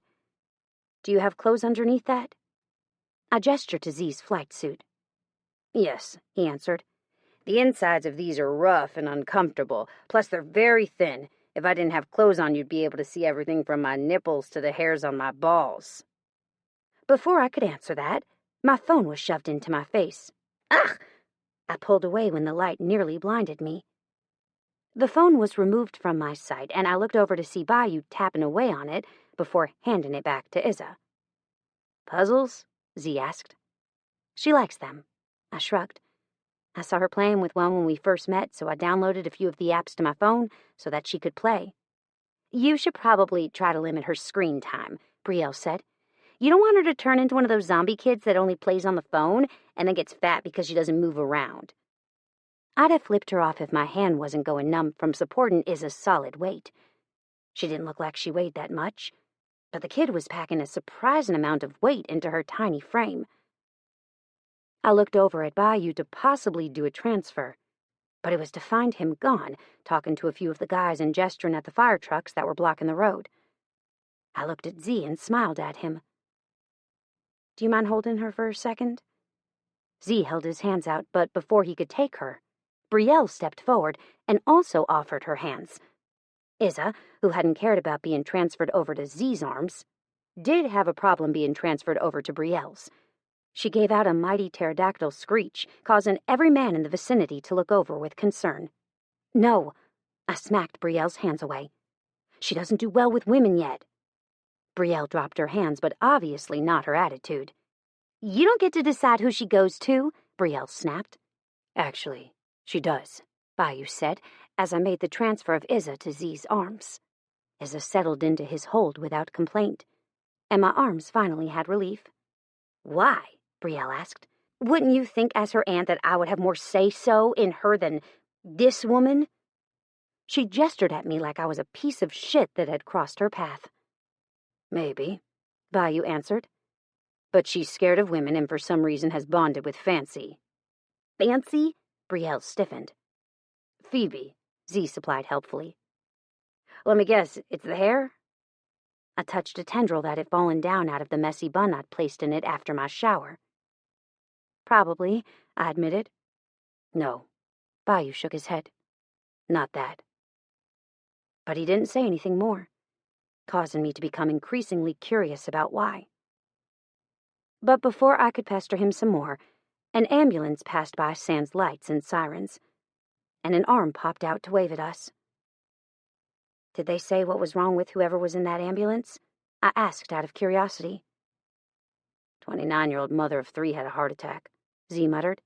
She had a DNR that the husband was able to provide. My heart skipped a beat. 29? Z nodded. Yep. Holy shit, I said. You leaving? Bayou asked. Z nodded. Yeah, I guess I should. They're gonna start asking where I am here in a few. Bayou reached for Izza, who again didn't protest the move. Once he had her, he settled her awkwardly in his arms, making me want to laugh. Give her to me and I'll go get her into her car seat. I held out my hands. Bayou passed her off to me and I skirted around Brielle, who was looking more and more pissed by the second. Keeping the smirk off my face until I passed her, I walked to the rear passenger door of my dad's truck and got Izza settled in before leaning my butt against the running board. Z was climbing into the helicopter, and his partner, who'd been busy talking to Rome and a few of the other guys, followed him moments later. Then the huge blades were spinning, and the helicopter was off. I would have stared had I been able to. Seeing it go was actually a really awesome experience. I'd never been that close to one taking off before, despite my grandfather owning a fleet of Angel Flight helicopters that serviced the entire Arc Latex. I looked over at Izza when she picked her head up, the wind from the helicopter going all the way into the cab of the truck and ruffling her hair despite me standing in front of her to block most of the wind. My hair was going crazy as well. Then I heard Izza laugh. Smiling, I turned to look at her over my shoulder. The smile on her face took my breath away. I turned to catch Bayou's attention, wanting to share this moment with him, only to find him already staring. Grinning like a loon at the happy baby sounds coming out of Izza's mouth and seeing Bayou smile at his daughter so tenderly, I pulled my phone from Izza's hold and started to record the moment. It broke my heart that Bayou didn't have any baby photos of Izza. That was huge for a parent, to have something to refer back to remember the good times. And Bayou wouldn't have any of that. Not unless the grandmother decided to share what she had, and I honestly didn't see that happening. I had this feeling that the farthest we stayed away from Ilsa, the better it would be for us all. And I knew that Bayou felt the same. It wasn't until the helicopter was high in the sky that Izza dropped her gaze to mine, giving me those eyes so much like her father's. You ready to go, pretty girl? I asked. Yes. My heart skipped a beat, and I dropped my phone. You are? Yes, she repeated again. I whipped my head around to see if Bayou caught that, too, only to see him standing directly behind me. Are you hungry? He asked. No. If I wouldn't have looked like a complete dork, I would have jumped up and down. The moment, however, was lost when Brielle walked up to our sides. Shotgun! Izza turned her head away and studied the opposite window, likely not seeing a thing thanks to the darkness that had settled over us while we'd been out here over the last 2 hours. Bayou sighed into my ear. I don't have room for you, Brielle. I have to take Fancy home, and I have all my bunker gear and crap in the truck with me. I'm sorry. Brielle huffed and walked away. Well, more like stomped. One day she's going to shank me, I told him bluntly. Bayou shrugged. She'll get over it. Why, Fancy? His soft, rumbled reply had me smiling. Because you just look like a Fancy, he answered. It suits you. I scrunched up my nose. So, are we boyfriend and girlfriend? I'm not sure that suits us. He was silent for a few long seconds as he contemplated my words. Yeah, if that's what you want to call it. You're mine. Then I threw my arms around his neck. And later, when I fell asleep in the truck right along with his daughter, it was with a satisfied smile on my face. Chapter 12. Why do people say it's 5 o'clock somewhere? Grow up. You're an adult. It doesn't matter if it's 8 in the morning. Adults don't need excuses to get drunk. Beer mug. Phoebe. It was the voices that woke me. I rolled over, feeling the delicious soreness of my body, soreness that only came in one way and one way only, and stretched my arms up high over my head. That was when I realized that I wasn't in my bed. I was sleeping on a cloud that was so soft and perfect that I knew it didn't belong to me. Peeking my eyes open, I took a glance around the room. I wasn't in my room. Not even the new one that I'd moved into just yesterday. I was in a different room, one that was decorated in masculine colors and bold, not feminine at all decor. Hell, even the furniture screamed manly. It was big, bulky, and sturdy. If a tornado came through right now and ripped the house around it to pieces, I had no doubt in my mind that the furniture could be salvaged to be used another day. A soft feminine voice had me stiffening. Brielle. I was in Bayou's house, in Bayou's bed. Sore from Bayou pushing his big dick inside of me and reminded me that I've never had a man like him before. My cheeks flushed and I covered them with my hands, groaning into my hands. What had I done? I'd slept with my boss, and not only that, I'd agreed that we were boyfriend and girlfriend, or something like that according to him. Holy shit! Bayou was my man. The giddy feeling inside of me felt like 100,000 butterflies had taken flight, swirling around my stomach and reminding me that I was definitely falling for the guy. Hell, if I was being honest with myself, I'd already fallen, deep and irrevocably. And it wasn't recently either. It was when I was 15 and saw him for the first time. It was also again at 16 when I'd witnessed the change in him. Sitting up in bed, I took new stock to my surroundings. I wasn't kidding earlier. There was no woman's touch at all in Bayou's room. Swinging my legs up over the side of the mattress, I stood up and immediately groaned, this time because of the soreness. Holy shit, was I supposed to be this sore? We'd only had sex once.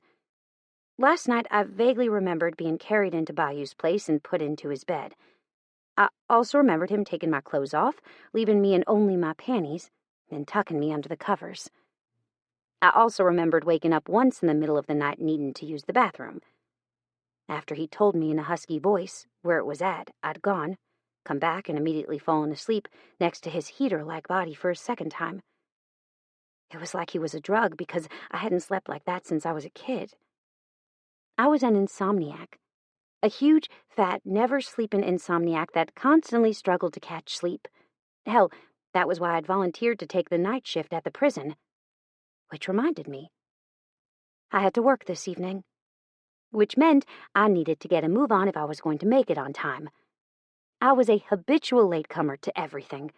My mother said that I'd started that trend at birth and continued it on throughout my teens and into my adult life. I'd even been late to my own graduation, from both nursing school and high school. More laughter had me stiffening, and I gritted my teeth. Being Bayou's girlfriend meant that I also had to deal with Brielle, and I wasn't looking forward to that aspect of our relationship. Busying myself getting my clothes on from the night before, I quickly washed up in his bathroom, using a manly-smelling face wash that said it was for the beard and face, and went through all of his drawers until I found an unused toothbrush. From there I brushed my teeth, combed through my hair with my fingers trying to disentangle the rat's nest, and then decided, fuck it, and swirled it all back up into a bun. I'd have to do that for work anyway, but for some reason I wanted to have my hair down and some armor on when I dealt with Brielle today. I had a feeling this was about to go bad, and I'd need every defense I could get. Which was likely why I stopped and grabbed the old worn flannel shirt that Bayou had been wearing under his leather cut yesterday when we'd been setting up the landing zone. Slinging it on over my shoulders, I pushed the sleeves up over my hands and looked around for my phone. Finding it next to my set of keys that Bayou could have easily used to put me into my own house, I shoved everything into my pockets and walked out of his bedroom door, head held high. The closer I got to the kitchen, the more nervous I got. Not because of Brielle, but because of Bayou. Would he be the same today that he'd been yesterday? Would he feel the same, act the same? I had that answered the moment I walked into the kitchen and saw him leaning his hip against the counter, cup of coffee in hand, staring directly at me. He had a small smile on his face, and his eyes were dancing as they met mine. He must have heard me moving around because when I arrived in the kitchen, he picked up a cup of coffee and brought it to me in the doorway where I was standing. I think I made it correctly. He paused.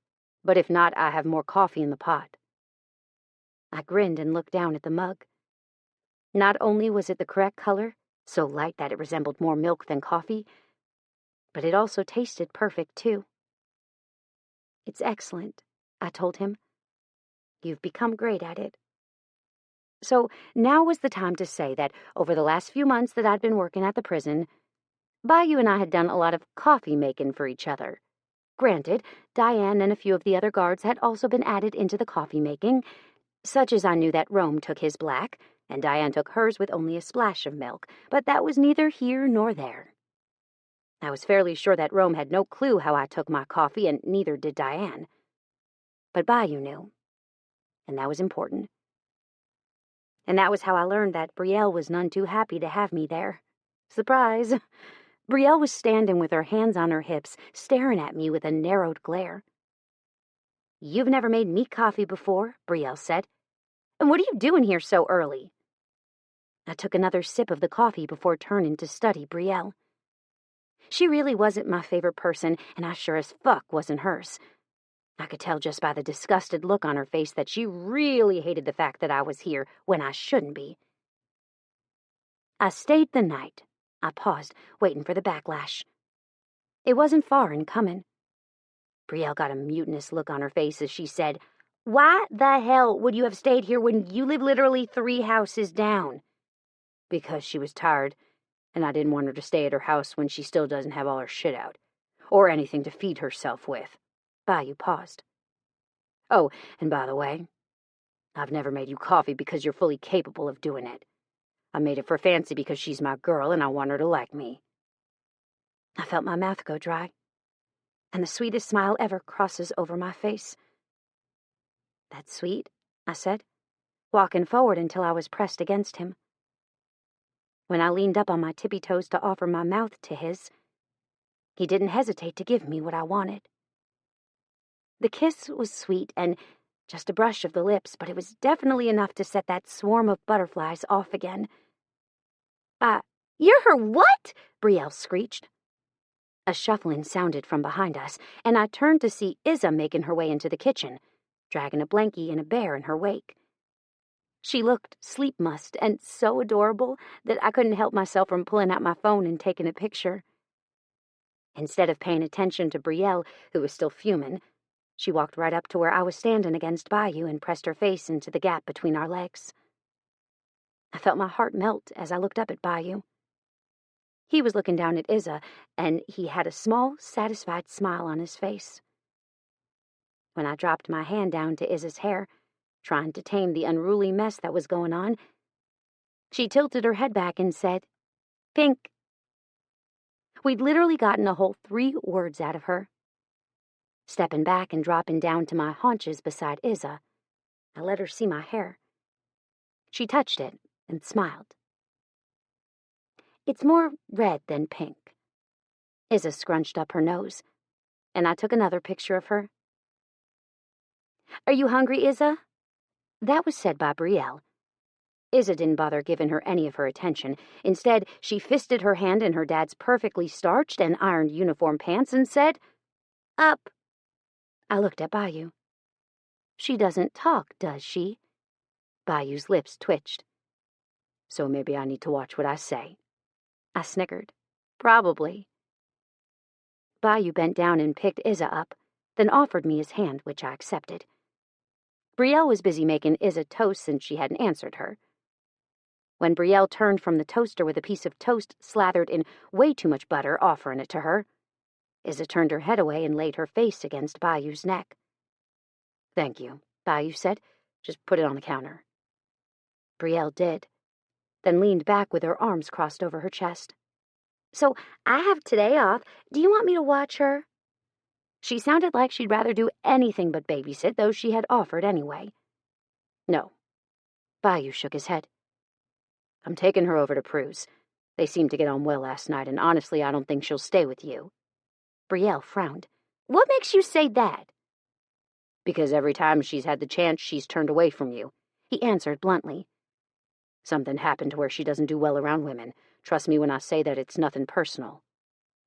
Brielle was taking it personally, whether she should be or not. Hell, if I was in her shoes, I might be a little upset too. Not because I wasn't getting to watch her, but because of what was done to Isa to make her this wary in the first place. She likes her, Brielle countered, sneering in my direction. I walked to the fridge and pulled out a few of the cheese sticks that I'd seen from the night before, and opened one. Walking over to Isa, I ran my hand down her back and said, "You want this?" Isa turned her head and laid it back against her father's shoulder. She stared at the cheese, unsure. I took a bite of it, moaning at the taste of the sharp cheddar, and then offered it back to her. She took it and shoved half of it in her mouth before tearing it. I bit my lip at the show of aggression. "Feisty," I teased. Patting her shoulder lightly, I took a sip of my coffee and nearly moaned. "Did you know today is National Coffee Day?" The tension surrounding Brielle and Bayou seemed to lighten, at least on Bayou's end. He hadn't liked the way she was acting and was letting his displeasure for her show on his face. I frowned and turned toward the door. "Well, I'm gonna go get changed. I have to be at work in a little bit, and I think I might go over to my sister's and get some snuggles before I head home." Bayou frowned. Brielle looked gleeful. "Have a good day," Brielle chirped, sounding so falsely cheerful that I laughed on the way out the door. That laugh fell away the moment Bayou didn't make a move to follow me. Was I fooling myself here? Was I thinking more into this than there actually was? Maybe Bayou's definition of boyfriend and girlfriend wasn't what mine was. Maybe he'd never defend me against Brielle. If that was the case, I'd seriously have to rethink this. Brielle wasn't going away. That I knew. Hell, Hoax had still had quite a bit to do with her, despite Brielle being openly hostile to his now wife, then girlfriend. Prue had to deal with Brielle stalking her. Stalking was a bad thing, no matter who did it. Slamming the door a little harder than necessary, I crossed the street and walked over to my sister's place, smiling widely when I saw Hoax out there watering the lawn. And the pig. "Bacon's getting dirty," I told him as I walked up the walkway. Hoax's eyes flicked to me, and then narrowed. "Why do you look like you're about to murder someone?" I opened my mouth to tell him exactly why, and then closed it. He didn't need to know that I had my doubts when it came to Brielle. I'd tell my sister sometime when Hoax wasn't around, so we could commiserate about her awfulness without anyone there to hear us whine. "Nothing," I lied. I didn't turn around and glare at the house like I wanted to, either. Instead, I just stood there while Bacon rolled around in the dirt while Hoax continued to spray him down. "Are you watering the flowers or the pig?" I asked curiously, after a few long minutes of silence. "Both." He paused. "Once Prue got too pregnant to maneuver herself over even ground without a little bit of help, I made it a rule that Bacon couldn't get into the shower with her. Now I do this, and it seems to be a good enough substitute." I frowned. "He looks at you," Hoax said, surprising me from my contemplative mood. I frowned. "What?" "He looks at you.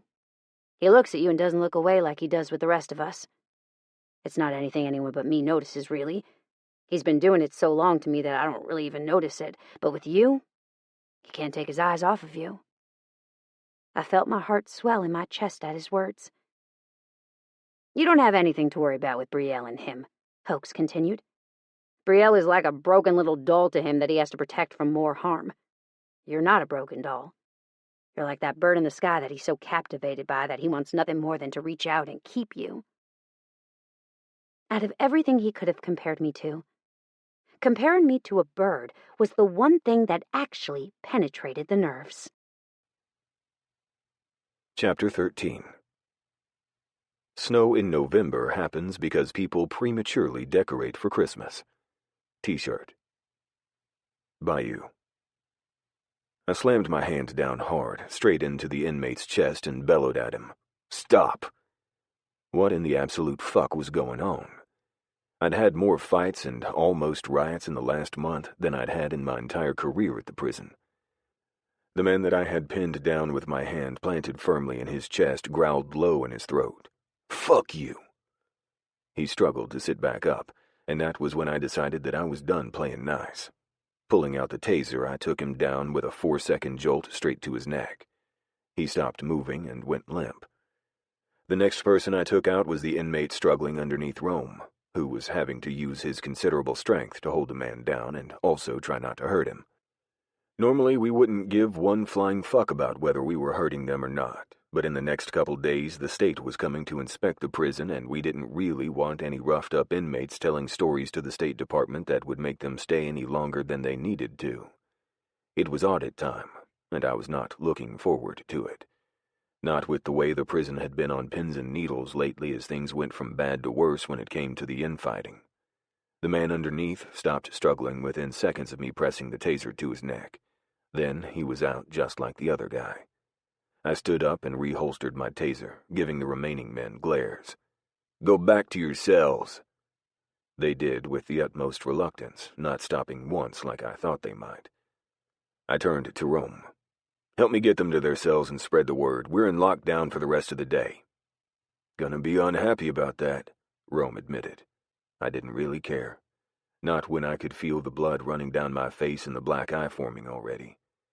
That was exactly what the State Department needed to see, a banged-up prison warden that didn't look like he could control his prison. Just fucking wonderful. By the time I got my inmate into his cell and a guard closed it behind me, I was a fucking mess. I needed to go change my clothes, and I was 10 minutes late in leaving for the day.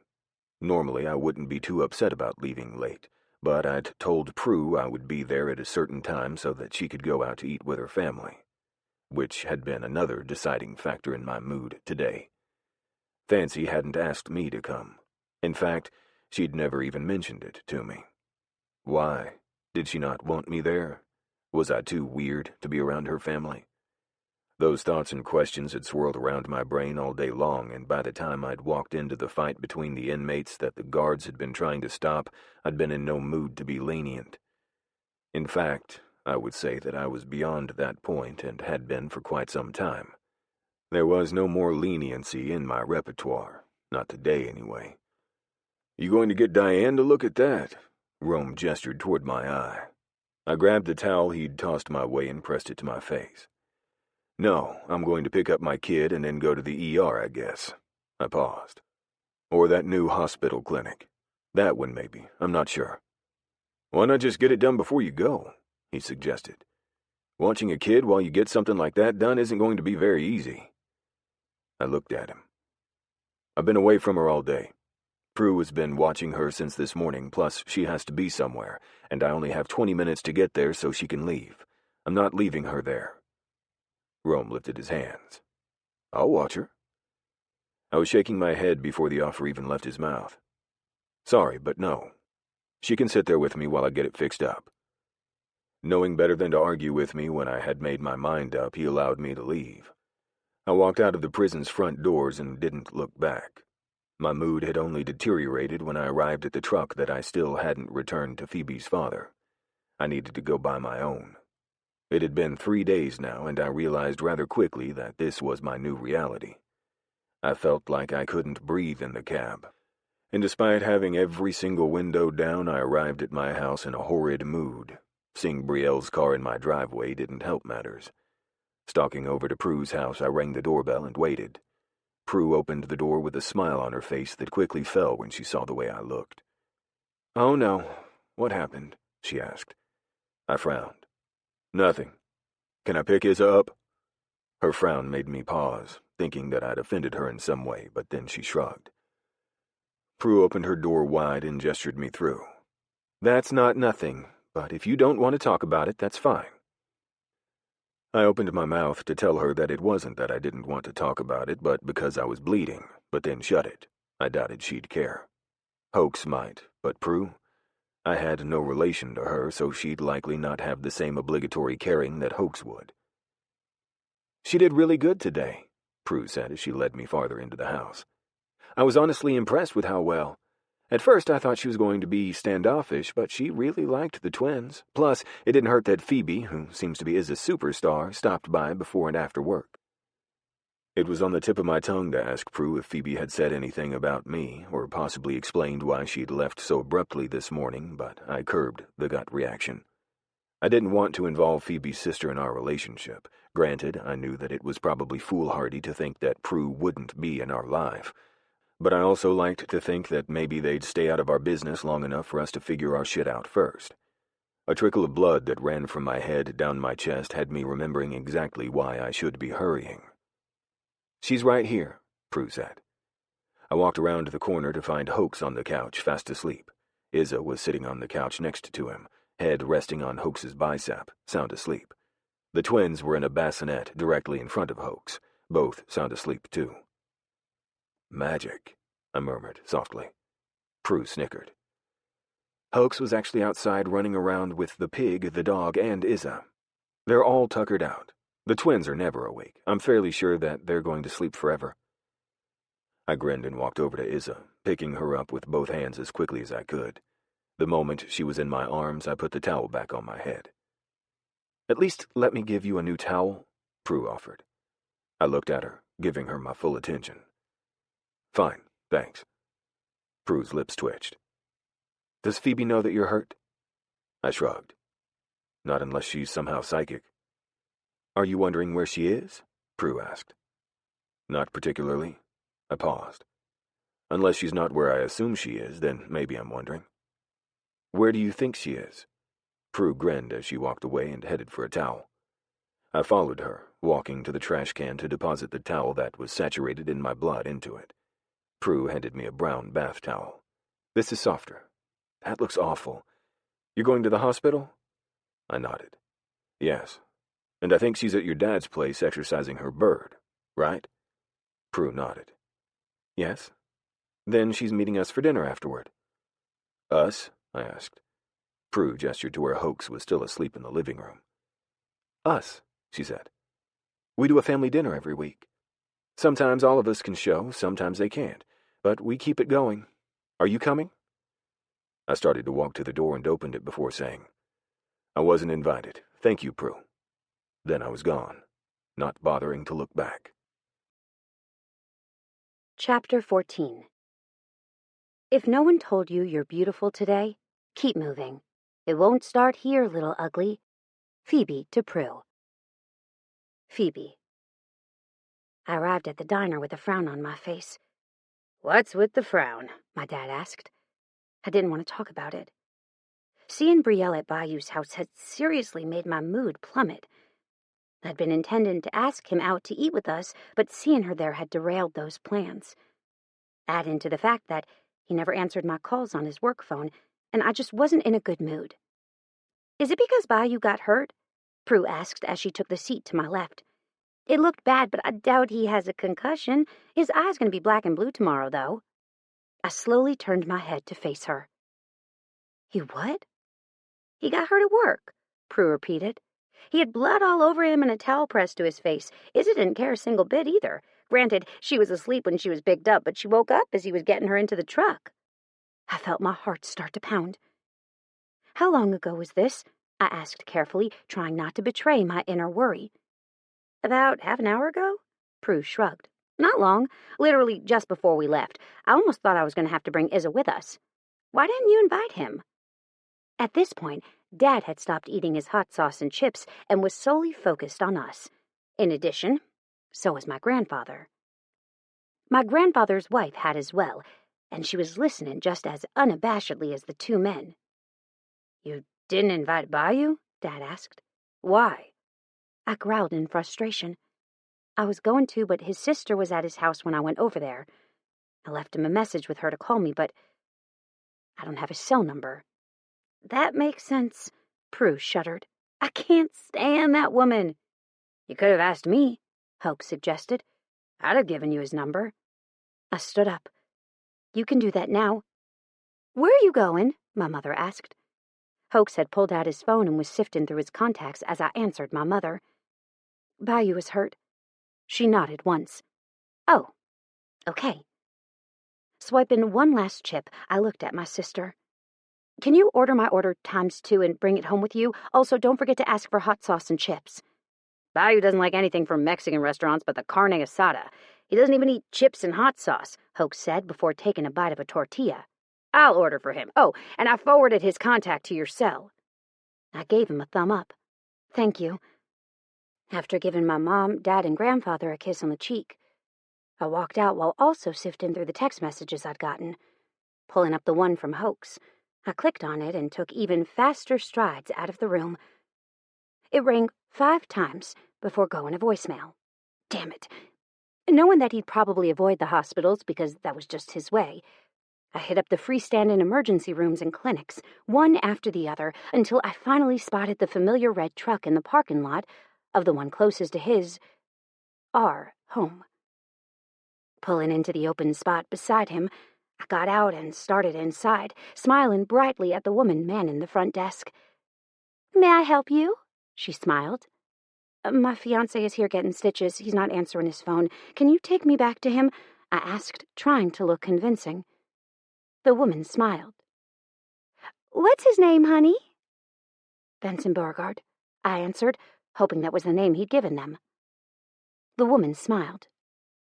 "The big guy with the little girl?" I nodded once. "That's them. Come on, I'll show you to his room." She gestured to me to follow her. "We put them in the kid wing since it's easier for the child to be entertained while a parent is seen too. She's just a doll. You're a lucky woman." I felt my heart swell in my chest. I was a lucky woman, but not for the reason she'd been thinking. She wasn't my daughter, but she was my boyfriend's, and I was beginning to care for her just as much as her father. Very much so. Izza's daddy had already had my heart, but I had a feeling Izza wasn't far behind. I heard Bayou's voice before I saw him, and a shiver tingled down my spine. "2 more stitches," Bayou said. The woman rounded the corner of an open exam room and gestured for me to go inside. I did, smiling thankfully at the woman. Bayou's eyes were closed and he was lying on the hospital exam table with his arms crossed over his chest. The uniform shirt he was wearing was covered in dried blood, as were his pants. He had his booted feet crossed over each other, and he was lying there as if he didn't have a care in the world. Izza was up by his head, sitting there, phone in hand. Her eyes weren't on the phone, though. They were on what the doctor was doing to her father's head. The woman patted me on the shoulder and walked away, leaving me in the doorway staring as the doctor pulled the needle through a now almost closed wound on his forehead, right above his eyebrow. "1 more," the doctor continued. It was then I realized that he was speaking to Izza and not Bayou. "1," Izza said softly. I smiled. I loved how Bayou treated her, as if she was an adult that could comprehend everything that was said, which maybe she might. Maybe she knew exactly what was going on and benefited greatly by the way Bayou was raising her. "All done." The doctor rolled back and snapped off his gloves, tossing them into the trash can at his feet. "I'll get some antibiotics called in for that. Probably just the standard take a pill twice a day for 10 days kind. Any objections to that?" Bayou shook his head and sat up, somehow bringing Izza with him. Izza let him, not saying a word as she was brought up almost parallel with the floor over Bayou's shoulder. When he was all the way up, he swung her up and around to place her on the exam table between his thighs before his eyes met mine. "No," he said to the doctor, but kept his eyes on me. "That's fine." "Okay." The doctor stood and turned, finally spying me in the doorway. "Hello," he said. "You're here for Benson?" I nodded. "I am." "He's all fixed up. You don't have a thing to worry about," he told me gently. I grinned. That's good to know. I need him in fighting shape. The doctor winked, and that was when I realized how that'd come off. Shit! My face flamed as the doctor strolled toward me. Hastily, I moved out of the way and kept my gaze on my feet as he passed. "I'll send a nurse in with your discharge paperwork," the doctor snickered. "Have a good day, y'all." Once he was gone, I looked up to find Bayou staring at me. I swallowed hard as I saw the stitches above his eye. "How many of those did you end up getting?" 8, he answered. "What are you doing here?" I felt my belly drop. "I wanted to make sure that you were okay," I answered. "I tried calling, but you didn't answer." "Turned my phone on silent," he admitted. "Had a few calls from Ilsa." My stomach nodded. Izza's mother? Really? What did she want? Based on the first and only call that I took from her, she wants Isa back, he rumbled. She needs her mother, she said. She's worried about her well-being. Now that she's been bailed out of jail, she feels that she should be able to have her. I felt my stomach drop. I thought it was decided that while whatever played out, you'd keep Isa. That was my impression also. He paused. Though I never talked to her. I guess I should have seen that coming. She's not the type of person to just let it go, and honestly, I'm sure that it chaps her ass that I have Isa when she was likely hell-bent on me never knowing that I even had a kid. I growled. I hated the woman, and I'd never even met her. I guess giving me 3 days was good, though. You sounded tired. But I haven't had a chance to meet with my lawyer yet. That happens tomorrow. As a result, I don't know the legalities. Technically, she gave Isa to me of her own free will. Nothing was ever decided through the court. I'm not sure what legal leg I have to stand on. I thought about that for a long moment. Well, tonight there's nothing else we can do, I admitted. Everything is closed or closing. What time is your appointment tomorrow? 10 in the morning, he answered. Then tonight we will just be cautious. Do you think she knows where you live? I questioned.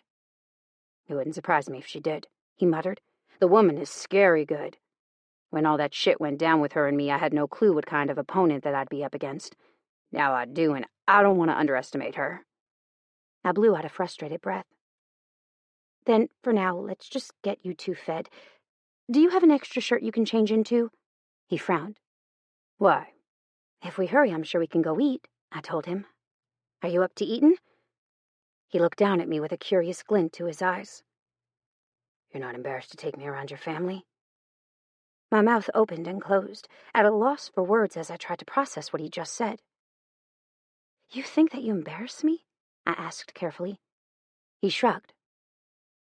Why else would you not invite me? I did, I told him. Well, I tried your office today, but you were never in there. I didn't have your cell number, so I walked over when I got home and left a message at your house. I tried to leave a note, but Brielle took the note off the door as I was walking down the driveway.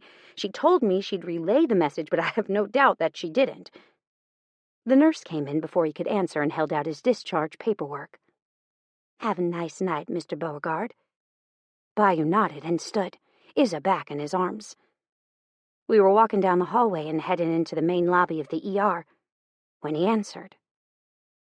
She didn't, Bayou muttered darkly, holding the front door open for me to pass through. And since I didn't have your cell number, I got that from Hoax, by the way, I couldn't call you. I was tempted to go up to your office after my shift was finished and tell you, but I had to work Phantom today. I then thought I'd call my sister to tell you to come when you went to pick up Isa, but then I got to my dad's and saw that Phantom's mule was torn up. Some predator tried to get in it last night. Anyway, long story short, I had to fix that and forgot to call my sister. Paired with Brielle, I thought you'd get the message. Is Phantom okay? He asked, stopping on the path right outside the ER entrance. Yes, I answered, loving the concern in his voice. Perfectly. I had to repair the damage, though, and it took me longer than I'd intended. Isa leaned over and captured a lock of my hair, rubbing it between her 2 fingers while allowing us to still converse. She was just a sweet little girl. All right. I nodded once.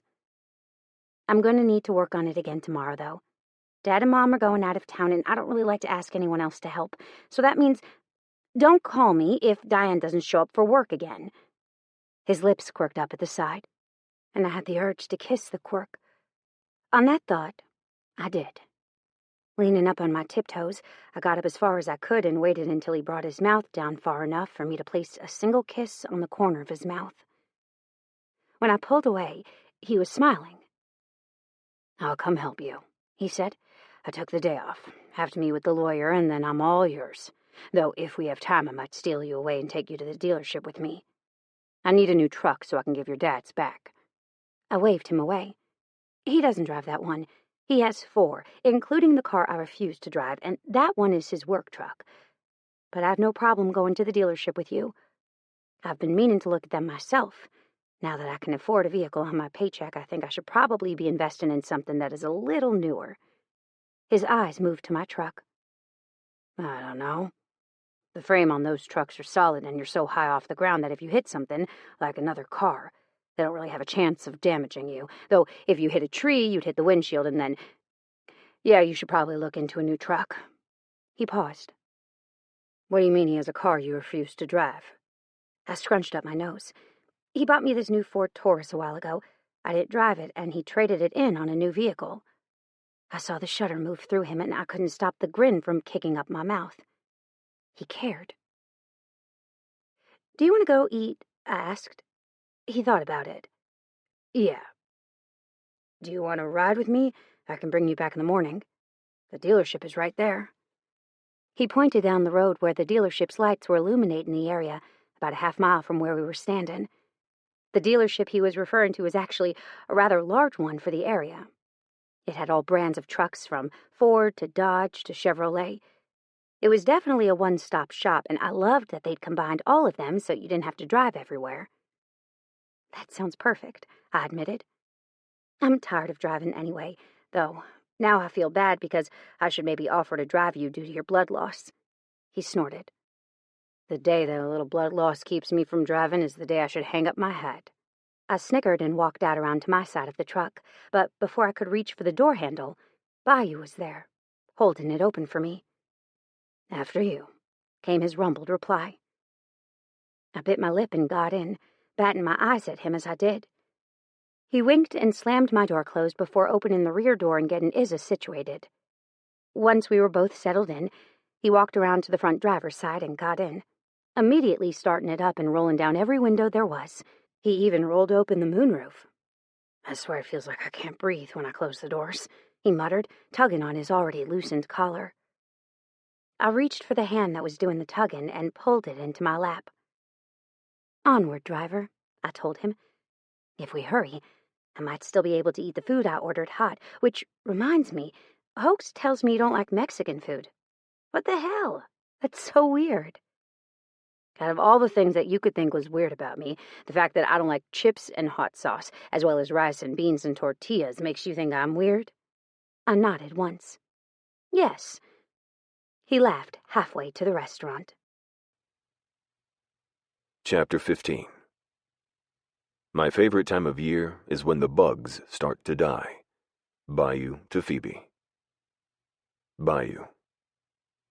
We arrived at my house 2 hours later. Izza was asleep in the back seat, so I looked over at Fancy and said, "Come inside with me. Once I get her to bed, I'll walk you to your place." She nodded once, taking a look behind her at the sleeping girl. Right around the same time as the doors opened, another call from my cell phone came through, making my pocket buzz and a harsh ringing sound fill the air. "Her again?" she asked. I was sure it was. Throughout dinner, Ilsa had called no less than 10 times. If my lawyer hadn't suggested letting her call and fill my voicemail up with all the nasty messages, I'd have blocked her ass hours ago. As it was, I already had a nearly full inbox of both text messages and voicemails, all of which got progressively more and more snotty. "Yes," I answered. "I wish I could turn the phone off. I can't, though. I have to be available for the volunteer fire department texts that come through our app, as well as any problems that might arise at the prison." She held her hand out for my phone. "I think there's a way to only silence her calls. If not, we can block her." The lawyer said to allow her to call so he could see the progression, I explained. He wanted her to dig her own grave, so to speak. "Well, you still can with what she's done so far. If I can't silence it, I'm sure—" She opened up my phone and started to search. "That 32 calls in the last hour and a half alone will suffice, not to mention the text messages she's sending between those calls. The ones that are getting progressively worse the more she sends and the more you ignore." She raised her head up. "Do you think we have to worry about Ilsa finding your place?" I shrugged. "She doesn't know my address, no. But it wouldn't surprise me if she found me anyway. I'm listed in the phone book, not to mention she found me before when I didn't have a listed address. The girl has connections." Phoebe grimaced. "I hate her." I snorted and gestured for Fancy to go inside. "Will you take my keys and open it up? The code for the alarm is 7176. Her eyes went wide. "You trust me with your alarm code?" I grinned. "I trust you with my alarm code. as well as my kid and my heart. I trust you to take care of them all." Her eyes went wide and she looked stunned, speechless. "Your heart?" she whispered. "Yeah, my heart." She licked her lips and looked ready to cry. "That's so freaking sweet. I trust you with mine, too." I reached for her and ran the palm of my hand down her hair. "I know. Who do you think showed me how to open mine?" A tear formed on Phoebe's eyelids and spilled over. I caught it before it could run halfway down her cheek. "Are you saying what I think you're saying?" she asked. I backed away and reached for the back door of the truck, opening it while also keeping my eyes on her. "Yes." "Are you sure?" she asked. "Because this is soon. I mean, we only decided that we were together just yesterday. Plus, I'm fairly sure that you're my boss. I can't have you treating me differently because you love me while I'm at work." I laughed lightly and reached inside and started unbuckling the multitude of straps that held Isa in.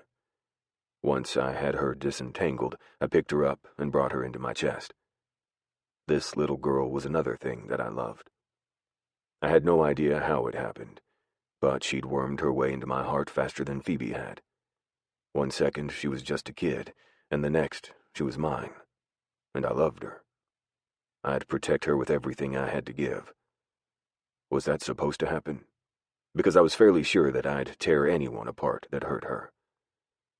Once I had the door closed, I hit the lock button on the door handle and then looped my arm around Phoebe, who was still staring at me in stunned silence. I hadn't answered her earlier statement, but I didn't think I needed to either. "You were supposed to disarm the alarm and open the door," I teased her. "I forgot the code after you told me you loved me," she muttered. I snorted. "I didn't actually say those words exactly," I teased, taking the keys from her hand and opening the door. Moments later, I was shutting off the alarm and Phoebe was still standing there staring at me like she'd never seen me before. "What is it?" I asked. "Still reeling?" She shrugged. "Yes and no. I mean, it's not every day that the person you've been in love with since you were 15 tells you that he loves you. I'm still processing, okay?" I brought her close to my body and pressed my mouth to hers so gently that she pressed in harder just to feel more. When I pulled away, she was swaying on her feet. "Have a seat. While I'm putting her to bed, you can look at all the text messages, since I know you want to." Her laughter followed me into the room that I'd started putting Isa in. I looked around the half-empty, half-full space. The only real thing that I had for Isa was a couple of stuffed animals that the guys had brought over at various times over the last 3 days. She was sleeping on a futon that I'd gotten when I first moved into the house and slept on while I waited for my furniture to come in. The moment that my bed had arrived, I'd banished the futon to the spare guest room where Brielle and Hoax had slept on it throughout the years. The rest of the room was filled with boxes I still hadn't unpacked since I'd moved into the place over 5 years ago. Which reminded me, I wanted to go get a jungle gym for the backyard. Laying Isa down on thoughts of things that she would need if she was going to stay here, and she would, I tugged off her shoes and then pulled the blanket over her that I'd stolen from Hoax yesterday.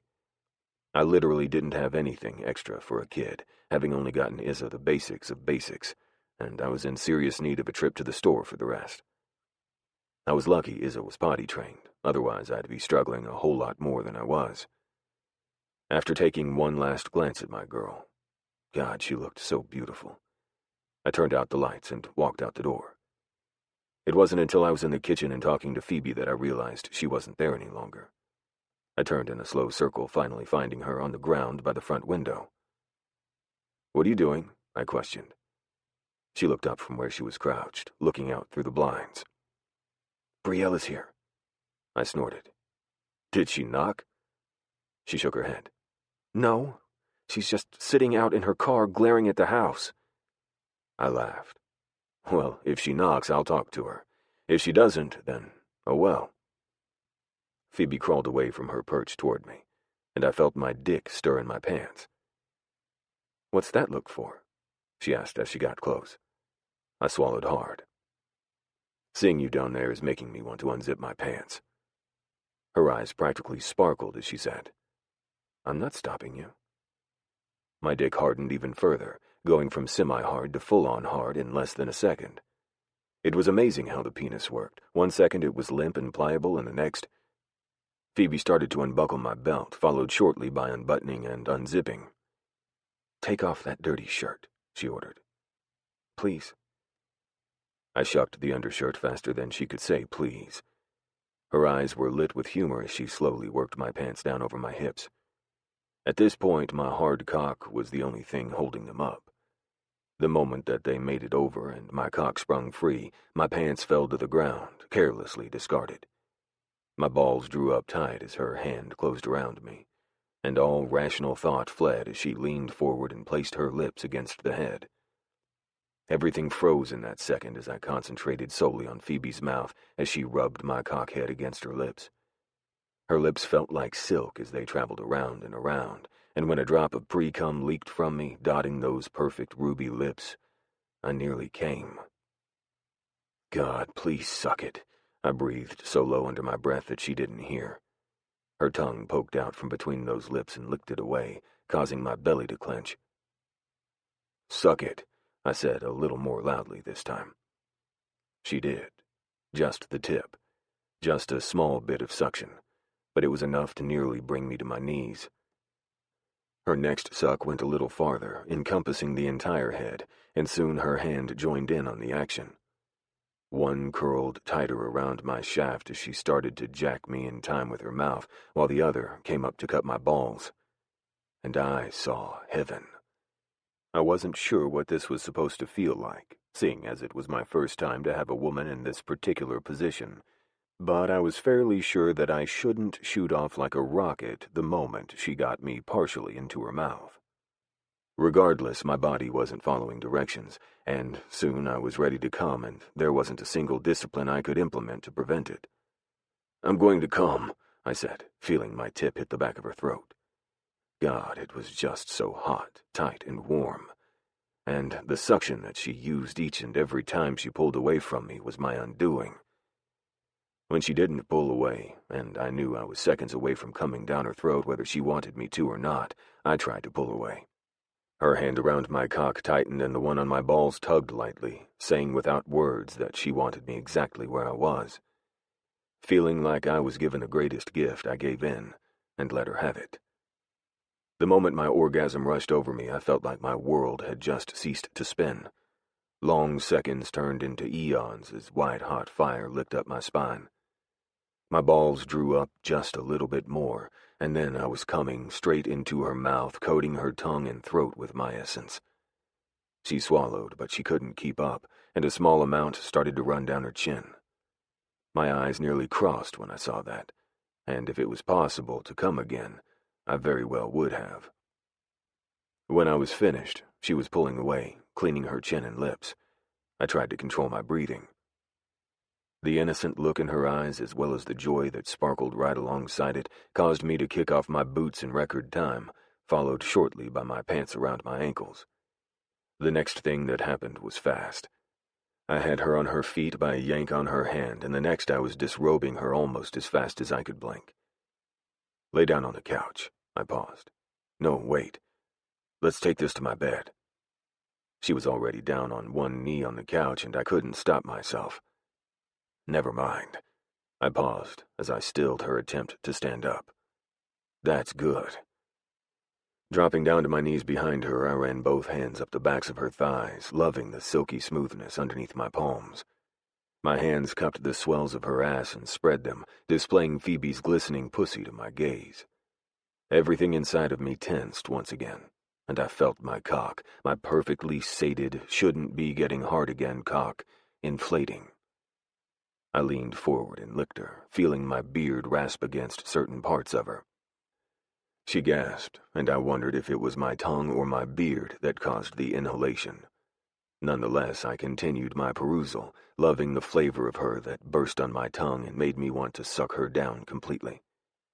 She shifted so that both of her legs were on the couch, and then leaned forward as far as it would allow, giving me an even better view of the things that I wanted to lick and suck.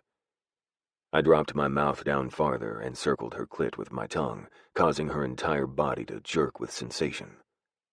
"Shit," she breathed. I moved my hands farther up her ass, and then used my thumbs to pull the lips of her sex even farther apart, giving me an unencumbered view of everything that I was tasting. God, was she sexy as hell. She was moaning continuously now into the back of the couch and pushing herself back against my mouth, searching for more. I gave her more, in the form of one finger, burying it deep inside of her to the webbing. "Fuck," she gasped. "Oh, fuck." I curled it downward, searching for her G-spot, and felt her practically jolt straight forward when I must have found it. "Jesus," she breathed. "Oh, Jesus." There was a knock on the door, but neither one of us moved. Her, because I could feel the beginnings of her orgasm, and me, because I was just enjoying what I was doing way too much to ever stop. One finger became two, and when I drew her clit in between my lips and sucked, she went off like a bottle rocket. 1 second, she was just fluttering around my fingers, and the next, she was coming so hard that I could feel every ripple and contraction with my fingers. The moment her pussy stopped rippling, I stood up and notched my cock at her entrance. The next, I was sinking inside. Despite the fact that I'd just come, I knew it wouldn't matter. I could already feel the telltale sign of my impending orgasm in the base of my spine. "Touch yourself," I ordered. "Come again with me." Another knock, more insistent this time, sounded, and I was glad that I'd undone the doorbell when I moved in. It was bad enough that someone was knocking, probably Brielle, but I could ignore it. What I couldn't ignore was the way Phoebe's pussy started to quiver once again. My eyes closed and I growled low in my throat as she screamed into the couch. "Benson, holy shit!" I liked my real name on her tongue. I didn't like it on anyone else's, but on hers, it seemed right. Her pussy clamped down, undulating and contracting as it had done only a few minutes before on my fingers, and I was done for. My release started spurting out of me, deep into her, and I could no longer breathe. In fact, I was only able to get out one word. "Fancy." It was long moments later, both of us were collapsed on the couch, and Phoebe was using her discarded t-shirt to catch the remnants of my release. We were both unable to move, and the knocking hadn't stopped. Each knock was making my jaw clench. "I've never given a blowjob before," she whispered into my throat. The arm I had curled around her back tightened. "I've never had one given to me before, but just saying, it was one of the best things I've ever felt in my life." She went up onto one elbow and stared at me incredulously. "You've never been given a blowjob before?" I shook my head. "A big badass like you has seriously never had it?" she repeated. "There have been offers," I admitted, "and plenty of opportunity. I just didn't want to put myself in such a vulnerable position. It takes a certain level of trust to allow someone that close to something so vulnerable. I didn't trust my other partners like I trust you." She deflated back to her earlier position. "I'm glad that I could be your first." I squeezed the top part of her ass that my hand was resting on. "I've also never given another girl cunnilingus before either." She shivered. "You couldn't tell." The knocks stopped, and that was when Brielle said, "Seriously, Bayou, I know you can hear me. Open the door." I sighed. "Do you want to stay the night with me?" She paused. "I have to sleep in my own house eventually. I've only been back to feed the animals. All of my stuff is still in boxes, and, well, I don't really want to talk to Brielle. She pissed me off tonight, not relaying my message." I squeezed her tight, and then stood up, taking her with me. "Go to the bathroom and change. Your animals are fed?" She nodded. "Yes." "Then we'll ignore her for tonight. She'll leave eventually," I explained. "And tomorrow, I'll have a talk with her. Tonight, it's just you and me." She dropped her forehead onto my sternum and sighed. "Maybe you should talk to her right now and get it over with. I doubt that she'll leave any time soon without hearing from you." She looked up at my face, and I could tell she was studying the cut above my eye and the swelling that I could feel forming. "You need ice, too," she muttered. "I'm going to go steal one of your shirts like you said, and I'm going to go get in the shower. While I'm in there, I want to take one with you. I cut her off. When I'm done, I'll let her in, and then I'll get some ice. She breathed out and then nodded her head in assent. Fine. The shower took less than 10 minutes, seeing as both of us were too well repleted to do anything more than touch. And when she was drying her hair after the shower, I tossed her a t-shirt from my closet and shucked one on myself. After slipping my legs into a pair of sweats sans underwear, I walked out to the living room, disarmed the alarm, and opened it. Brielle stood there, looking annoyed. "What took you so long?" she snarled. I crossed my arms over my chest and stared at her with annoyance. "I was showering and doing other things. What do you want?" She frowned. "I wanted to talk to you." "It's 10 o'clock at night. It's too late for you to be coming over to talk. And have you ever heard of a cell phone?" I asked. "Bayou, what's gotten into you?" she asked, trying to push through me to get inside. I didn't let her at first, but movement out of the corner of my eye caused me to see Isa standing in the doorway of her bedroom, looking sleepy and annoyed. My lips tipped up as I walked to her, allowing the nuisance to come in after I'd vacated my position. "Hey, baby," I said, dropping down to my haunches in front of her. She blinked at me unhappily, glared at the woman that I could hear closing the front door, and then turned on her heel and walked toward my bedroom. I watched as she pushed it wide open to reveal Phoebe sitting on my bed, looking blankly at the wall. Phoebe glanced up, saw Isa, and grinned as she held out her hands. Isa went to her easily, and my two girls crawled deeper into my bed. That was when Brielle went completely rigid. "Bayou, what the hell is going on?" she asked quietly. I turned to survey my sister and read the devastation in her eyes. Unfortunately, there wasn't a single thing I could do about it. "You're going to have to get used to it, Brielle," I said softly. "She's mine. They're both mine. They're going to be a very big part of my life, and if you'll let them part of yours." Brielle didn't respond. Instead, she took a good long look at Phoebe, who'd crawled underneath the covers with Isa, and turned around and left. I didn't follow her. Chapter 16. I leave my red receipt on so people can see exactly what time I didn't give a fuck. Bayou to Phoebe. Bayou. "Here is what I would suggest," the lawyer said.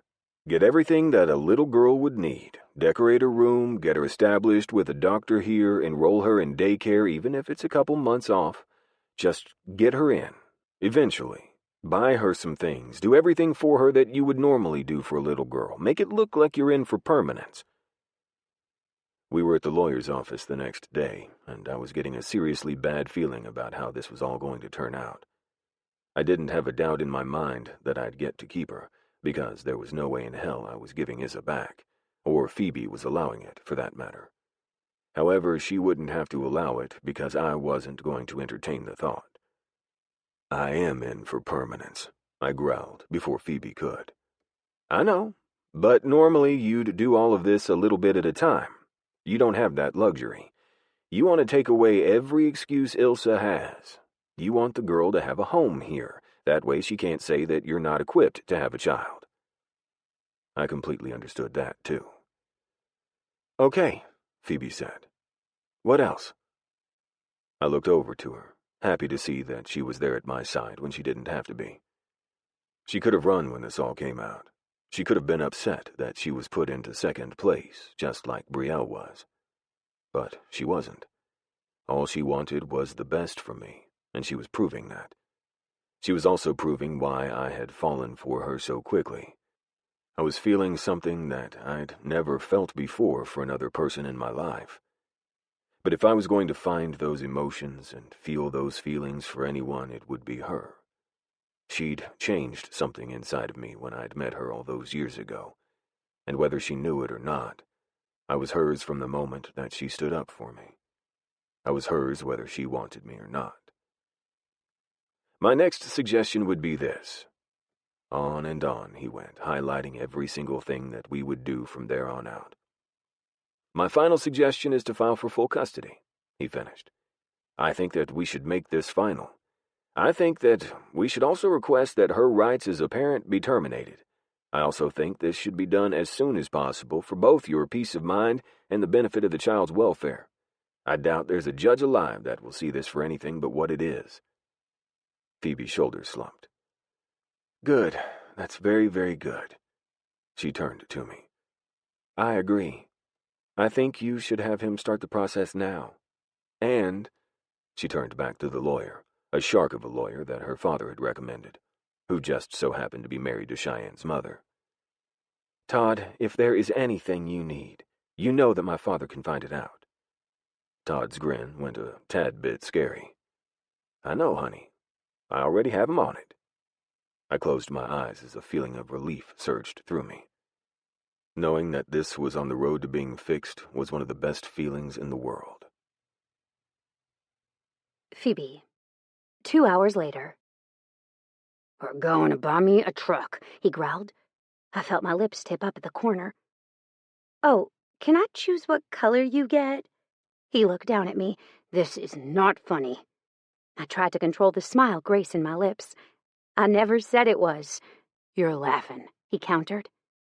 I took off my glasses. My contacts had run out yesterday, and I hadn't had a chance to go get a refill for this month, and wiped my watering eyes. "I'm not laughing at you. I'm laughing at the disgusted look on your face." I sobered.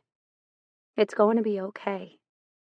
His eyes studied me for a long moment. "I know," he admitted. "As long as you're here, I know it will be." I felt things inside of me start to melt, and I walked forward until my face was buried in his chest, and my arms were locked tightly around him. "I love you, Benson Bayou Beauregard," I whispered to him, tilting my head up so that he could hear me. His eyes lit up upon hearing those words. "I didn't think that I'd ever feel this way about another person," he admitted. "I didn't think I could. But you showed me differently." He swallowed hard, and I knew that it had been hard for him to say the words. His brain just wasn't wired to work that way. The fact that he was giving me the words at all was a miracle in and of itself. I love you too." I stretched up on my tiptoes and offered him my lips, which he took readily. "Let's go get you a truck," I urged. He gave me a tight squeeze, then let me go. "Then we'll go to Lowe's and get some paint. Pink paint." I threw my head back and laughed right there in his arms. "Now, that didn't sound like you were disgusted at all." He curled his lip. "Pink's such an awful color. It would be fitting for my girl to love it." I winked up at him. "Both of your girls." Chapter 17. I wish I loved exercising as much as I love eating. Phoebe to Bayou. Phoebe. I yanked off my glasses and threw them at Bayou, unable to help myself. "What was that for?" he asked, sounding normal. He had no clue what he'd done to me. "I'm so mad at you right now, I don't even want to see you," I snarled. And after everything, that was the thing he finally decided was funny. The ass. Hoke started laughing too, only making it worse. See, we were all at a club party. Hoax was there with his children and Prue. Bayou, Isa, and me, Z, the helicopter pilot, Castile, the police detective and arson investigator, Liner, the man who looked like he'd been woken up too early, which I'd been told he had been.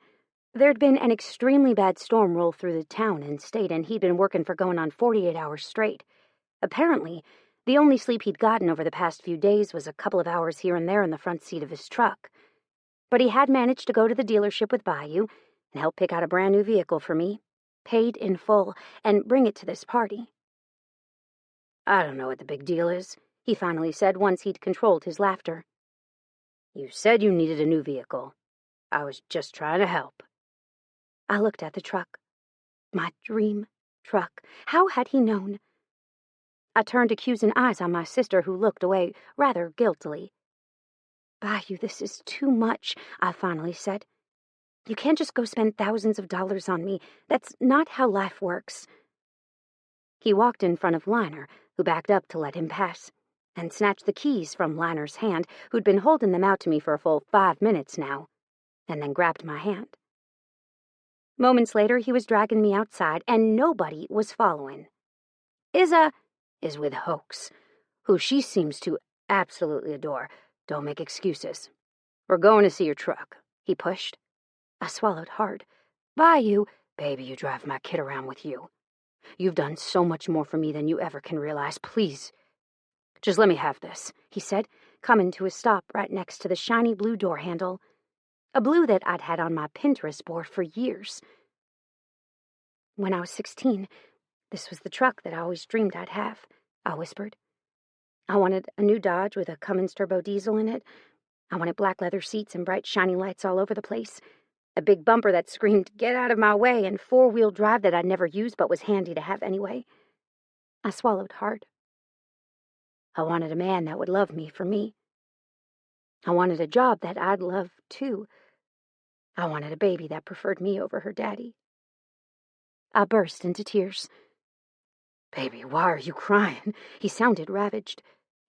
Because you gave me all of those things and I didn't even have to say please, I cried. He clicked the locks on the truck and then opened the back door wide. Moments later, I found myself in his arms, in the back seat of my truck, hugging the crap out of him. Then he was kissing me, and I forgot why I was upset. Bayou had a way of doing that, though, changing my life, making me forget, doing things that I never thought I'd be doing, ever. And soon, when the kissing progressed to other things like touching and fondling, I let it happen, too. Why? Because I was impossibly in love with the man, and my brain turned to scrambled eggs any time he was around. What had started out as him comforting me as I'd cried had turned into a full-on, we're about to do it in my brand-new truck session. It wasn't but a few seconds later that I was sprawled out on the buttery leather seats of my new truck with Bayou on top of me, pressing the tip of his cock into me. Things went fast from there. 1 second, he was fucking me softly, and the next, we were rocking the entire truck with our lovemaking. And when he came, I followed, unable to stop myself. You need to pray that we don't get anything nefarious on the brand new seats of this truck, I whispered through labored breaths. Bayou looked up and took stock of what was in the truck. They gave me a new t-shirt. We can use that. He reached forward to the front seat and snagged it with his fingers. And that was when I saw that the entire cab was fogged up. Wow, I said softly. That's not obvious or anything. He snorted and tossed the shirt my way. Wow, this is nice and soft, I said, as I reached for the fabric between us and tried to minimize the effects of his retreat. I managed, but only barely. When he sat up, I did my best to clean up and then folded the shirt in on itself. Once I had my panties back on, he pulled me out of the truck, then settled me right back in it, this time in the front seat. Put your foot on the brake and start it back up. I did, and felt my soul sing. Jesus Christ, you put a supercharger on it. He grinned. I put a supercharger on it.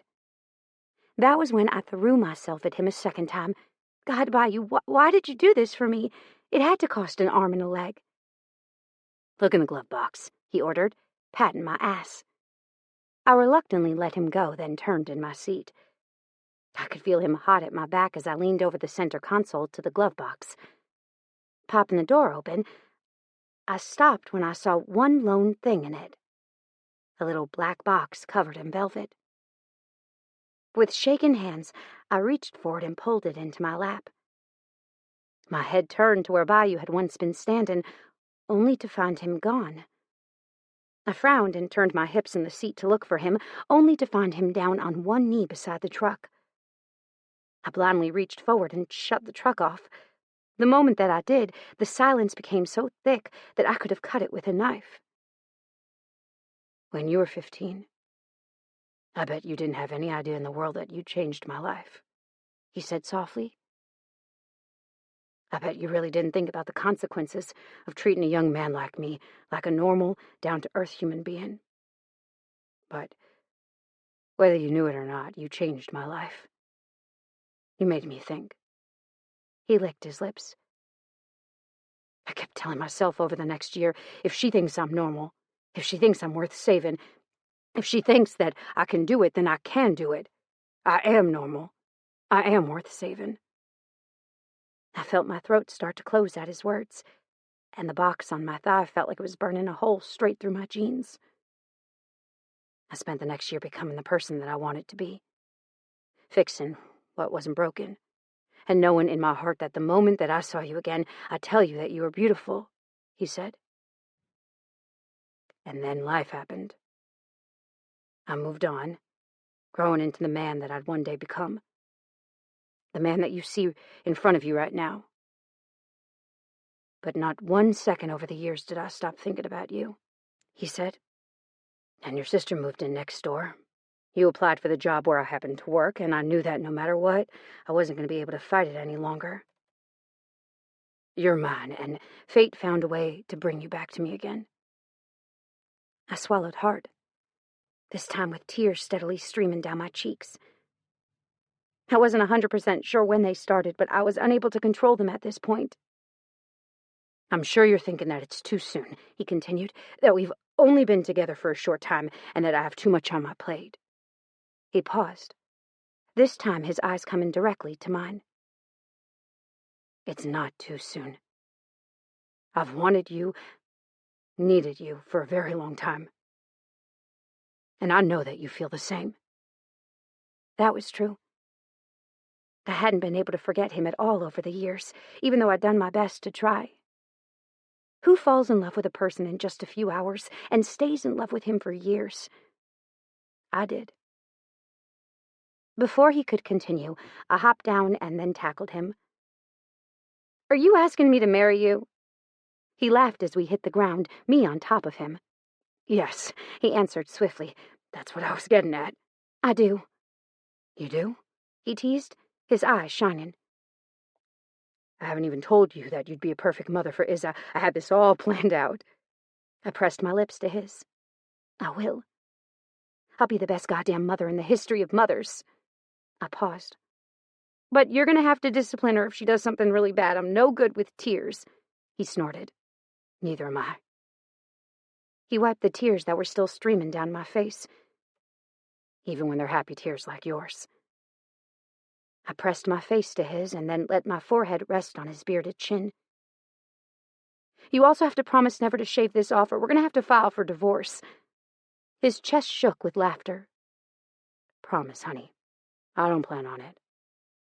I breathed out a sigh of relief, then started to freak out. Oh, shit, I said as I backpedaled off of him and started to search the darkness for a little black box. Do you have your phone on you? I dropped the box. He sat up on his butt in the grass, then pulled out his phone and turned the flashlight app on. It took a little time, but we finally found the hastily dropped box by the tire, and I scrambled for it.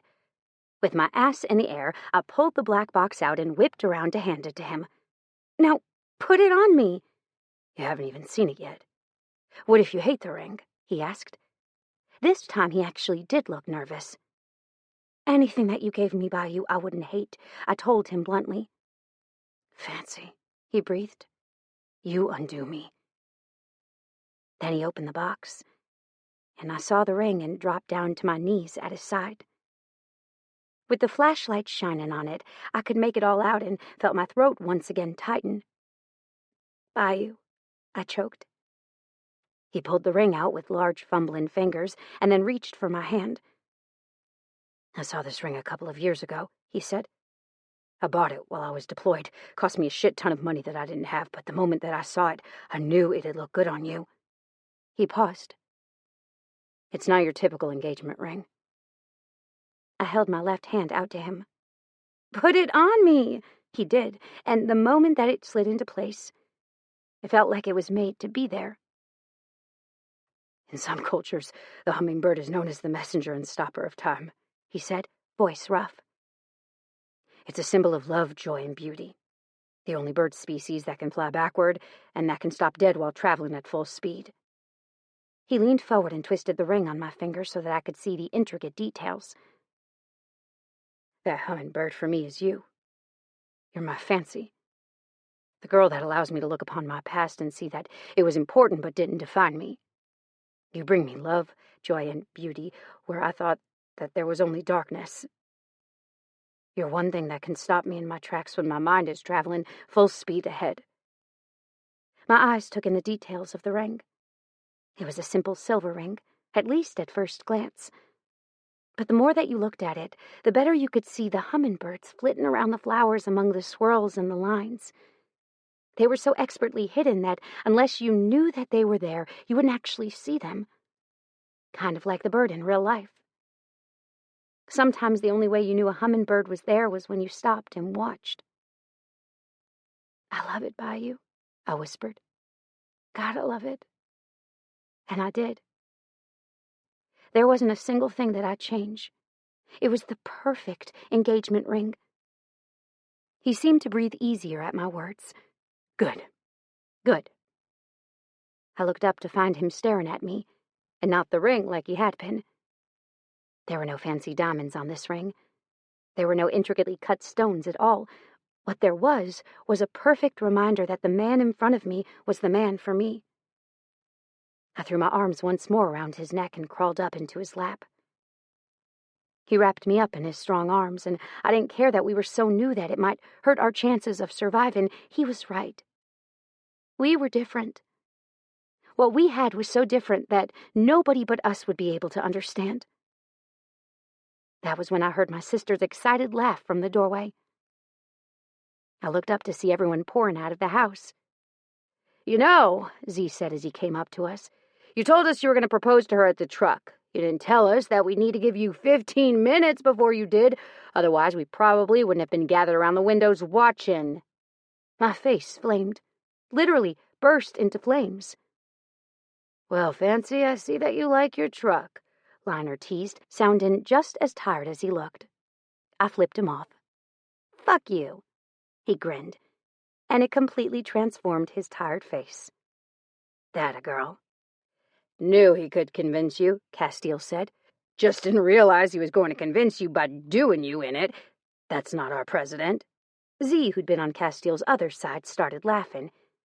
If it was possible for my face to get any redder, it did in that moment.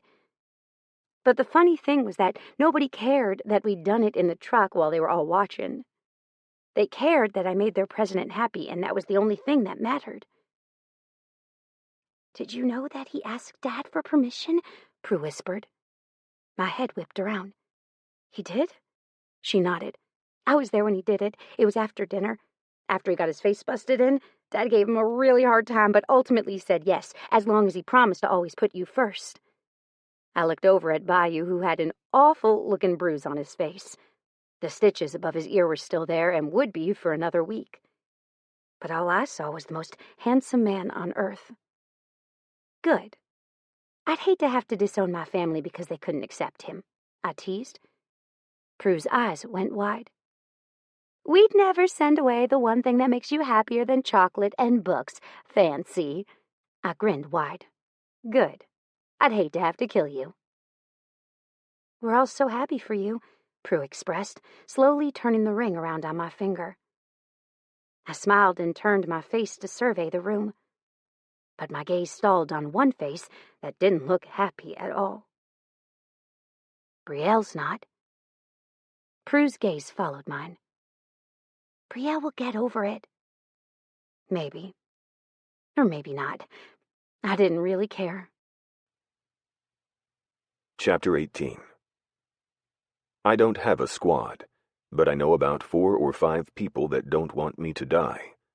Phoebe to Bayou. Bayou. Don't brag about how good you can cook. Men eat 3-day-old pizza. Impress them with anal sex. The wise words just kept coming. And when you have him where you want him, sit on your man's face, the old lady declared. Waterboard him with your pussy. I didn't know who the woman was to Phoebe, or why she was talking so openly with her, but I couldn't help but smile inwardly at all the advice.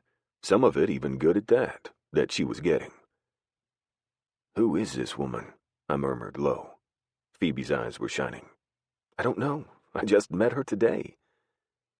We were at work. and this woman had met us outside. I'd stopped with Phoebe because it had looked like she'd known the woman with how the woman had come straight up to her and started talking. "Well, ma'am," I said, tightening my hand on Phoebe's wrist. "We have to get to work. Have a good one." The woman waved, then stepped back into line next to another woman not much younger than herself. I didn't know that it was normal for random women to come up to other random women outside of a prison and tell them things that they probably shouldn't be telling anybody but their significant others, I teased. Phoebe's eyes shone with laughter. She had some pretty good suggestions. "You don't want to be waterboarded with my pussy?" The thought of her sitting on my face was quite the image. But since we were entering the front doors of the prison where we would soon be in an entirely unsafe domain, I didn't rise to the bait.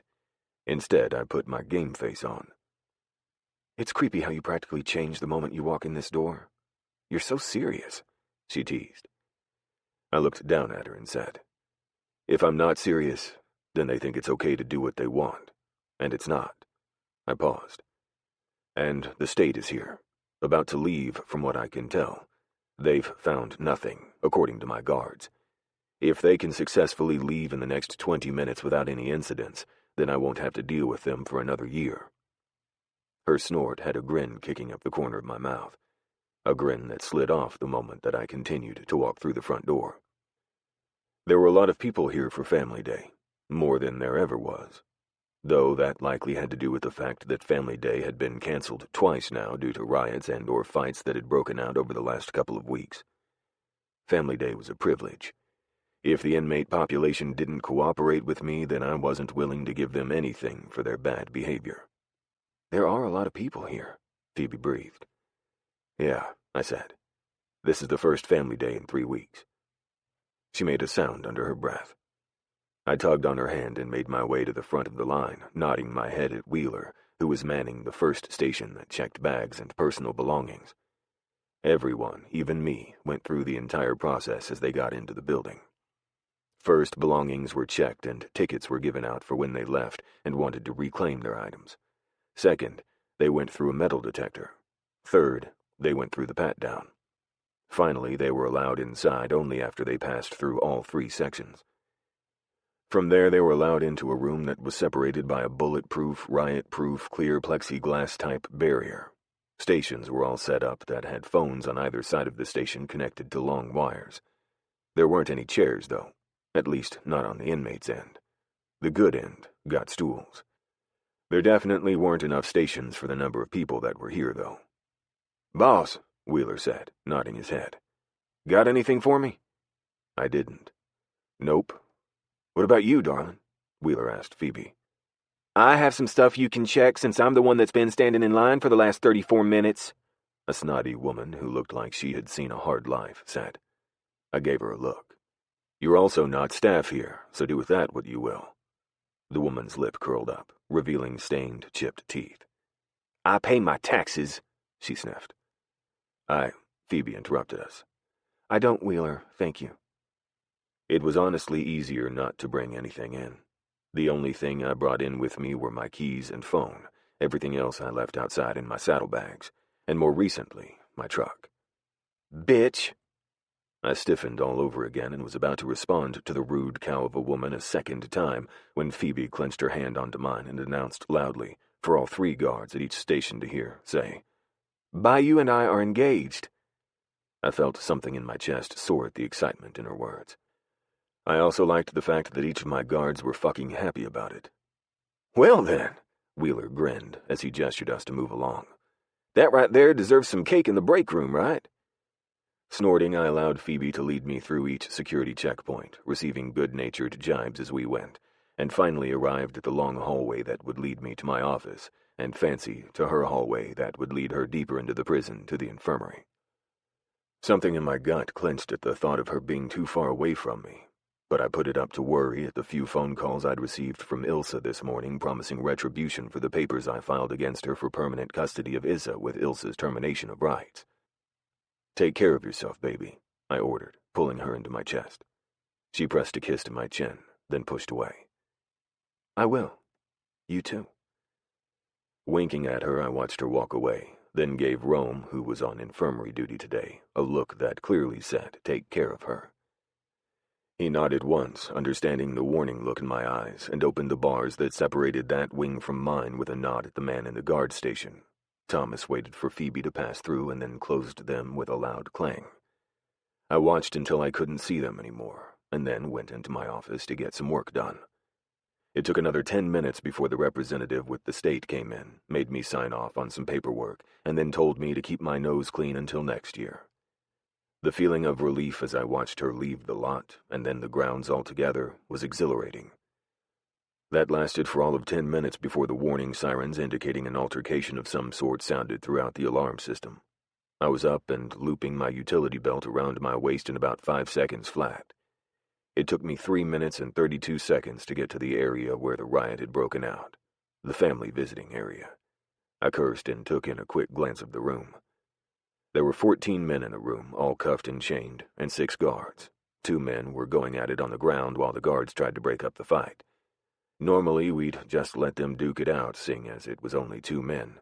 But with this being in the visiting area with about 100 people looking on, some that were talking to the inmates and others that were sitting in chairs behind them waiting their turn, we needed to step in. On the inmate side, the majority of the men were all backed away from the fight lining the walls. They wanted to visit with their family, and they knew that if I arrived and saw a riot, or what I thought would be a riot, I'd be issuing orders that would soon have them in their cells for the next few days. Something in which they certainly didn't want. "All right, you two," I barked loudly as I waded into the fight. "That's enough." The younger of the 2 men, a white male in his late 20s, stiffened and immediately stopped fighting. "Nope, no, nuh-uh," the man said. "I refuse to be a part of this. I don't want those damn drugs that bad." I frowned and looked at the man with a new understanding. "What are you talking about?" His eyes went wide when he realized that he was the one with my attention now and not the man currently under my boot. He squeaked. "I don't know. Well, what?" "Take this one to the infirmary."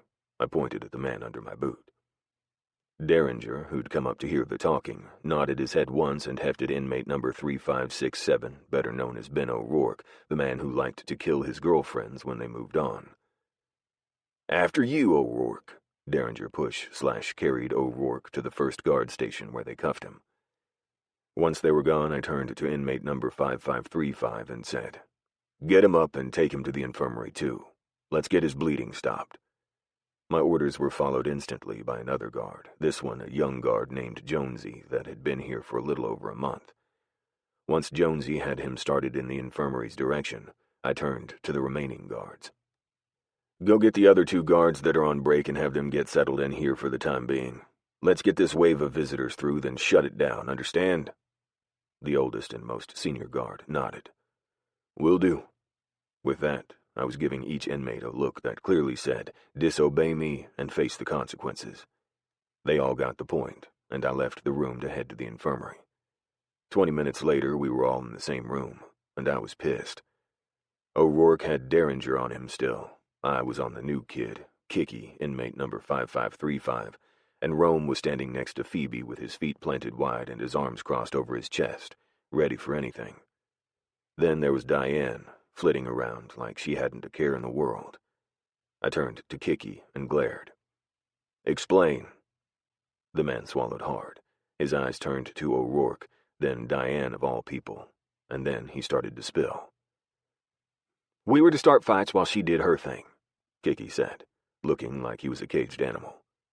"She smuggled in the drugs in her clothes, and then we paid her by doing things for her, like kick a certain guy's ass, or get some information that she wanted." My brows rose. "Really?" Diane looked like she was about to be sick. "Yeah," he said. "That's what the fight was about with old O'Rourke. I wanted some shit that would take me away from this place for a while. She said she could get it to me. For a price." He swallowed hard. "All I had to do was deliver a message in the form of an ass-kicking, and she'd give me my stuff when I visited the infirmary." I flicked my gaze back to Diane to see her green around the gills now. Oh, and she was slowly making her way to the door. I wasn't the only one to have caught the action either. Phoebe and Rome both noticed and were also slowly easing toward the door.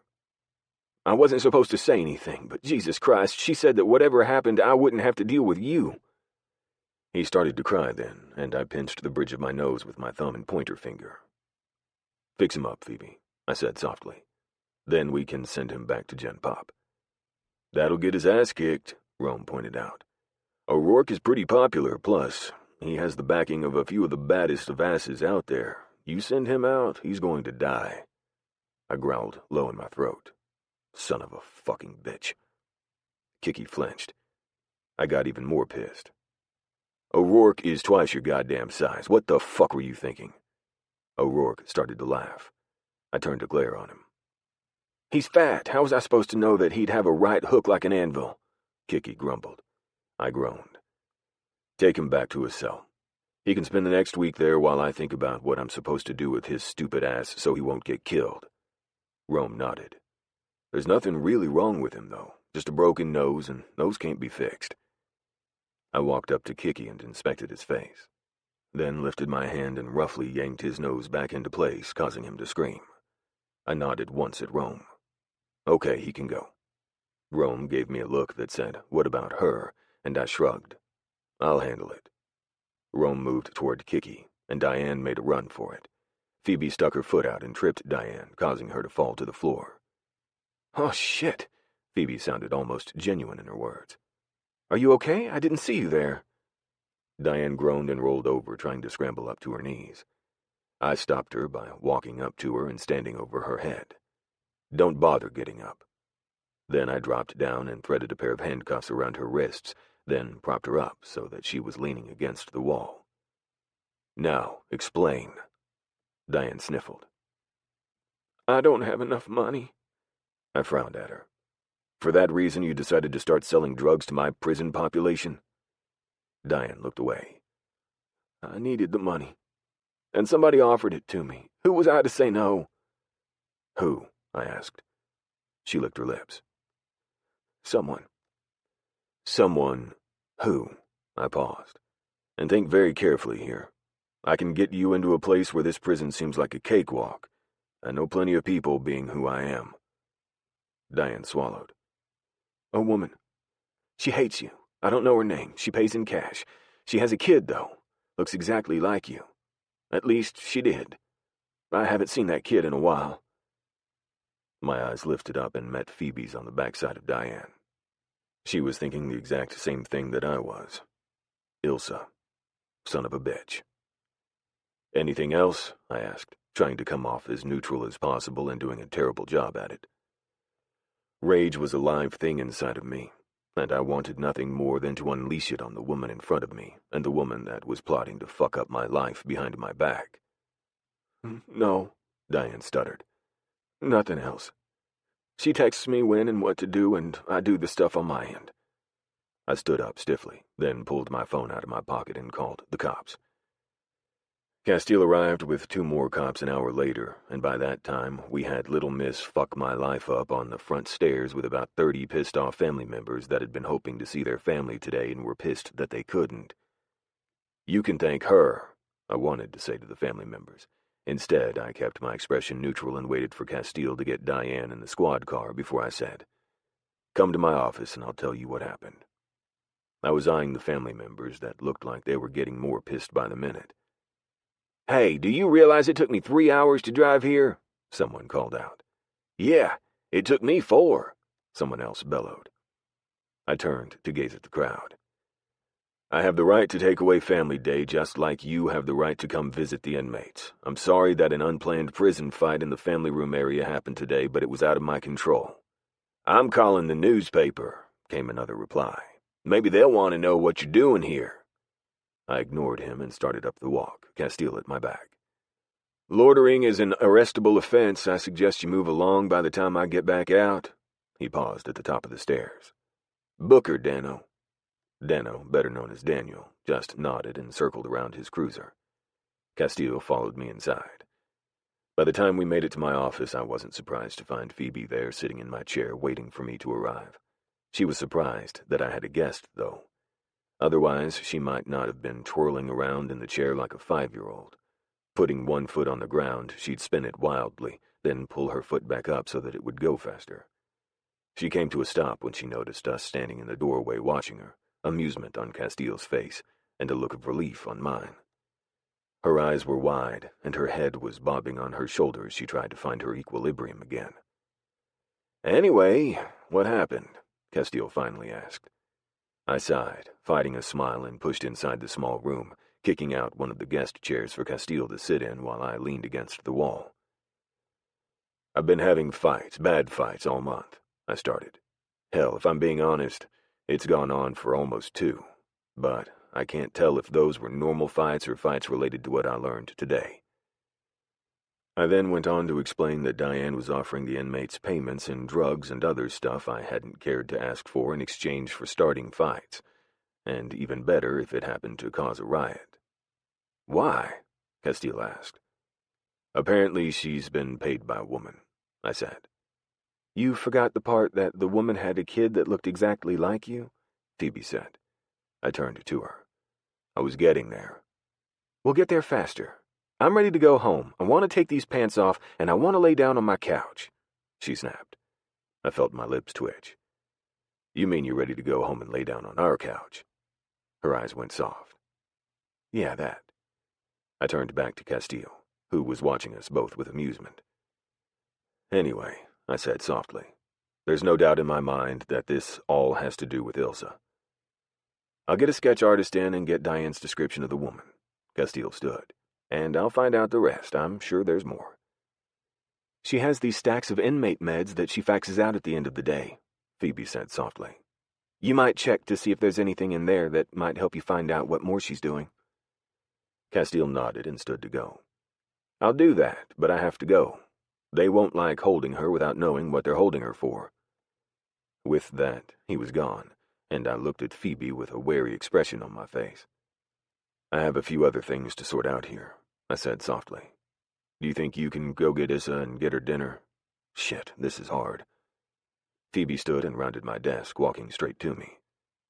"Even if you didn't have me," she said softly, "you have a whole club that's willing to do just about anything for you. You're not alone." She pressed her mouth to mine. "And with me at your side, you won't ever be by yourself, even if your club miraculously isn't." I pulled her in for a hard and fast kiss. "Love, kiss. You, kiss."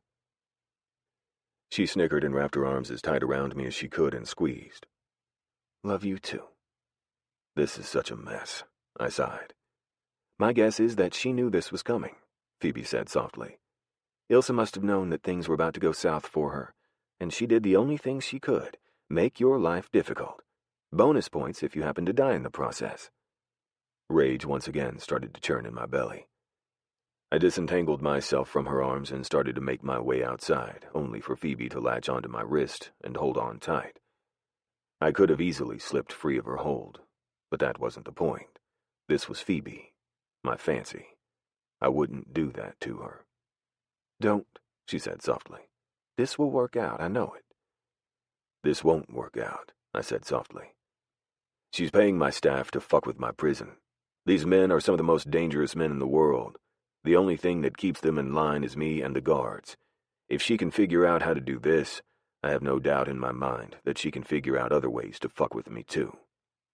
Oh, how right I was. And oh, how I wish I hadn't been. Chapter 19. I've never cleaned a crime scene, but I have cleaned out my car, so same thing, right?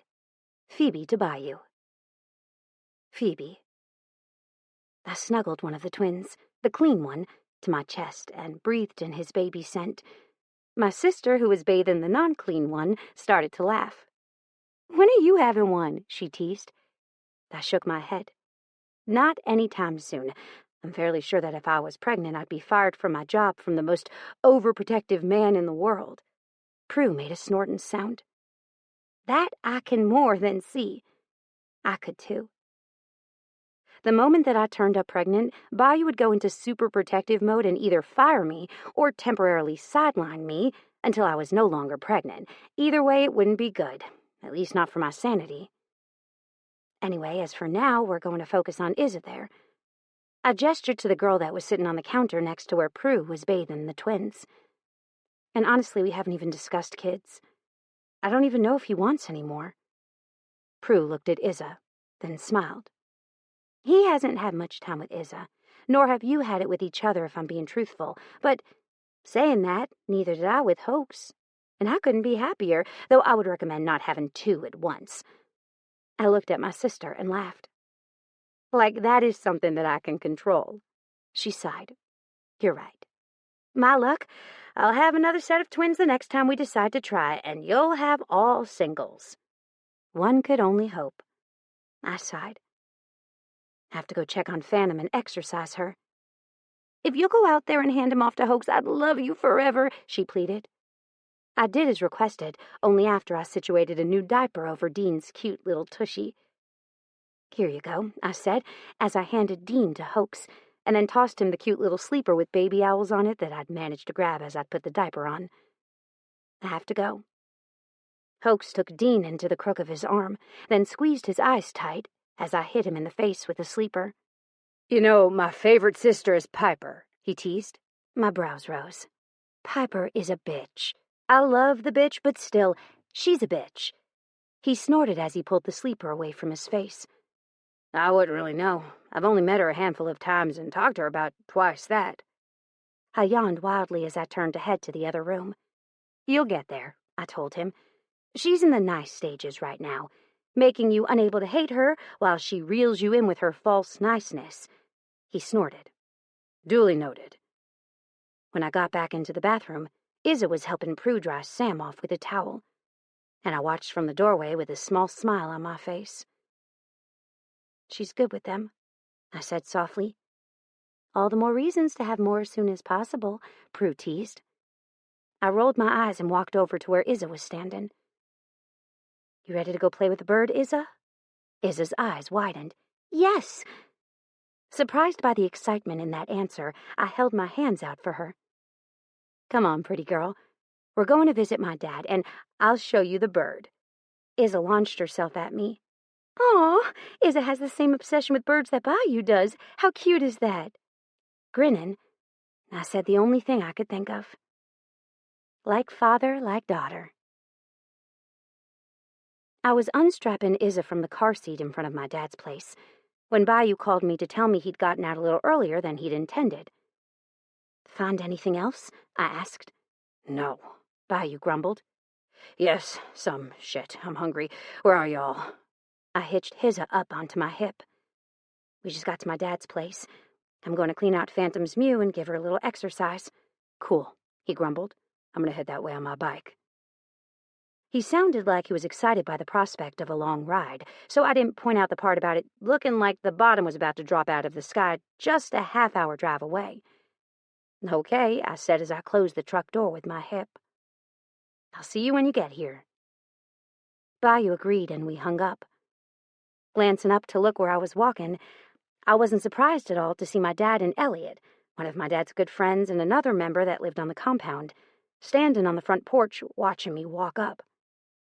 Hey, I called out to the two of them as I moved. Why is the front gate open? They're fixing it, Dad muttered as he watched me head his way. They're in town getting a new part for it.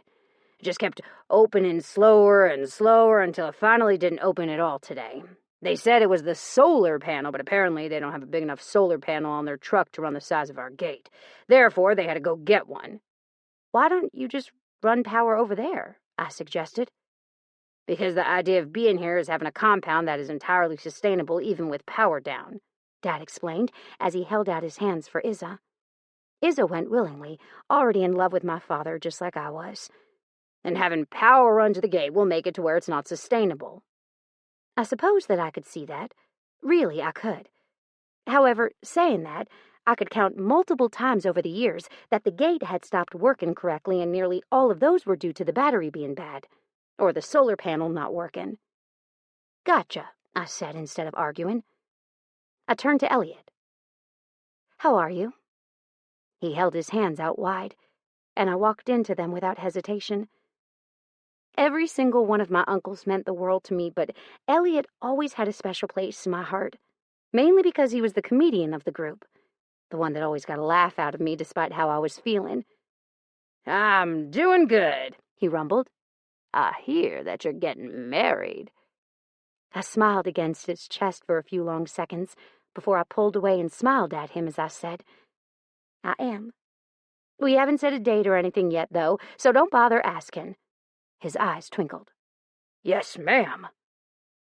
A cute little baby giggle filled the air, and I looked over at my dad, who was gently tickling Iz's neck with the ends of his beard. I grinned at the two of them. "Would you mind hanging on to her for a little bit while I go outside and work with Phantom?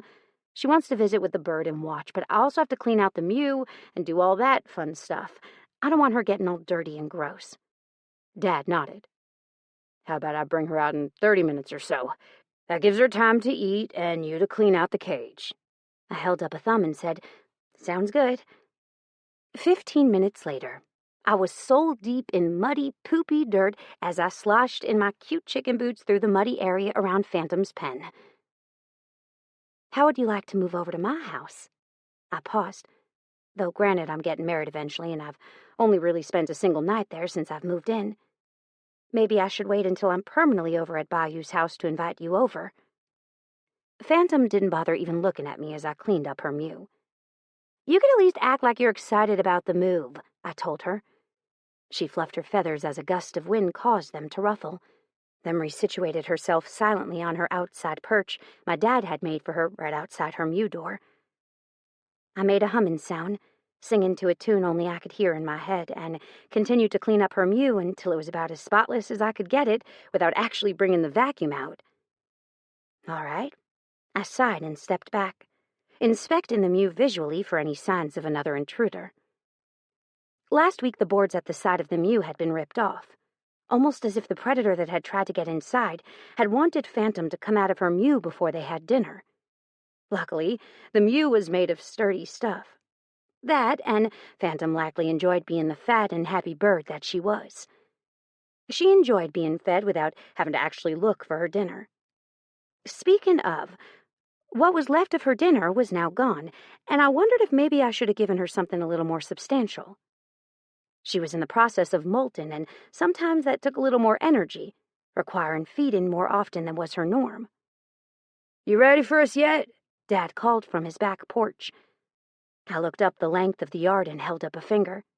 "Yes, kind of. I have to go wash my hands and then I'm ready." Dad nodded and retreated back into the house. Izza firmly snuggled against his shoulder. I grinned at the adorableness of that image and then walked up to the side of the cage where my father had installed plumbing for me. Once my hands were washed, I turned around and started to make my way inside when Phantom let out a warning screech, the one she'd used only a handful of times when she was alarmed. The first time I'd heard it, I could remember the instance clearly in my mind. The wind had picked up quite a bit the day in question. She'd been on the hunt, and a large gust of wind had nearly sent her ass over tea kettle. I saw her wings collapse at one point, and that cry had come out of her throat as she'd started to fall. Luckily, she'd been able to resituate herself, but I'd remembered those few heart-pounding moments, both visibly and audibly, which had me freezing in my tracks as I took stock of the situation surrounding me. The area I was in was well lit, thanks to my father making it so, but unfortunately, this area being well lit meant that I couldn't see outside of it thanks to the growing darkness. I slipped the protective glove onto my hand and then made a smooching sound at Phantom. Phantom's wings spread, and she flew the very short distance to where she'd been perched to my arm. The strength of her claws hadn't so much as resituated her weight when something came crashing out of the bushes on my right. Instinctively, I lifted my arm and gave Phantom a lift, hoping she could make it to the tree above my head to protect herself before whatever it was coming out of the bushes could get to me. My dad had 6 fenced-in acres for a backyard, and this fence was the one that paralleled the highway on the back side and the front gate area on the left. Heart-pounding, Phantom took off from my arm, and I was left to brace for whatever it was that was making its way, noisily, toward me. Opening my mouth, I instinctively took a brace and stepped back and lifted my arms up to cover my face just as a battering ram hit me. I went down to the ground hard as another person landed on top of me. "Where's my daughter?" a woman growled, fingernails digging into my arms that were still up over my face. I dropped my hand slightly to look at the woman straddling me. She was dressed in all black, all the way down to her boots that were planted on either side of me. Her eyes were crazy, too, as I stared at her in disbelief. "What? Who are you?" I struggled to get free. The woman sat on me as I wiggled. "I asked you a question." She dug those fingernails in harder. "Who are you?" I asked, pulling away. I bucked my hips to try to dislodge her, but the woman had at least a foot of height and about 75 pounds on me. She wasn't fat, but she was definitely bulky. My dad would have said she was made of sturdy material. I lifted my hand and reared back, letting it snap forward just like my father had taught me. My fist hit the curve of her cheekbone with a crack, causing her to momentarily stop digging her fucking nails into my arm. I used it to my advantage and yanked away while also twisting to the side. When her weight shifted, I shifted as well, causing her to fall off of me all in the same movement. Once I was up and on my feet, I started reaching for the gun that was at my ankle, something that I'd practiced 1,000 times before, when she produced one of her own and wielded it at my face. I froze and lifted my hands up high over my head, terror starting to take over the rational thoughts to my brain. The back door opened, and I could hear my father talking to someone, either my mom or Izza. My luck, probably both. They were the last two people I wanted out here right now. My mother was considered more of a lover and not a fighter, and despite my dad's teachings over the years, tended to lean more toward passive than aggressive. Hell, when we deserved spankings over the years, she hadn't been the one to dole them out. My father had. "Step back and make your way into the light," the woman, who I now realized was Ilsa, said. I could see her face now, and there was no doubt in my mind that she was Izza's mother. Once we'd realized how much trouble she was stirring up around us, Bayou had gone out of his way to make sure that everyone in the club, as well as the women, knew who she was.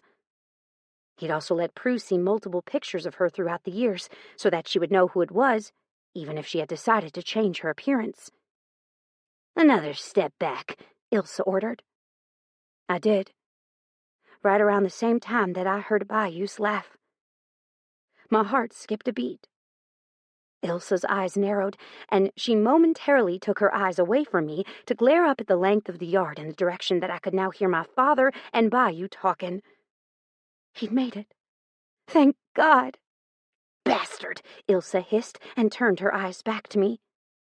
However, that was all the distraction that phantom needed. One second, she was perched on the tree above our heads, and the next, she was coming down hard, claws extended. A gunshot sounded just as Phantom's claws connected with the soft tissue of Ilsa's face. I gasped and fell to the ground, hoping to avoid being hit by any stray bullets. Just as Phantom launched herself back upward, and Ilsa began to scream. Bayou stood with his arm around me as we watched the doctor in the emergency room where my mother and sister worked to stitch up Ilsa's face. She had a police escort, my Uncle James on one side in full uniform, and another officer, Miller Spurlock, on the other. Both were watching dispassionately as Ilsa cried with each stitch to her ruined face. "I'm gonna buy Phantom a goddamn castle," Bayou rumbled. I grinned. She aimed very well. She could have gotten Ilsa's eyes, but didn't. Only her cheeks are shredded. "Now I see why you wear the thick glove," he said. "Seeing the damage and knowing that damage could be caused are two completely different things." I agreed. The first time I saw her rip into a rabbit, I was stunned, and that rabbit had a protective layer of fur to help. The damage to Ilsa's face was only caused by a single blow. Can you imagine if she'd continuously attacked? Bayou grunted. I almost wished she would have. It had been a favor to have her gone and out of the picture. "Luckily," I heard from someone at my side, "that won't be necessary." Castile stood there, a notebook in one hand and a cell phone in the other. "Hello," I said, startled to find him there. I hadn't heard him arrive. Bayou didn't look surprised to see him, though, meaning I was likely just unobservant. Find anything out? I asked hopefully. Oh, more than enough to issue a warrant for her arrest. Castile gestured toward Ilsa with a tilt of his chin. Once she's done here, I'm taking her in for questioning.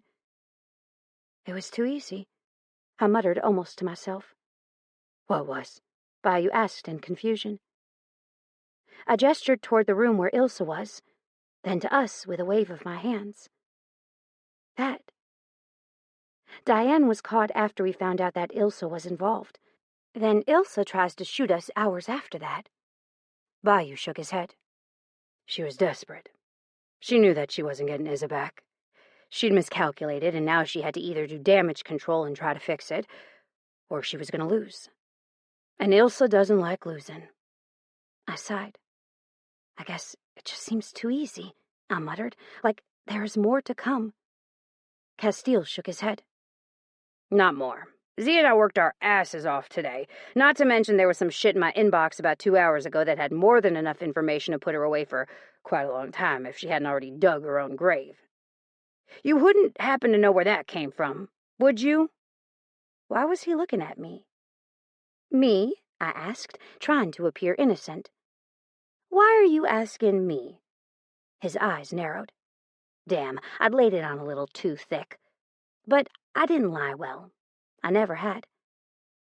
There was no doubt in my mind that my phone call to my father this morning about the dozens of phone calls we'd received from Ilsa the night before had elicited my father to finally send over the information he'd likely been sitting on for when it was needed.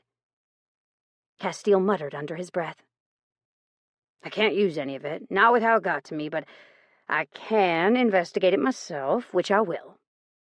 At any rate, if you happen to figure it out, tell them thank you. Bayou squeezed my hip and silenced my next, but I had nothing to do with it. Lies. Are you arresting her, or is Kilgore police? Bayou questioned, saving me from lying some more. That's what we're about to find out. Castile slapped Bayou on the back. Go home. There's no reason for you to be here anymore. And there wasn't. Not really. Have a good one, man. Bayou muttered as he watched him walk away. Long minutes passed before Bayou said, Are you ready? I looked up to find him staring at me. Yes. I paused. I think I am. Later that night, as I lay in Bayou's arms, I asked him once again if he thought it all was over. His answer was to roll me over onto my back and kick my thighs apart roughly. Maybe if I show you that it's all right, you'll believe me, he growled. Then he showed me just how all right everything was. With his mouth, his hands, his teeth, and then his cock. But when he was done and I was sated and sleepy, I couldn't help but saying, that was more than all right. He was chuckling quietly as I fell asleep. Chapter 20. If you want a successful relationship, find someone that likes the same thermostat setting as you do. Happy marriage tips. Bayou. 3 months later. The day of the hearing dawned bright and early. We were out of the house by 7:30. I'd dropped off Isa and left Prue's house by 7:40, and I was at the courthouse steps with Phoebe at my side by 8. And so was my grandfather. I felt my stomach dip.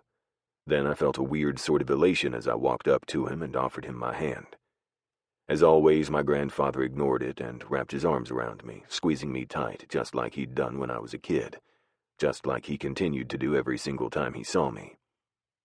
"What are you doing here?" I asked, stepping back when he'd finally let me go. "I'm here to see my great-grandbabies." Dixie rolled his eyes. "What did you think I was here for?" Phoebe snickered at my side, and my grandfather's eyes turned to assess her. "Hello, Fancy." Phoebe's smile widened. "It's good that you're here. Bayou was freaking out." Pop's eyes turned to me. "Yeah?" I straightened my shoulders. "I'm okay." And I was. Or at least, I would be. Everything was fine until my father walked in and changed everything. "What's he doing here?" I hissed. Dixie looked over his shoulder to my father, who was staring at the room with a look of disgust on his face. He didn't want to be there. That I could tell just by looking into his eyes. "Character witness," someone said. "I saw him in the parking lot and walked up and asked him." I looked to my left to see Hoax standing there with one of his twins in his arms. Prue came to my other side with the other in hers. Then I saw Sam walk up with Izza in his arms, happily smiling and giddy to be toted around by her grandfather. What was the point of dropping Izza off with Prue if she was just going to bring her to the hearing? "Character witness?" I asked. "Really?" He nodded. The hearing taking place today was for termination of rights for Ilsa. The one in a month and a half would determine how much time she would serve for the crimes she'd committed, and there were many. The more that she was investigated and the more people that came forward, the more indiscretions that were piled against Ilsa. Honestly, at this point, it wasn't that she was or wasn't going to prison. She was. It was if she would be spending 10 years there or 70. My hope was for 70, but there was no telling how it would go. Ilsa had a great lawyer, and if anyone could get her off, it would be the one she had. Hence the reason for the custody and termination of rights hearing we were doing today. "He was brought in at the last moment," Todd Masterson, my lawyer, said. "I learned of it about 30 minutes ago on the drive here." Shit. I wiped my eyes tiredly. This is just perfect. Dixie slapped me on the back again in commiseration. "If there was one thing that I could take back, it would be how I allowed you to stay with your father after my aunt passed away. If I'd known how bad it was there for you, I would have taken you away and never let him see you again," Dixie said. "And although your father is a prick, I don't think he'll jeopardize this for you." Too bad he was wrong. So fucking wrong. Phoebe was right. This didn't feel over because it wasn't, and my father was there to make sure that I didn't get custody of Issa to prove it. "My son is unfit to be a father," my father grumbled, avoiding eye contact with everyone but his lawyer and the judge. "I would no more trust him with my grandchild than I would with a puppy." I clenched my hands into fists underneath the table. Outwardly, I was calm, cool, and collected. Inwardly, I wanted to flip the table over and spread the contents all over the floor, then walk over them as I made my way to my father, who was currently under oath and speaking with his lawyer, and then beat the shit out of him. "Any more questions?" the judge asked when the lawyer turned his back on my father. "No, he can have him." He was Todd. Todd stood up, and as I watched him walk toward the stand, I caught the look of smug satisfaction on Ilsa's face. Ilsa's fucked up, never going to look normal again face. I barely contained the urge to glare at her and bare my teeth. "Mr. Beauregard," Todd started, "do you know that your son is a decorated war hero?" I felt my stomach tighten. How had Todd learned that? "No," my father grumbled. "He is," Todd said, sounding smug. "Did you know that the only reason that your son isn't in the Army still is due to this woman causing havoc with his career?" My father looked to Ilsa and shrugged. "I've heard rumors." He'd heard rumors. What a crock of shit. "Were you aware that your son graduated at the top of his class from high school, and then went on to become one of the top-ranking recruits to make it out of his graduating Army class? Were you also aware that he rose in ranks quite a bit during his career in the Army?" Todd continued. "No," my father answered honestly. On and on Todd went, destroying my father's picture of incapable of handling a child on his own right in front of all of our eyes. The last question validated that. "Mr. Beauregard," Todd asked, "do you feel like you were unfit to be a parent?" My father frowned. "No." "I was informed that you share the same diagnosis as your son," Todd said, shocking everyone. All the things suddenly clicked into place. Every last one of them. My father's desire to never touch, his inability to stay home doing nothing and remain idle. Hell, so many goddamn things that started to make so much sense that it caused my heart to ache. All this time I should have had an ally in the man, someone to help me through the tough and dark days, and he hadn't been there. Why? I suppose, my father said. But I'm not sure that's relevant. I was more than capable of living my life and taking care of my children and family. He's not.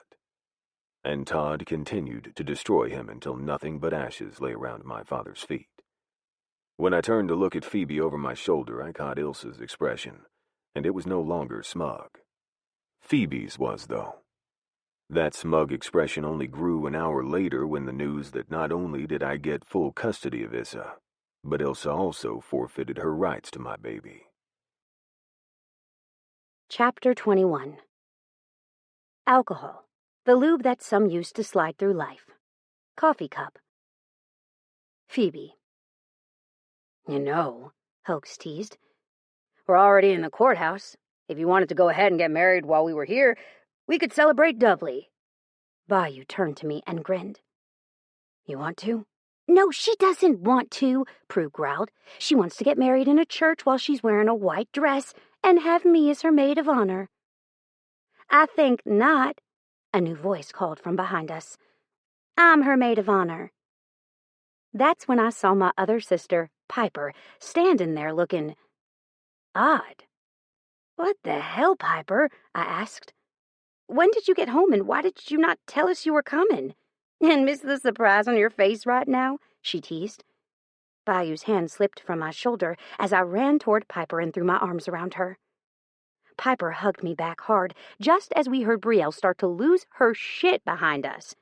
You're marrying her? Brielle screeched. You're for real. I thought it was just a stunt to make the lawyers think that you have a stable life. One crazy down, one crazy to go, Prue muttered under her breath as she joined our huddle. I winced. Sadly, she was right, though I had a feeling Brielle wouldn't go down nearly as easily as Ilsa did. I'm down, Bayou said. I froze in my sister's arms and turned only my head to look at him. You are? I squeaked. I mean, honestly, I was too. I just wouldn't think that he would be. He'd had quite a lot of excitement already today. Did he really want to add in marriage on top of that? But when I looked into his eyes, I saw that he was more than serious, deadly so. And he let me see that sincerity in his eyes as I stared at him for what felt like forever before he said, You want to? I'm down too, my father said. Then we can go to our Mexican food restaurant for the reception, and your mom and I'll keep Isa for the night. You just want to eat your cheat meal, my mother slapped my father on the chest with the back of her hand. Dad only got his cheat meal once a week, and if we didn't go with him, then Dad didn't get to have it. Today was 2 days early, meaning he'd go out to eat today, and again in 2 days because we never missed a stand-in Mexican dinner night at our favorite Mexican restaurant. No matter what. Plus, Piper is here. Bayou's grandfather is here. I say do it, Dad continued, looking hopeful. I laughed full out then, squeezing my sister tight for a few seconds before I let her go and turned to Bayou. Mexican food is my favorite. That's the worst idea that I've ever heard, Brielle screeched again. Everybody ignored her. Then we got married. We need you to move into here, he muttered as he pressed kisses down my chest. I squirmed as his mouth made a beeline for my lower half. I was wriggling underneath of him, trying in vain to allow him to do what he wanted to do, but I was really worked up. Before he could so much as get his mouth on me, I slithered out from under him and quickly reversed our positions, this time with me on top and him underneath of me between my thighs. Then, when he would have rolled us back over, I took hold of his cock and placed it at my entrance. He sighed. You're no fun. No fun? I asked as I lined up his cock and slowly slid down his length, panting slightly when he started to stretch me. No fun is having you teasing me relentlessly with kisses and touches and caresses all night long, and not following up with a good banging in the bathroom. He started to laugh and moved his hands to my hips, helping me steady myself as I continued to lower myself onto him. When he was finally in place and his cock was stretching me completely, I opened my eyes and stared at him. Today was everything I imagined it would be, I whispered. You're not upset that we didn't have a church wedding? He asked. I shook my head. No, I answered, as I slowly pulled off of him and sank back down, moaning lightly as he hit the perfect spot inside of me. That's exactly what I wanted. Low-key, family and friends, no extras. His calloused hand smoothed up my ribs until they reached my shoulders. Then he pulled me down, not for a kiss, but to suck the tip of one nipple into his mouth. I buried one of my hands into his hair and held on tight as he licked, bit, and sucked. When he let go of me, I guided his face to the other, causing him to laugh. While he was busy doing that, I slowly moved my hips, undulating on top of him. By the time he'd moved just his hands to my nipples, giving them hard tugs, I was slamming myself down on top of him, taking him so deep and hard that I'd likely be sore tomorrow. I didn't care, though. Not right then, and definitely not a few minutes later when I was coming apart in my husband's arms. And an hour later, once he was through with me and I was so thoroughly replete, the words that came out of his mouth caused my heart to swell even more. I may not be the best man in the world, but I'll be the best man that I can be for you, he whispered into the dark. Any kids that we have, I'll love you with all my heart. And no matter what, as long as I have you, I'll make sure that I'll always be who you need me to be. I wrapped my arm around his head and pulled him down into me. The man you are right now is exactly who I want you to be. I pressed a kiss to his chest. And I want 7 babies. He stiffened. You're kidding, right? I laughed. No. Epilogue. If my kids don't stop trying to parent each other, I'm moving out. Things you shouldn't say to your wife. Bayou. 6 years later. Ma'am, I heard called. We are going to have to ask y'all to leave. Sam, who was still eating, really taking advantage of the all-you-can-eat chips and hot sauce, looked up from his food. What do you mean you'll have to ask us to leave? It's closing time, the scared waiter explained. Actually, closing time was an hour ago. I took one last gulp of my tea and then stood up, taking quick stock of where my children were throughout the room. Izza was at the end of the table, sitting between Sam and James, Phoebe's uncle. Lenny, our 3-year-old, was sitting beside James, in between him and Shiloh, though sitting wasn't really a good word to describe what he was doing. Leaning while he slept on Shiloh's lap was more like it. Vivian, our next to youngest at 1.5 years, was on the ground underneath the table.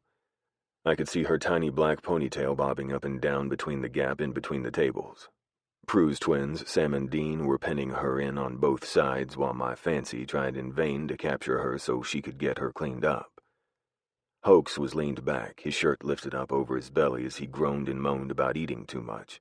Brielle was next to him, staring blankly at the wall as she tried in vain not to appear amused, despite the fact that she was.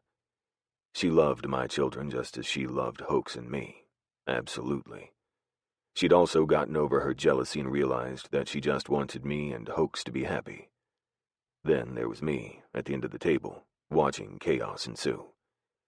My eyes once again drifted to Izza, who was so much like me sometimes it hurt.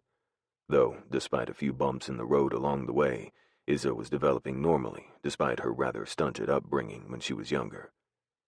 Phoebe worked her ass off to make sure that Izza wasn't behind, and she also saw a speech therapist twice a week in the early days. Now she was in an excelled program in the 3rd grade and reading at a 7th grade level. An ear-piercing scream had everyone at the table looking at our firstborn child. Now that one was just like his mother. At the age of 6, Niall was all boy. What he was also was a pain in the ass, and threw a goddamn fit when his Fanta, aka Phantom, was stolen away. And yes, at 6 years old, he still carried a stuffed hawk around with him everywhere he went. At least until the real Phantom came out to play. Then Fanta was no longer first string. Give it back, you motherfuck! Niall stopped when his mother caught him around his waist and slapped her hand over his mouth to halt his words. I closed my eyes and waited. 3, 2, 1. "Benson Bayou Beauregard," Fancy growled. "I will literally geld you with this butcher knife if you laugh." I wouldn't dare. I'd learned my lesson the first time. Hoax, however, didn't care. He laughed, along with her father and uncle. Shiloh and Cheyenne were similarly outraged, just like Phoebe was. Prue, however, she was practically collapsed on the ground as she wiped tears off her cheeks. "Do you remember when you taught my kids how to say Aunt Fancy kicks ass, and you thought it was just the greatest thing in the world?" Phoebe moaned. "I swear to God, if you taught him to say motherfucker, I'm going to replace your birth control pills with placebos for the rest of your non-menopausal life." Hoax immediately stopped laughing, as did Prue. "You wouldn't," Prue hissed. "Try me," Phoebe shot back. "Well," Prue said, "I guess we could always discuss what you told me today." Phoebe's eyes widened, and she looked at me guiltily. "What?" I asked, knowing I wasn't going to like what she had to say. "Prue," Phoebe picked up a tortilla and brandished it like a frisbee. "Don't you dare." "Or what?" she asked sweetly. "Or I'll tell your husband what you've been hiding from him." Prue bit her lip and looked at Hoax guiltily now. "Shit," my dad said. "Let me guess. Prue, you're actually pregnant with twins, and Phoebe, you're pregnant again?" Silence. I looked at my wife, who did look suspiciously glowy today. My wife, who'd gone to work today with a guilty look on her face as she rushed out the door without saying a word to me. I leaned forward. "Please tell me you didn't." Phoebe's lips thinned, but she didn't deny the allegations. "She did," Prue crowed. I narrowed my eyes at my wife. "We had a deal." Phoebe threw her hands up. "I'm going to pull out my hair. Jesus Christ, I just want to work with adults. When I stay at home, you keep me pregnant." That was true. I did do that. But in my defense, she jumped me the minute I walked in the door. Who was I to say no to my wife's demands? "Nobody ever said you couldn't work while you were pregnant." I tried the same old tried-and-true argument. "I just don't want you working at a prison." "Swear to Christ," Silas grumbled. "I can't handle all this yelling anymore. Bayou's right, Phoebe. You shouldn't be at a prison working in such dangerous conditions. If you don't like it, you need to either get fixed or stop having sex. Those are obviously the only two options that will work for you. Now, I'm going home. Ready, Sawyer?" His wife got up and handed my youngest, my baby girl that was just a little over 4 months old, Sadie, over to Sam, who was still stuffing chips and hot sauce into his mouth as if he hadn't been asked to leave 10 minutes ago. Yes, you had that right. That was 4 kids in 5 years, not including Issa. I'd definitely kept my woman busy, and now it looked like I had one more on the way.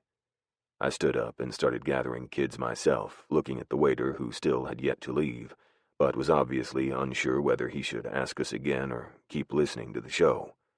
He chose to listen, obviously, and he looked like he was enraptured. "All right, children," I called out. "Let's go." All of my kids that could move on their own did, and I picked Sadie up from Sam's arms and said, "Night, y'all." Sam mumbled a night from around a tortilla. I rolled my eyes, winked at Cheyenne, and started marching out while Fancy said her goodbyes. By the time we got to the Suburban, I had all of our kids strapped in. "You know what this means, don't you?" "No," Phoebe said, shaking her head. "I refuse." "It's out of your control." Hours later, once the kids were all in bed and the house was locked up tight, I walked to my bedroom and quietly closed the door behind me. We'd moved into our new place a little over 3 years ago and now had 15 acres outside of town next to Hoax, who'd purchased acreage from the same man. The house was exactly as my fancy had wanted it, and each paint color, crown molding, light fixture, and bookshelf was something that we'd always dreamed of. "It's not out of my control, Bayou," Phoebe said the moment I entered the room. I stripped off my shirt and tossed it to the ground, and her eyes widened. "What are you doing?" she asked warily. I started stripping out of my jeans, letting them fall to the floor at my bare feet. "I'm getting undressed," I lied. She looked at me like she didn't believe me, as well she shouldn't. The moment that I was free of my jeans, I launched myself at her. She squeaked and tried to roll away, but I caught her around the waist before she could so much as move an inch. "Why does me being pregnant cause you to be so horny?" she fake whined. I grinned down at her and pressed my mouth to the hollow of her throat. I don't know, I admitted. Dixie thinks it's because us Normas like to procreate a little too much. She snorted. That's obviously not true at all. The sarcasm in her words was enough to cause even the most literal of people to understand. Hoax had 4 kids, 2 sets of twins, and obviously 2 more on the way, whereas I had 5 and 1 more on the way. That was 12 great-grandchildren in between only 2 grandsons. That wasn't even including everybody else that was part of the Normas family. I don't like where your mind is going, she whispered roughly. I licked from her collarbone to the inside of her elbow. Why do you taste like honey? Vivian likes to eat those sopapillas and my mom lets her use the honey. She paused. I'm pretty sure that it's everywhere that wasn't clothed. And you didn't take a shower? I teased. She shook her head. No. Why would I when I know you're about to get me dirty? Why would she indeed? An hour later, when both of us were thoroughly sated, cleaned, and once again lying in bed, she hammered her edict home. I refuse to get a minivan. They don't seat any more than the Suburban does. We just have to find one that has 2 bench seats. And find one with 2 bench seats we did.